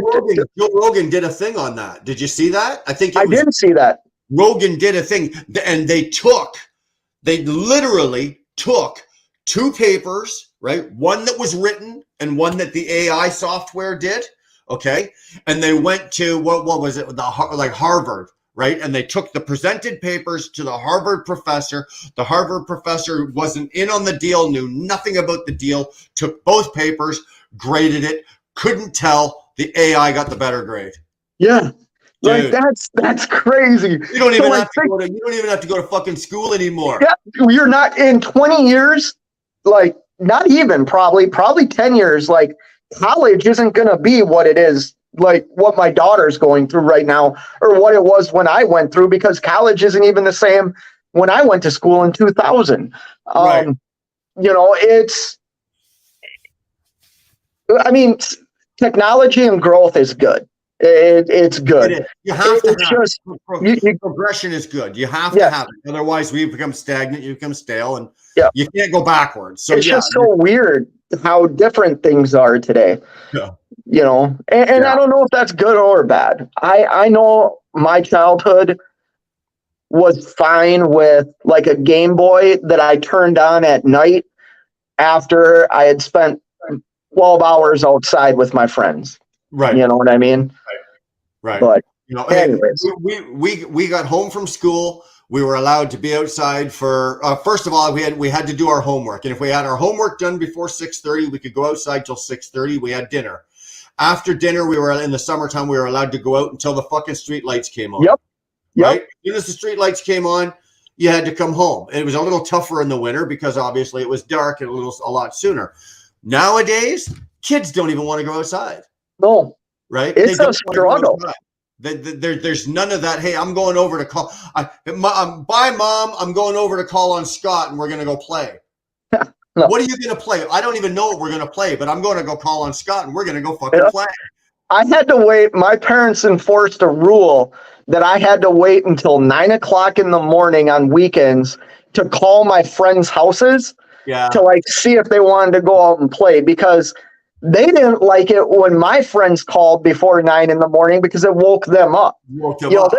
this was the old school days where you had the one loud telephone in the house. Yeah. You know what I mean? And Usually in the kitchen. yep, that's exactly where ours was in the kitchen. And I Ours was grew in up. the kitchen, and ours was in the kitchen, and Scott had like a fucking 30-foot cord on it. Yeah, You you walk walk all the way upstairs and go to the bathroom on the phone. I'll never forget our first cordless phone had the antenna, the metal antenna. It looked like a freaking walkie-talkie. Yeah, until my mother busted it when she smacked me in the head with it, right? Smacked me in the head, right upside the head. But oh The yeah, good old days. oh man, see, to me that's funny, and I think about that. My kids can't relate to that. No, not at all. They have no idea.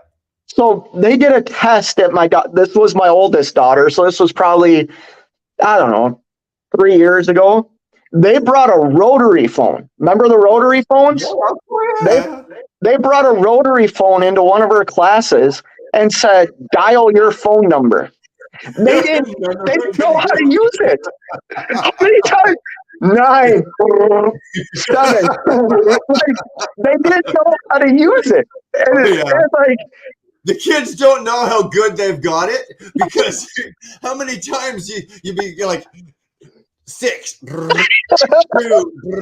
6. Oh fuck! You can fuck it yeah, up. you gotta hang it up. Fuck 6. Oh man, yeah. Or how about when you called and all you heard was beep, beep, beep, Yeah. the busy line. Busy Like, there's- signal. You're on the phone now and 5 people can call you and you can see who's calling you and you can Yeah. text them when you're talking to somebody else. Yeah.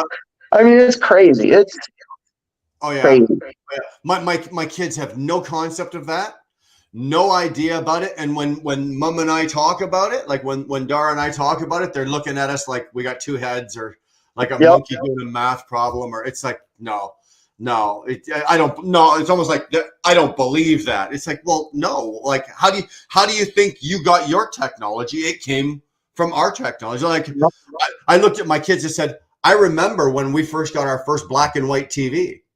Our first color TV. We went from black and white to color TVs. Yeah, my dad talks about that. My kids grew up with the oldest one. They still had fucking not plasma, but they still had, they had flat screens. Yep. Right.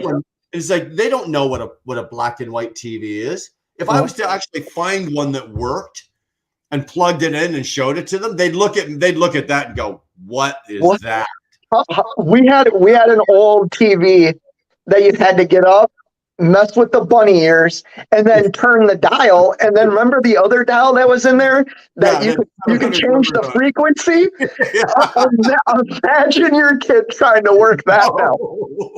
You had like 6 channels or something like that. You know what I mean? My kids would be on the living room floor crying. They would literally be bawling. And like you said, right? And there was a joke that what comedian did it? Jeff Foxworthy or somebody. He said there was like 4 channels on TV, and if the president was on, your night was shot because he was on every channel, right? It's like nowadays we got, I don't know how many channels. I don't even know. I don't even know either. I stream. It's endless. We stream everything, and we're those people that thought, oh, let's get streaming service because it's cheaper than cable. But I guarantee you, if I added up all my streaming services, I'm paying more than cable. I guarantee it. Absolutely. I guarantee it. Yeah, we're the same way. We don't have cable, right? Yeah, neither do we. We used to stream everything. Well, yeah, we used to have it. Exactly. Nobody was watching it. So it's like, okay, there's a $55 service. Like, get rid of it. Right. But then you start getting, okay, well, we'll get this, we'll start getting this package and stream this. And next thing you know, it's like fucking your internet bill or your bill is like $200. It's like, what am I getting? Yeah. What am I getting for $200? Or you don't even realize, I forget what show my wife and I forget the name of it, but we watched a show and I was like, oh, what channel is that on? Or like, what service? And she's like, oh, it's on the Showtime. I'm like, we have Showtime? Like, how much is that? $20 a month, $15 a month? No clue that we even had it. And it's just, I mean, whatever. It is what it is. But it's I'm the same way. Like I went into my TV because like I've got my own little man cave room right at the other end of the house. And it's like I've got my own TV and my own shit in there and all my stuff. But then I was in there and Dara and I had gone away, and then I was in there and I was going through some of the shit that I've got because it's a smart TV, right? Yep. And I'm going, wait a minute, what the fuck is Tubi?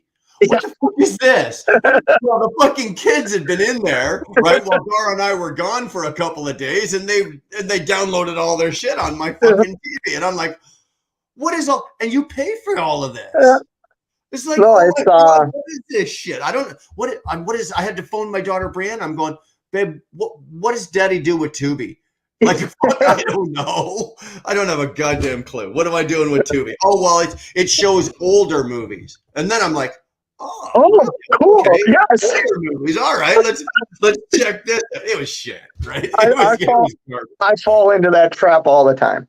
All the time. Oh, dude, it's endless in this house. It's endless in this. It's just like, oh, thank God, thank God. I'm actually excited about something. My stepson is starting his summer job tomorrow. He got put on to. He's going to be doing concrete masonry work. So. He's waking up early and starting that. Yeah. Tough work. Hope the kid's got a strong back, man. That'll make a man out of you. Yeah. That'll make a man out of you. He called me yesterday and told me, I got that job. And I'm like, oh, I talked to him earlier today. I go, well, what time you leaving? He goes, 6 o'clock in the morning. He's a gamer. Like he'll stay up until 2, 3 o'clock in the morning playing these video games. Yeah. And I was like, man, you better go to bed at like 9 o'clock at night because you're going to have a hell of a day tomorrow. Oh yeah. Yeah. You better learn some discipline, kid. You better. Yeah. But you know what? It's one of those things though. Like my son-in-law, like Brianna's boyfriend, like they live with us. Mike and Brianna they've been dating since grade 9. Like they were original high school sweethearts, and they've stayed together all through high school. And you know, they're both in their mid-20s now, and they're still together. And they rent our basement, like they rent everything down there. And he went into carpentry, right? And it's like, good for you, kid. You know, if you're not going with the tech sector, go with a trade. Yep, right? that's It doesn't matter what you do. And it's the same thing with you, with your guy there. They're doing the concrete. He'll never be unemployed unless he wants to be. that's him. And I had a conversation when he was getting done with high school, and he's like, I really don't want to go to college, which college isn't for everybody. Like I believe in college. I want it for my daughters, but I also understand like it's not for everybody. It wasn't for me. And I told him because we kind of have a rule at our house. Like once you're old enough to move out, like if you choose to stay at the house, you can stay as long as you want. But if you're not a full-time student, it's $75 a month. Like, can I move into your house, Scott? What? Can I move into your house, Yeah, Scott? right. Well, there's underlying like here's the thing. I'll be there on tomorrow. I'll be there tomorrow. I take that money, or we haven't charged any of them yet because like my oldest is enrolled full time, but like I want them to learn like to have a responsibility to pay something every month. But then what I want to do is when they are ready to move out, take that money that they've basically paid like in rent and just give it to them. Like help them get their first place. I would prefer all my kids, including my stepson, to like never live outside of their means. You know what I mean? It's like try and stay at home as long as you can, because the real world doesn't give two shits about how you feel, the struggles you're going through. And the more that you add on to your plate, the more stress you're going to feel. And I don't think a 20-year-old should like fuel all that stress right now, because it's going to come. It'll come in due time. Agreed. You know. Agreed. But I think you also need to like be responsible and pay your car insurance every month, pay a cheap amount of rent, and have food on the table. It's a lot different thinking you can afford an apartment, but then feed yourself to like shit's expensive right now, man. And it's, you know, if you can stay at home, I try and tell my kids, if you can stay at home and either go to college or work a good job, like by the time you're my age, you'll probably be a millionaire. Like if I'm close to that, I don't want to say I'm a millionaire, but you know what I mean? Like I know where you're going. My retirement and stuff like that. Even though I own a business, like I still fund a retirement fund. I want them to be at a better level than where I'm at 43. You know what I mean? We always want our kids to do better than us. Yeah. And it's funny that you talk like that and you say that, because you know we've got 5 kids, 5 daughters, right? Now my oldest two are from my first wife. Okay. Right? And they're 31. The oldest one is 31. She's 31, and the next one oldest is 28. Now obviously they don't live at home anymore, but they did live with us. Right. They took a time out from living with mom, and they lived with dad, and they lived with Dar.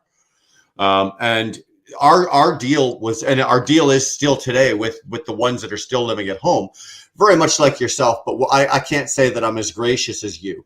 As long as the kid is in school, like as long as you're in college or university, you live here as long as you want. You're rent free. Everything's free. You will eat. We will cover you. All of that. Yep. Right? For as long as you're in school. Now, the minute you decide that, okay, I want to go out in the world and I want to earn my way, I want to do it my way, you know, blah, blah, blah. Well, then we come up with a number, and it's not $75, and we come up with a number and we charge you rent. And that covers your incidentals, your food. Now, don't get me wrong. They eat more than they're paying. So, you know, it's not like we're charging them a lot.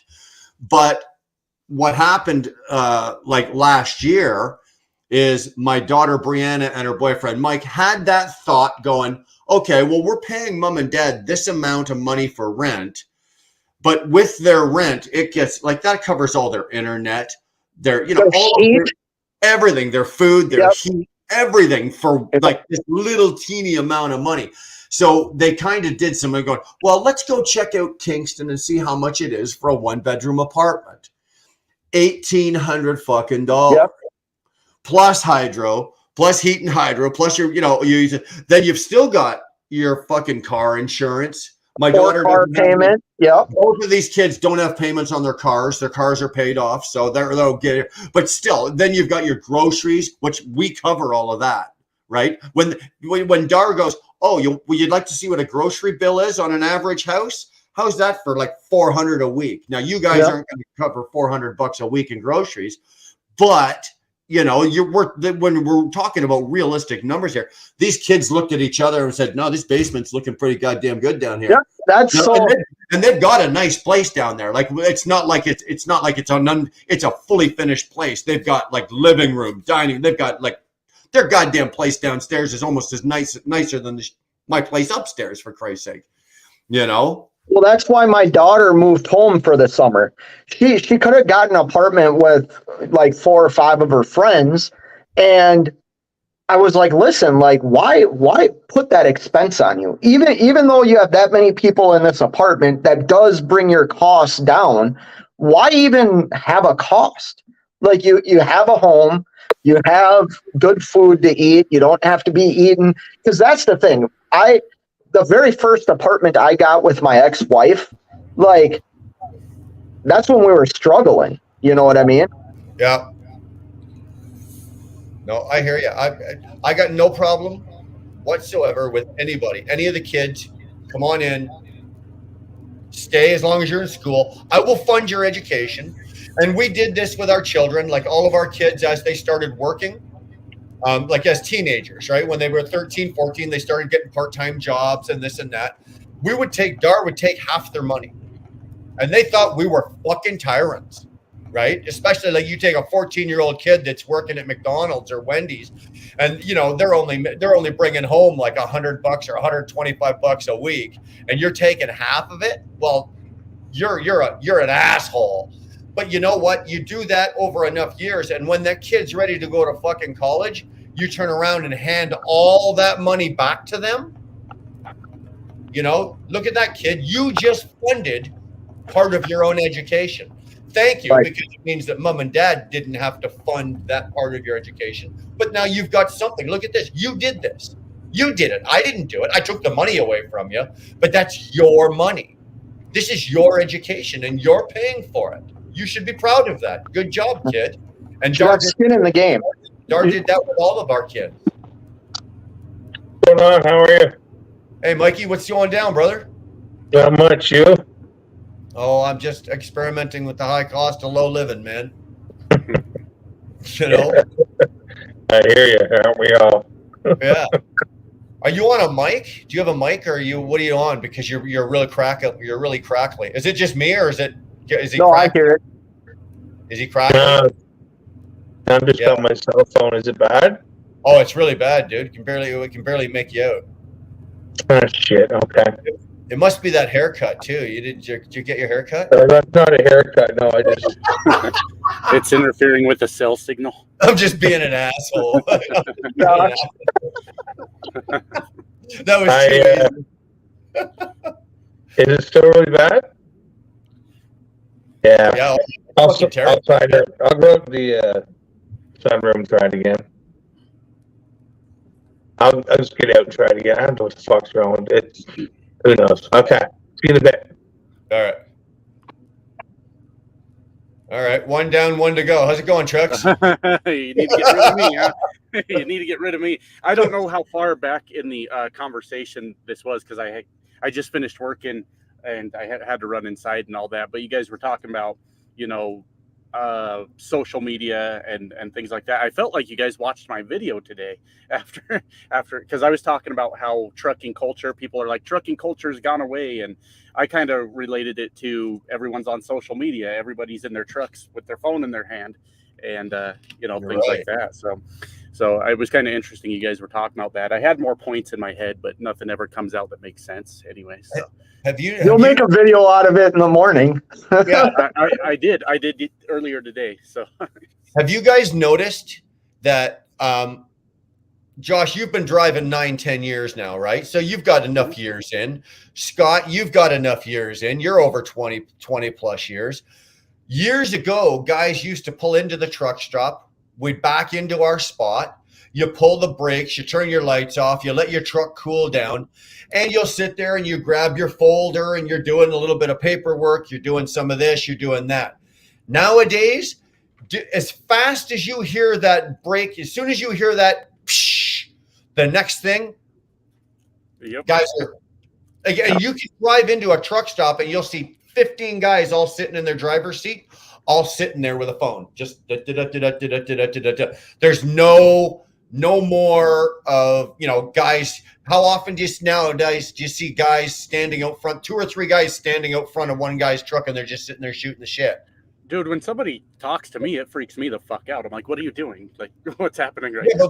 Yeah. We used to be like, I'd get out, and if the guy beside me had his hood open and he was checking something, I'd get out. Or if it was I had my hood open, Josh, you'd come over and go, hey, how's it going? You got a problem? No, not really. I'm just looking at this. The next thing you know, Scott would come over, and then Bob would fucking come over, and then the hood would get closed, but everybody would just stand there for 2 hours and shoot the shit. Nowadays, that just doesn't happen. It's these goddamn things here are the first priority, and I don't know if anybody else has noticed that. It can't just be me that notices that. Well, no, you notice it, but I don't necessarily think it's a problem. I don't know if you're saying it's a problem, but I don't necessarily. No, I'm not saying it's a problem. I'm just saying I miss it. That's where I came from. Well, right? I miss that. Trucking isn't what it was even 5 years ago. The trucking industry's changed, and I'm not saying it's changed for the better or for the worse. I'm just saying it's changed. The idea of, I think that goes back to what we talked about a little bit earlier with social media, like the camaraderie. Every now and then I'll get it. Every now and then I'll get it in the morning doing a pre-trip. I'll see the guy next to me. We'll say hi. He'll tell me where he's going. Every now and then, but majority of the time, you're at a point where you're worried about pissing somebody off too. You know what I mean? And in this day and age, good point. You're not fighting with these and getting a broken nose. You're getting shot or stabbed. And I know all three of us. I know Josh has got a family. You got a family. Like, in the end, we're all trying to get back to them. I mean, we're trying to make money, but in the end of the day, we are trying to get back to our families. And trucking just, it just isn't what it is. People don't pay attention the way they used to, whether that's because of technology or whatever. Like, it's more dangerous to be on the road today than it was 10 years ago. I mean, I tell you, there's a lot of people not paying attention. I passed the same fucking truck tonight 6 times because the guy had a tablet up in his windshield watching a movie. Yep. And I'm like, bro, call it a day. What are you doing? But to your point, I'm sorry, I know your name. Scott. Scott, thank you. To your point, I mean, the camaraderie's gone, which did actually exist when I was a younger trucker, but also, heaven forbid you disagree with someone on the internet, then they just lose their fucking minds. Like, how dare you have a different point of view from me, and like you were saying, people just get crazy these days. It's fucking nuts out there, man. Right. I don't like the fact. Now, I don't know what you guys have or what you don't have. I come from a country where, we're not allowed to have firearms. But that doesn't mean we don't have them. It just means we're not allowed to have them, right? But I know that as a Canadian, that there's a very good portion of drivers in the U.S. you guys are packing, right? I'm not saying you guys, like meaning you two, but I'm talking like there's a good portion of U.S. drivers that these guys are packing. There's heat in that truck, and I have to mind my P's and Q's a little bit more because I'm not taking a knife into a gunfight. Well, for me, like, for some reason, this, Brian, I tend to get under people's skin just by making my own videos. So I do have to make sure I'm protecting myself is all I want to say on that. I think we all have to. I was on a live show when somebody in New Jersey opened my truck door and started climbing into my truck. I was live on YouTube when that happened. They opened my door. Now, he ran away when I was like, what? You know, I jumped up to the front seat. I think he got into the wrong truck, like wasn't paying attention. But from that point forward, yeah, like I'm not saying we, like, because I do YouTube, I'm just saying, like, we have to protect ourselves. And that's different. I mean, we always used to protect ourselves. It was just, you had your tire thump with you. You had that right by the door, you know. Things are just different now. But what does it say about the fact that, you know, I go to bed at night and I lock my doors, right? I'm safe. I lock my doors. I draw my curtain. I do the things I'm supposed to do. But within reach of certain areas, I have something that I can get to protect myself in the event somebody's coming into my truck. I shouldn't have to do that. What is it where I have to fucking do that? Can I play devil's advocate real quick? Yeah, please. Like, what world do you live in where no society had to not protect themselves? That's, you know, what's every society, like, go back to the dawn of time.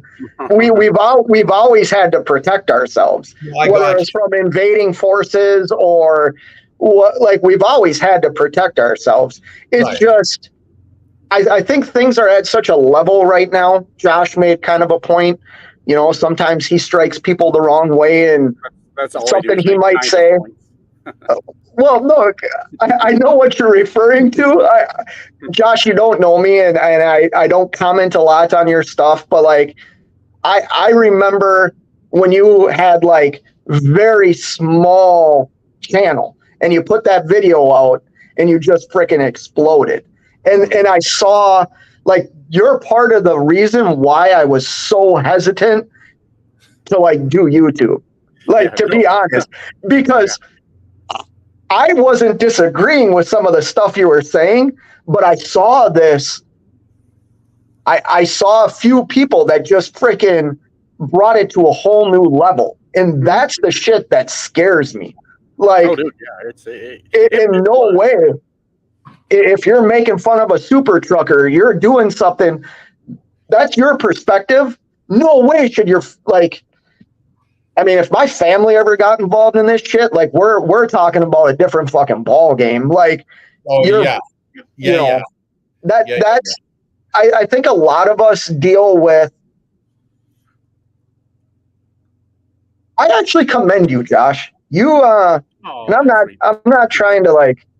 I commend you because you say what you want to say, and I think sometimes you say it knowing you're going to get a backlash, where I censor what I say. So I definitely commend you on that. Doesn't mean I always agree with the things you say, but I'm certainly not one of these people that's going to fucking threaten anybody over their perspective. And you know what I mean? Anybody, Scott, you're absolutely right. Regardless, I've watched as well Josh's channel, his old channel, and even as he progresses through his new channel, the bullshit and threats and the stupid things that are said about him. You know, this guy's got a wife, he's got kids, he's got a home, he's got, you know, why is any of that drawn into the conversation or brought up, or why is it even talked about in a fucking trucking community? You know, I don't talk about anybody else's wife. I don't talk about anybody else's family. I don't talk about shit. I'll talk smack with you three, the three of you guys, and we'll talk shit. We'll talk the old days. We'll talk about hookers and cocaine, whatever the fuck you want to talk about. Yes. But I'm not talking about, you know, Josh's wife or Scott's wife or Mike's wife. We're not talking about that. I'm not saying I'm not going to say, well, I don't agree with you, and because I don't agree with you, your wife's a slut. You know, you won't hear that. Whereas Trucks has had to endure that shit. He's had to endure it from multiple sources. And I myself, you come after me, that's fine. I'm a target. I willingly put myself out here, just like you do, Scott. just like Josh does. I willingly put my face on this screen and I'm here. You don't have, if you don't like me, you have the right to say you don't like me. You can call me an asshole. You can do whatever you want. I'm here and I put that target on me. The minute you cross that line and you start saying, well, you know, because you're an ex-biker and because you've done this and because you've done that, oh, that means your wife's a hoe and your kids are bitches and sluts and run. Now you've crossed a fucking line. Mm-hmm. And now, now the nice guy that's on the screen here, I'm not going to be as nice to you on YouTube. And God forbid, the day comes that you ever cross paths with me. Well, I'm not going that. I would just shut the shit down. I mean, and I know Josh did that, which had to hurt. And I'm not trying to get personal or whatever. Like, you had a fucking big channel, dude. And that's what I would do, because once again, if somebody threatens like my life or my daughters or my wife or takes a picture of my house, like you've crossed a fucking line, which means now it's something I enjoy. I'm not going to do anymore, because even though we might cross paths one day, like I said before, reality is you might catch me when I'm in a vulnerable spot, meaning I don't have the protection that I need to protect myself, and you're going to get up on me, which that's just wrong. Like, I'm a big believer that we all are entitled to our opinions, and we're all entitled to express those opinions. And if you disagree with them, you are entitled to disagree with that. Yeah. But you shouldn't cross this line of family at all. I would never do that to anybody. I've made it pretty clear in the last couple of statements I've made. I watch a lot of YouTube channels. Well, not a lot, a few. Doesn't mean I always agree with their shit. You know what I mean? There's times I've disagreed with you, Wheel Burner. There's times I've watched Josh's video and been like, well, I don't agree with that, but that's what his experience is. And that's what being an adult is, Scott. If you hear something and you don't agree with it and you don't have a violent outburst, you're doing well. You're adulting. You're adulting. That's what you're doing. It's the medication, I tell you. I did want to kind of address a couple points. You said that I just say what I want. To me, that was important, because if you watch my last couple videos, the whole theme right now is that trucking's not like one size fits all. You can be any person you want to be and be a trucker, right? And for me, coming into the business, it felt like you had to think a certain way. Your politics had to be a certain thing. Your religion had to be a certain thing. You had to dress the same. You had to like the same music. And that's just not true. You could, whatever you want to do, you can be a trucker. And to your other point, I see you're ready to go. To your other point, after like 3 or 4 years of all this, you start to realize it's just empty threats. I'm not dead yet. So yeah. But you've come close, Josh. You got to admit, you've come close. You've come fucking close, and it's. You know what I did, and this really changed. This changed my whole outlook on, like, this platform, right? Was you got this guy Trucks, and I'm sorry, Josh. I'm just using you as an example. I would use you as an example even if you weren't here.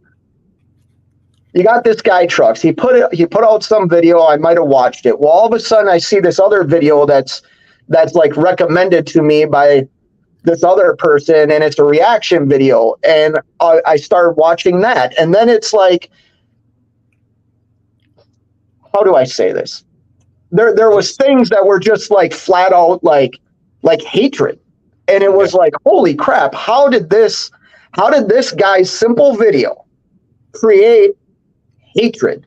And regardless of how this gentleman lives his life, he shared some of it, but like, who are you to critique how he's living his life?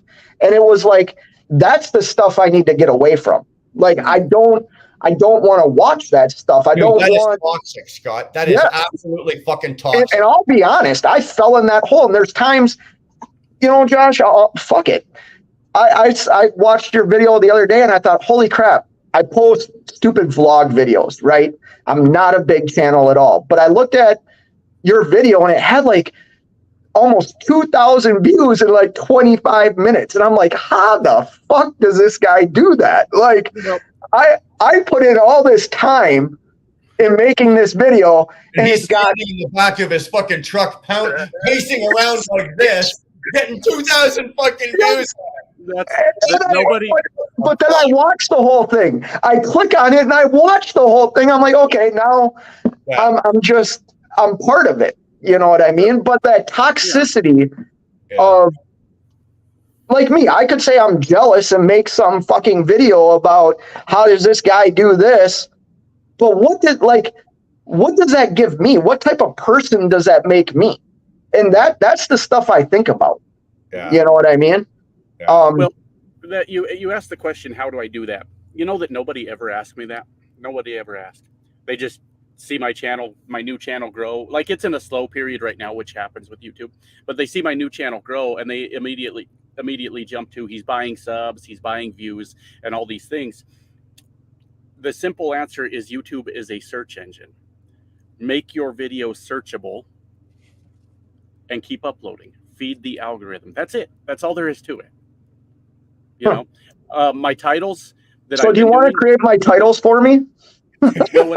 What I've been doing with titles is making them, I've been trying to make them just like vague enough that you're curious enough to click on it. They hate truckers.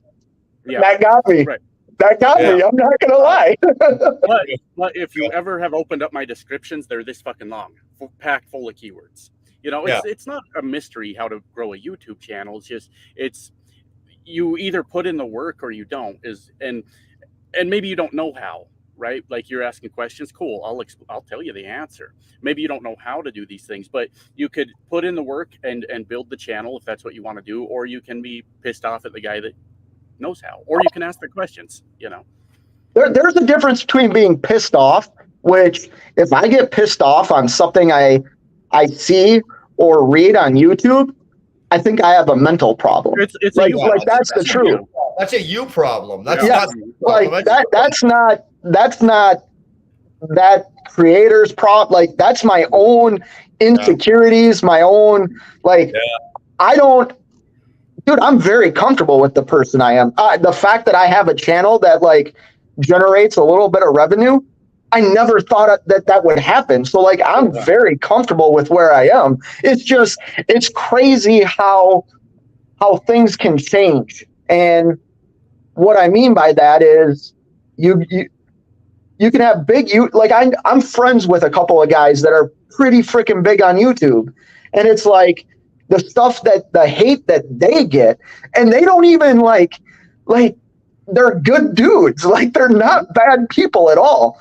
The hate that they get is just remarkable to me. And it makes me think that the people that are giving the hate, somewhere in their psyche, they're just jealous. I really do believe that anybody that thinks a reaction video needs to be made on somebody else's video that is just like another YouTube creator makes no sense to me, because all you're doing is regurgitating what this other person had to say. That's all you're doing. But putting a negative slant on it. Right. And when you get into stuff like that, you obviously don't see the full picture of everything that's going on in my life. So people sit there and want to make decisions about how I go about my business and say, this is what I would do. Well, that because it's what you would do doesn't mean it's what's going to work for me. And then when I've had so many people pissed at me because I won't take their advice, it's like, just let me fuck up. That's how I'm going to learn. Let me fuck up. You know, it's fine. But, you know, I've learned you can't make everyone happy. I stumbled across a 2 or 3 year old video a few days ago from a guy. The video only had like 15 views. My name was in the title, and he was pissed off about where my ads were in my videos. You need to fix your ad placement because I didn't like that the video was interrupted. I'm like, I don't know what to tell you, dude. Like, you took the time to make that video? Are you shitting me? Before I forget though, Josh, I want to ask you something. You mentioned something. Mm-hmm. When you do your video, okay, you do your title, borderline a little clickbaity if you have to, but you get them interested just enough to get them interested. Now, when you do your description, you said you use keywords, and that's what Now, does the algorithm pick up the keywords out of the description? Yes. Yes. So, Your So it description isn't- is huge. because It's I a don't, big deal. a lot of the times, I'll be honest with you, a lot of the times I don't do a very big description or even do a description at all. I didn't think it had really anything to do with. So It's the I will, most if important. it is, I'll start writing out a really good description using specific keywords relating to what I'm talking about. Right. If, Right. if It's going to look really redundant when you do it because you're going to have it say trucker, trucking, over the road trucking, truck driver, all these things. You're going to repeat those things as you. And I just do voice text when I'm doing my description. I just say, right, so yeah, that's how I would do it. Right, I got you. Yeah. And I didn't realize that. I Did know you what I'm going to do. Click and paste, or paste and click. That's what I'm going to do. Just Yeah, I'm go gonna- into I'm gonna- Josh's descriptions and click and paste. Click and paste it. But I didn't know that. Like as a Description- creator, I didn't. That's one little thing I didn't know. So that's one little And that's- disadvantage that I had. That's the one thing you needed to know because your description is the biggest thing that's going to lead the search to you. Now, your title might get them to click. For me, my thumbnails are just my goofy ass face. Helps me out. I always pick. It gives me 3 options, and I always pick like the funniest one. And Yeah. that's just kind of how I do it. But because I've been around YouTube for a while and grew a bigger channel, I kind of have a recognizable face, which helps get clicks, right? But thumbnail matters if you don't have that benefit, and you do actually really good on your thumbnails, Will Werner. I've seen a few of them that you do pretty good on them. Yeah. But yeah, you'd be surprised. Tags are useless. Don't even worry about tags. Get Like them the fuck out. hashtags, don't bother with them. No. Hashtags are fine. but Hashtags the are good. The Okay. tags at the bottom. Okay, all right. The tags Right? You don't need. Use hashtags if you want. I don't, but make sure you're hitting keywords over and over and over through that description. You're a Okay. trucker. You're a truck driver. When your truck broke down, put that in there somewhere 3 or 4 times. You know, Yeah. when you're dealing with bad freight rates, make that fit into your description 3 or 4 times. You know, Okay. Yeah. and it's just going to bump you up that algorithm. But it's also being consistent is a huge deal. Keep uploading. Yeah. All anybody ever had to do was ask. I don't mind sharing You these see, things. this week that just went by, and Scott and I were talking about this earlier. Like this week that went by, I did 1 live, put out 2 full videos and 2 shorts, and that's all I really had time for. Mhm. Like I don't have time to be putting out a video a day. I just don't have that kind of fucking time. Josh, I've got a job, right? Yeah. YouTube is a job, right? I've got a job, but I do want to try to make an effort at this, and that's what I'm trying to do. So, I got 2 full out videos, right? And I got 2 shorts, and I got 2 lives. Mhm. So that I got 6. I got out of 7 days, I got 6 fucking. It's pretty good. 6 things. I got 6 things popping right now. I just need to figure out on the videos themselves. Okay, what are the keywords that I want to do? I didn't know that about the description. Okay, so we'll start changing that around. We'll start doing that. But I mean, go ahead. Sorry to cut you off, Brian. go for it, man. Go ahead. Well, I was just saying you're also dealing we're dealing with, how do I say this? It's so like you could talk about the freight market is saturated right now, right? I don't believe in a driver shortage. I believe that for the current market we're in, the capacity there's too much capacity for the volume that needs to move. That's the same thing with YouTube trucking.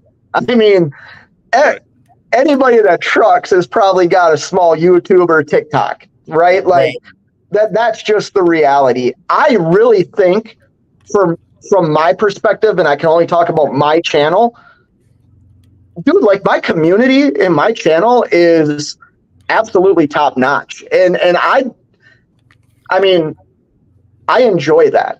I don't know, like if I was one of these bigger channels that was like really big, or like Josh's, like it would be hard. I remember going into lives and seeing 150 people, 200 people in your live shows. Like that would be so hard for me to like try and maintain. You know what I mean? Have you ever seen Just Truckin' when he's live? Oh yeah.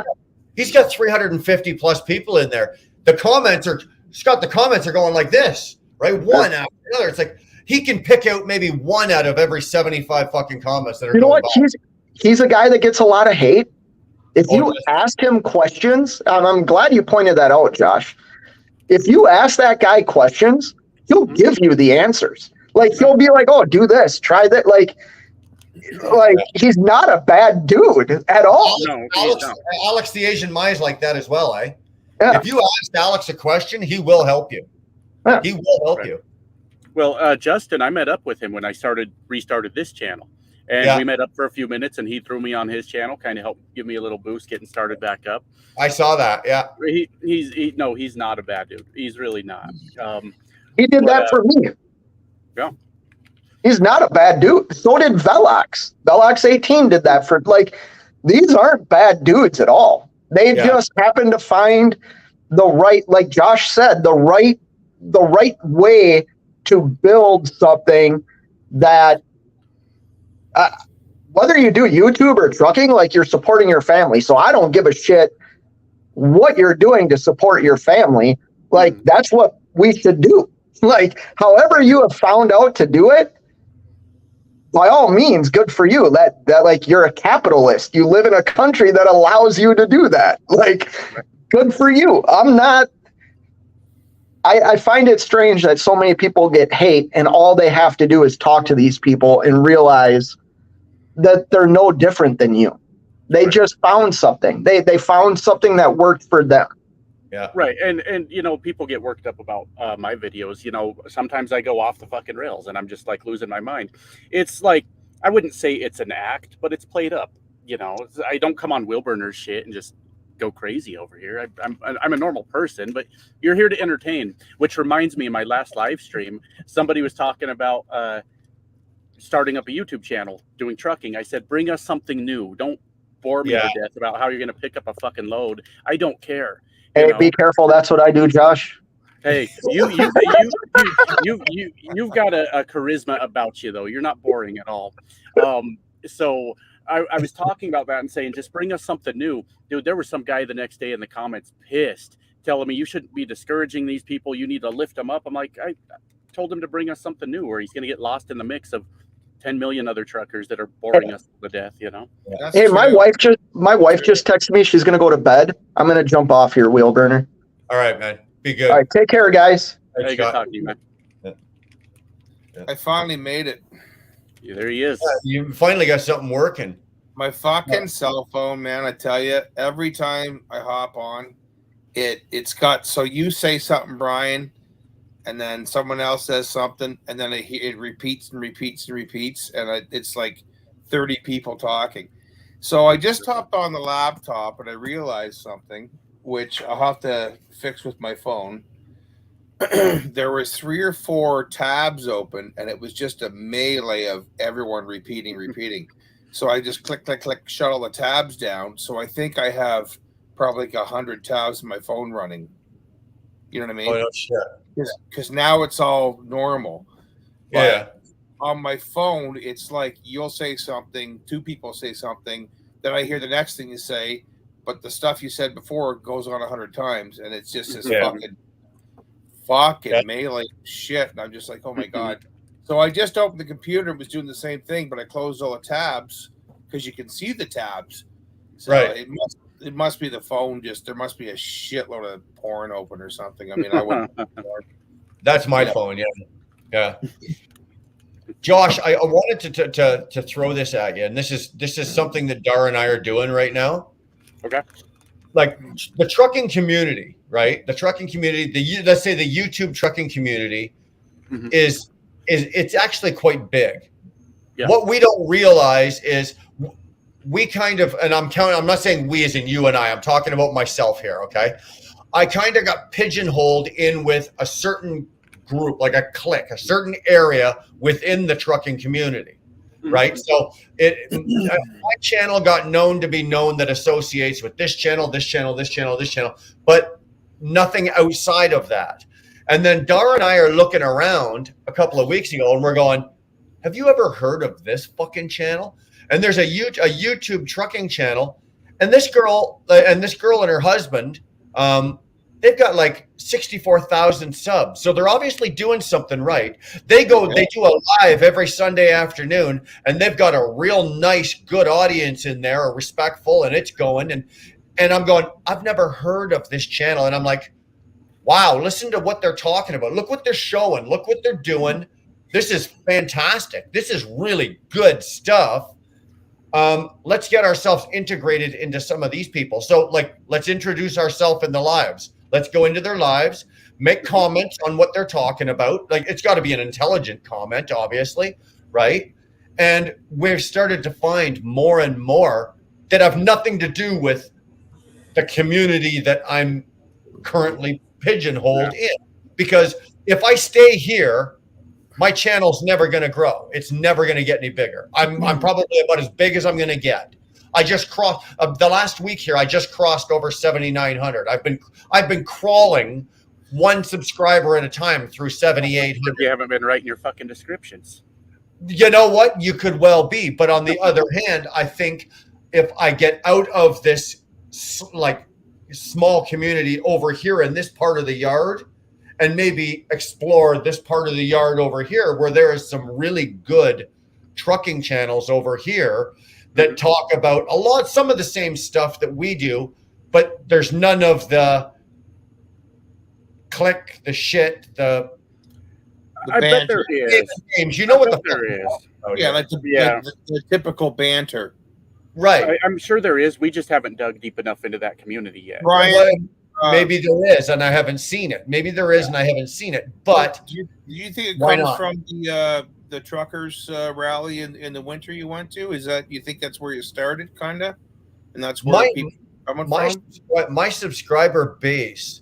I started because I was already known. Like when I left ET, right? The ET channel was already at 80,000 subs.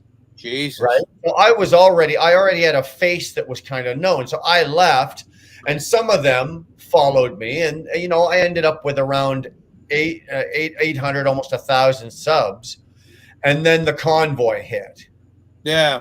And the convoy, right? As soon as that fucking convoy hit, and we got in the truck, we packed the truck, and we went into with the convoy, and we went into Ottawa. As soon as I started doing live broadcasts and doing everything like that, somehow or another, I grabbed, sort of like lightning in the bottle. My channel got grabbed up, and my subs just started growing.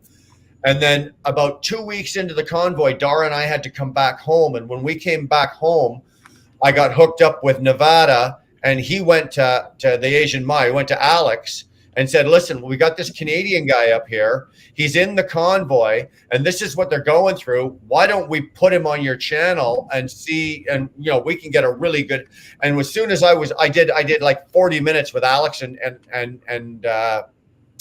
Kyle, and my channel went from like 2,000 to like over 8,000 subs in under a month, in just under a month, right? And then as the convoy stuff died off, all of those people that were watching for the political content, the Trudeau content, all of that shit, they just they never unsubscribed. They just turned all their fucking notifications off. I've got 7,900 people in my subscriptions, and I bet you maybe 2,000 of them are active. Right? The rest of them are all, they were with the convoy and with all the shit, but they're not active. So you're wondering now how you get out of the box. Well, yeah, I'm trying to experiment. I'm talking to guys like Josh. Okay, I just learned something tonight from Josh that I didn't know about the descriptions. Other little tips that I'm trying. Maybe get out of. There's a big yard, a big YouTube yard in trucking. Well, I'm over here in this little part of the yard. Let's go over in this part of the yard over here and see what we can find over here. Let's get known. Let's talk to people. There's some good shit over here. We've already been watching it. Some of these channels are putting out some really good content. Let's get and see what we can do over here and see if that helps us at all. And just shit like that. I think your content is great, though. I mean, you did the stuff up north. I mean, every day you do daily life. I mean, it doesn't get any better than that. Well, it is what it is when you're trucking, Yeah, I don't know. I haven't seen the people you're talking about, so I don't know like what they're talking about. But I'd like to be able to dedicate maybe a little more time to the channel and give it the proper due. But I'm going to be honest with you, and I've said this 100 times, like this isn't my job. I've got a job. yeah, and you're busy working. This is my hobby, but I would like to be able to dedicate a little more time Yeah. and to my content and that kind of thing. I'd like to be able to do that, but right now I just can't. Like I've got too many things on my fucking plate. Well, right now. you definitely have carved out a huge niche for yourself. I mean, you're honest. You talk off the cuff. I mean, your heart's in it.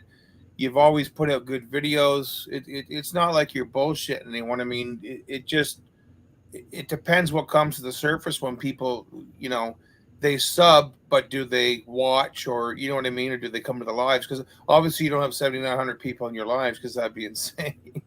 Well, no but shit. they're there, and you share a lot of stuff, and you've introduced a few people too. There's some good people on your channel too. So Yeah. I guess it's just a matter of, like you said, hooking up with those people and just kind of sharing your thoughts and getting in. I mean, look at some of the people you've met. I mean, and you've, like when you met Shannon, you met what's her buddy there with the big beard? You became pretty tight with him. He comes on. Snorlord? Yeah. And he Yeah. has a pretty cool channel too. Yeah.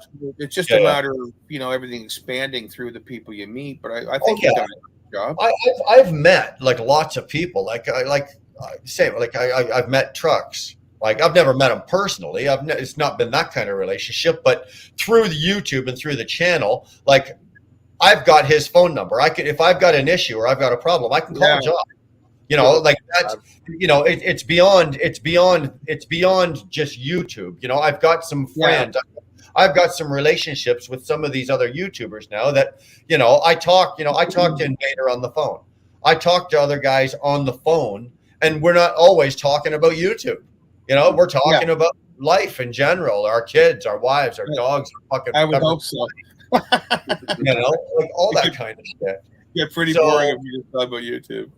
Well, for guys like me though, if you say, "Hey, let's talk about YouTube," I'll keep you on the phone for hours. Let's talk about this shit. Let's dig into this, because I love doing it. Like it's kind of, you say, I have a job, and I understand that it's my job, and then it's literally, okay, we got to get this video going, and I'm really into it. I've learned about the algorithm, and I've spent so much time going, okay, what's the next video going to be? How am I going to stand out from the last one? And yeah.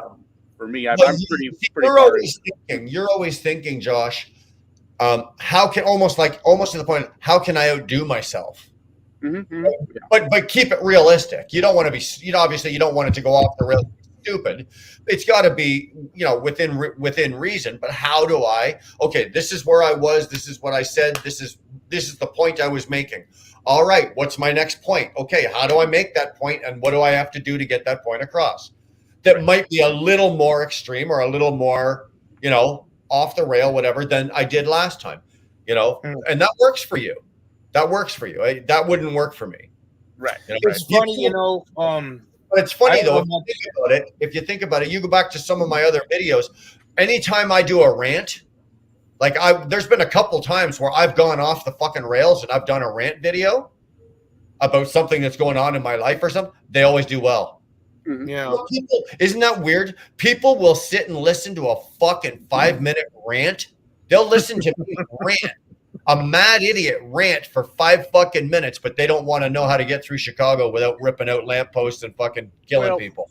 What people don't realize though with that, like the reason you'll listen to a guy just because I used to go off for a half hour at a time. Now I've got edits in there where I take a break, I think about it, I come back to it. But I used to go off for like a half hour straight. Dude, that's a fucking art form.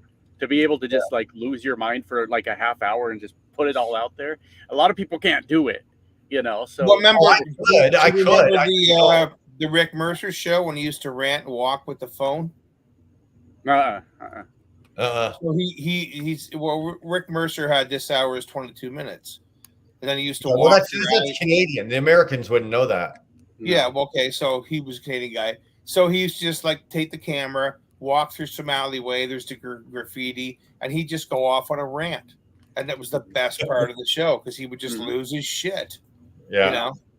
You know, it was I awesome. thought about that. I thought about doing a fucking live, right? Like I'm waiting till I'm in an absolute, and I've thought about it. I've looked at my phone. I've been sitting in my truck and I've been absolutely foul. And I mean, Mike, you know me when I'm fucking, when I'm in that mood and I'm absolutely foul. I've Well, thought then about pick up the phone and rant.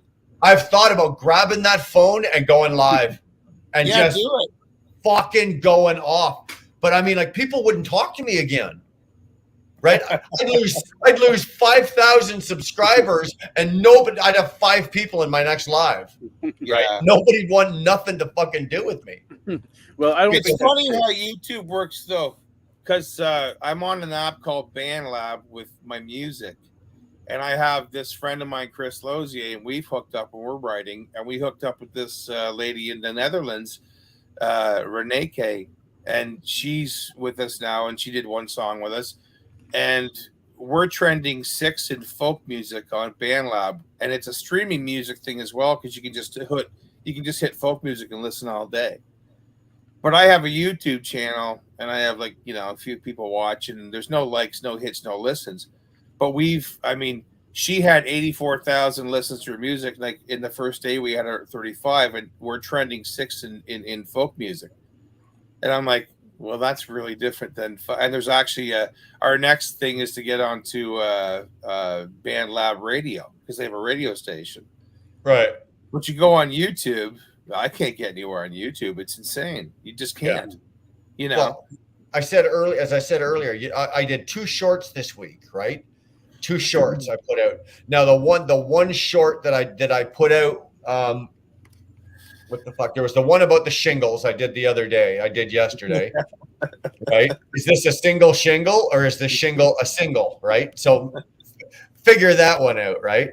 But then I did the Western Star Cascadia, right? The Western Cascadia. So I did that. I released both of those. I released both of those shorts, right? Yeah. I released them on YouTube, and I released them on TikTok. Okay. Okay. Yeah, On- Amy showed you on TikTok the other day. You Well, showed up on on her fucking listen, feed. On YouTube, that fucking video did 600 views. That Yeah. short 600 views.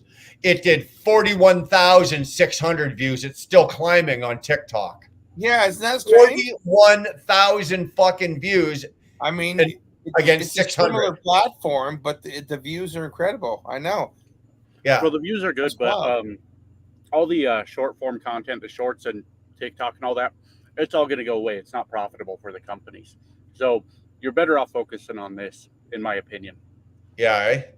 No. Well, we throw it up there. We use the TikTok to draw people to the YouTube channel. Does it work?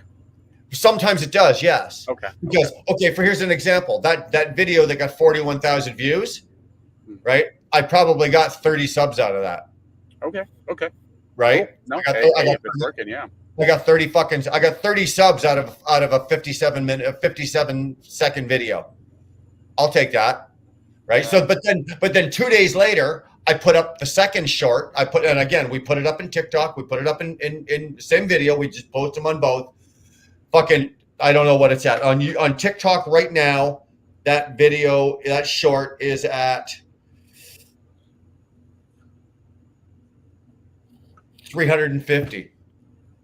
350, and it was 2 days ago. But the other one now, when I said the other video was at 41,000, right now it's at 44,200. And there's no rhyme or fucking reason. Yeah. But if I go over to YouTube, both of those videos are like 500-600. Yeah. I found a sex doll in a truck stop parking lot, like just that thing was beat up, and I recorded it and put it on TikTok, and I went to 1 million views, and then they banned me. I'm like, holy shit, I just got 1 million views in like 5 minutes, and then they're like, you're not allowed to post sex toys on here. I'm like, oh really? Huh. Yeah. Your channel your platform would do better if I could, because I just got 1 Maybe million it wasn't views a in sex 5 doll. minutes. Maybe it was a dead hooker. I mean, who knows? I mean, Fucking I was know. gonna say no because it was purple, but I don't think that helps my case at all. No, not really. Oh fuck! You know what? I can't. I'm as much as I try. I'm still trying to figure this out, and I'm still trying to learn. Right? I'll take any pieces of advice like Josh wants to throw out a little nugget of info. Same with Justin, like Just Trucking or Alex or like Velox was usually pretty good. Velox would be willing to answer your questions. There was a couple of guys that used to be around that'll help you out. You know, but I guess at the end of the day is how much energy, how much work you want to put into it. I know, Josh, you do. You want to make a career out of this, right? This is something you want to blow it up, but you know, I'd like to get my channel somewhere around the 50, 60, 70 mark, and then I'd be good with that. Yeah. I'd be good with that. I don't need to How be do you do that? I mean, how do you do it? Hey? I mean, my YouTube's on my Facebook. My Facebook's on my YouTube. My fucking BandLab's on every. I mean, it's all interchangeable because it's Google, right? I mean, but some go up to here and some just never move. I'm not too worried about it because it's nothing it's nothing I'm going to do anything with. But it's always interesting to see who looks at it. It's nice to share stuff, but I mean, you want to go to 50 or 60. I mean, I guess talk to people who have 50 or 60. Man, how did you do it?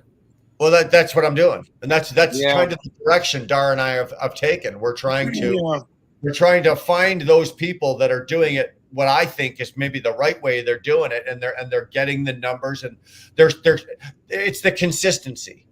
I think it's the consistency, and I think you'll agree with me that if you're doing this, and it's consistent every single week, your numbers will grow. And so I just need to find that level of consistency, and it doesn't matter whether me or Josh or fucking Scott or anybody. You find that level of consistency, and you'll get better results, or you'll at least get some results. Yeah, because I mean, your video production's really good. Like Dar does a good job with the videos. I mean, she does a great job with the videos. Yeah, it's like pretty much everything else going on. It's not like they're different. Yeah. Yeah. Well, I don't know if it's just hit or miss or what. What do you think? It's not. No. It's like we're talking about consistency, right? Mm-hmm. We're talking about treat YouTube for what it is. It's a search engine. So make yourself as searchable as you can. That's a big deal. Yeah, I heard you say that before, yeah. And one of their actual biggest metric that they use to keep referring people to your channel is watch time. So you want to get people hooked in as soon as they watch your video. You know, my videos average like 12 to 13 minutes of watch time. When you consider the internet's attention span is less than 4 seconds, yeah, pretty fucking good, you know? Yeah. So I always do something like kind of just like silly at the beginning so that people will like, not like over the top. It's more, these days it's more, what's the word for it? Less dramatic than it used to be. But I try to do something, a little silly at the beginning, so people will be like, "Well, what's going to happen next?" Like this morning, I started off my video because people are always threatening to fight you on Fuel Island, right? So I started off this morning's video with I just walked up to use the bathroom and I got my ass kicked 12 times on Fuel Island, 6 on the way there, 6 on the way back, and just throw something like that in there, and people are like, "Well, what else is he going to say?" I've never been to that Fuel Island. Yeah, well, everybody's always getting their asses kicked on Fuel Island is what I've heard. I've never seen it. I've heard a lot about it, but but if you can, treat it like the search engine it is, and get your watch time up, then YouTube's going to start pushing you. Interesting. All about watch time. Yeah, watch time is their biggest fucking metric. Okay. So if you're kicking out like 3-minute videos, then you're fucking yourself. Because how do you get high watch time off of a 3-minute video? Right. Yeah. But I was also told. Who was I told? I was told by Alex to try to keep your videos under 18 minutes. Right. The ideal numbers is between 6 and 18 minutes. If you're anywhere in the 6 to 18 minute mark, then you're going to make all of those parameters, right? You're going to get the watch time. You'll get the time in. It'll allow them to put X amount of commercials in, which they want to do as well. So don't go over 18 minutes, but don't be under 6. 6 isn't enough because you don't get enough watch time hours. Right. 18, after 18 minutes, nobody's fucking watching you. It depends. It depends. The 'cause shorts do well, though, don't they? I mean, I was told the shorts get a lot of views. Shorts do well, but that whole concept, I promise you guys, it's gonna go away. There's no money for the companies in short form content. There's just not. How do they pack that full of ads? You know? Yeah. No, you're right. The shorts do perform well because of the short attention span of everybody using the platform, but it's going to go away. TikTok's not a sustainable business model, in my humble opinion. I don't see how it is. I've actually been reading and listening to a lot about that recently. Right. Mhm. Right.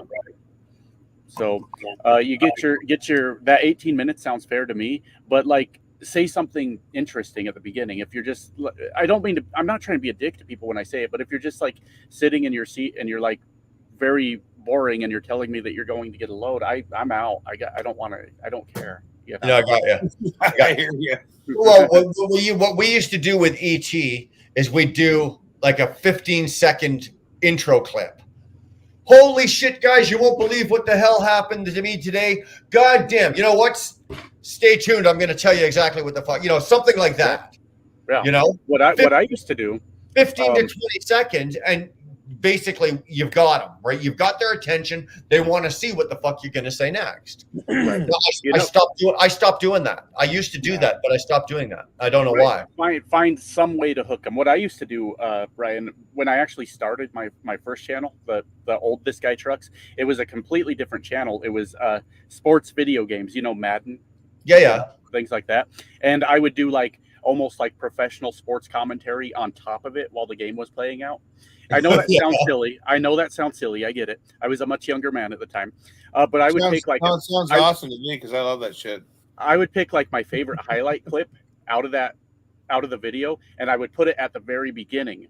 And it's just me like, holy shit, whatever I'm fucking excited about, and the highlight clip, and then it would play an intro and go into the video. And I would try to pick a highlight clip later in the game so people are watching for 40 minutes to go, when am I going to see that part? Yeah. So that's a big deal. Hook your audience as quickly as you can and make them sit there and watch. Well, it's probably my fault, Brian. Hey. Stop playing my music. The intro's killing them. They're like, "Fuck this." Oh, that's yours? Huh? I like. Yeah. That's all of those intros are Mike's. All those musical intros are Mike's. Except for that other band. You have one that's. I've got one that Scotty does. Yeah. Yeah. Okay. They're good. They're good. I'm talking to the man himself. Yeah. I was gonna say drop those and just go right into your video. Maybe I'm killing you. Well, there's actually a point to that though, because intros are. Nobody wants to see a fucking intro. Yeah. Nobody wants to. Yeah. The music's great.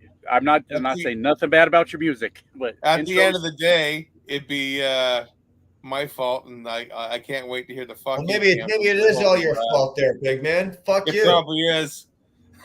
Just ditch the music and go right to the video. Fuck me. Maybe I'll start doing that. All these years I've been holding you back. They're great songs, but that is true. Nobody gives a fuck to see an intro anymore. That's right. See it. Yeah, that's right. Yeah. Wow. Somebody else told me that as well. Like, or if you're gonna put an intro, do the clickbaity thing at the beginning. Like I said, hey guys, blah blah blah blah blah. And then do say a 15-second intro, not like a fucking 30-second, but do a 15-second, and then roll into your actual video. Right? I think 15's too long. 15's still too long. I never asked you to play my song in its entirety. I just thought, okay, you want music? No, I just like the fucking song. I just like the song.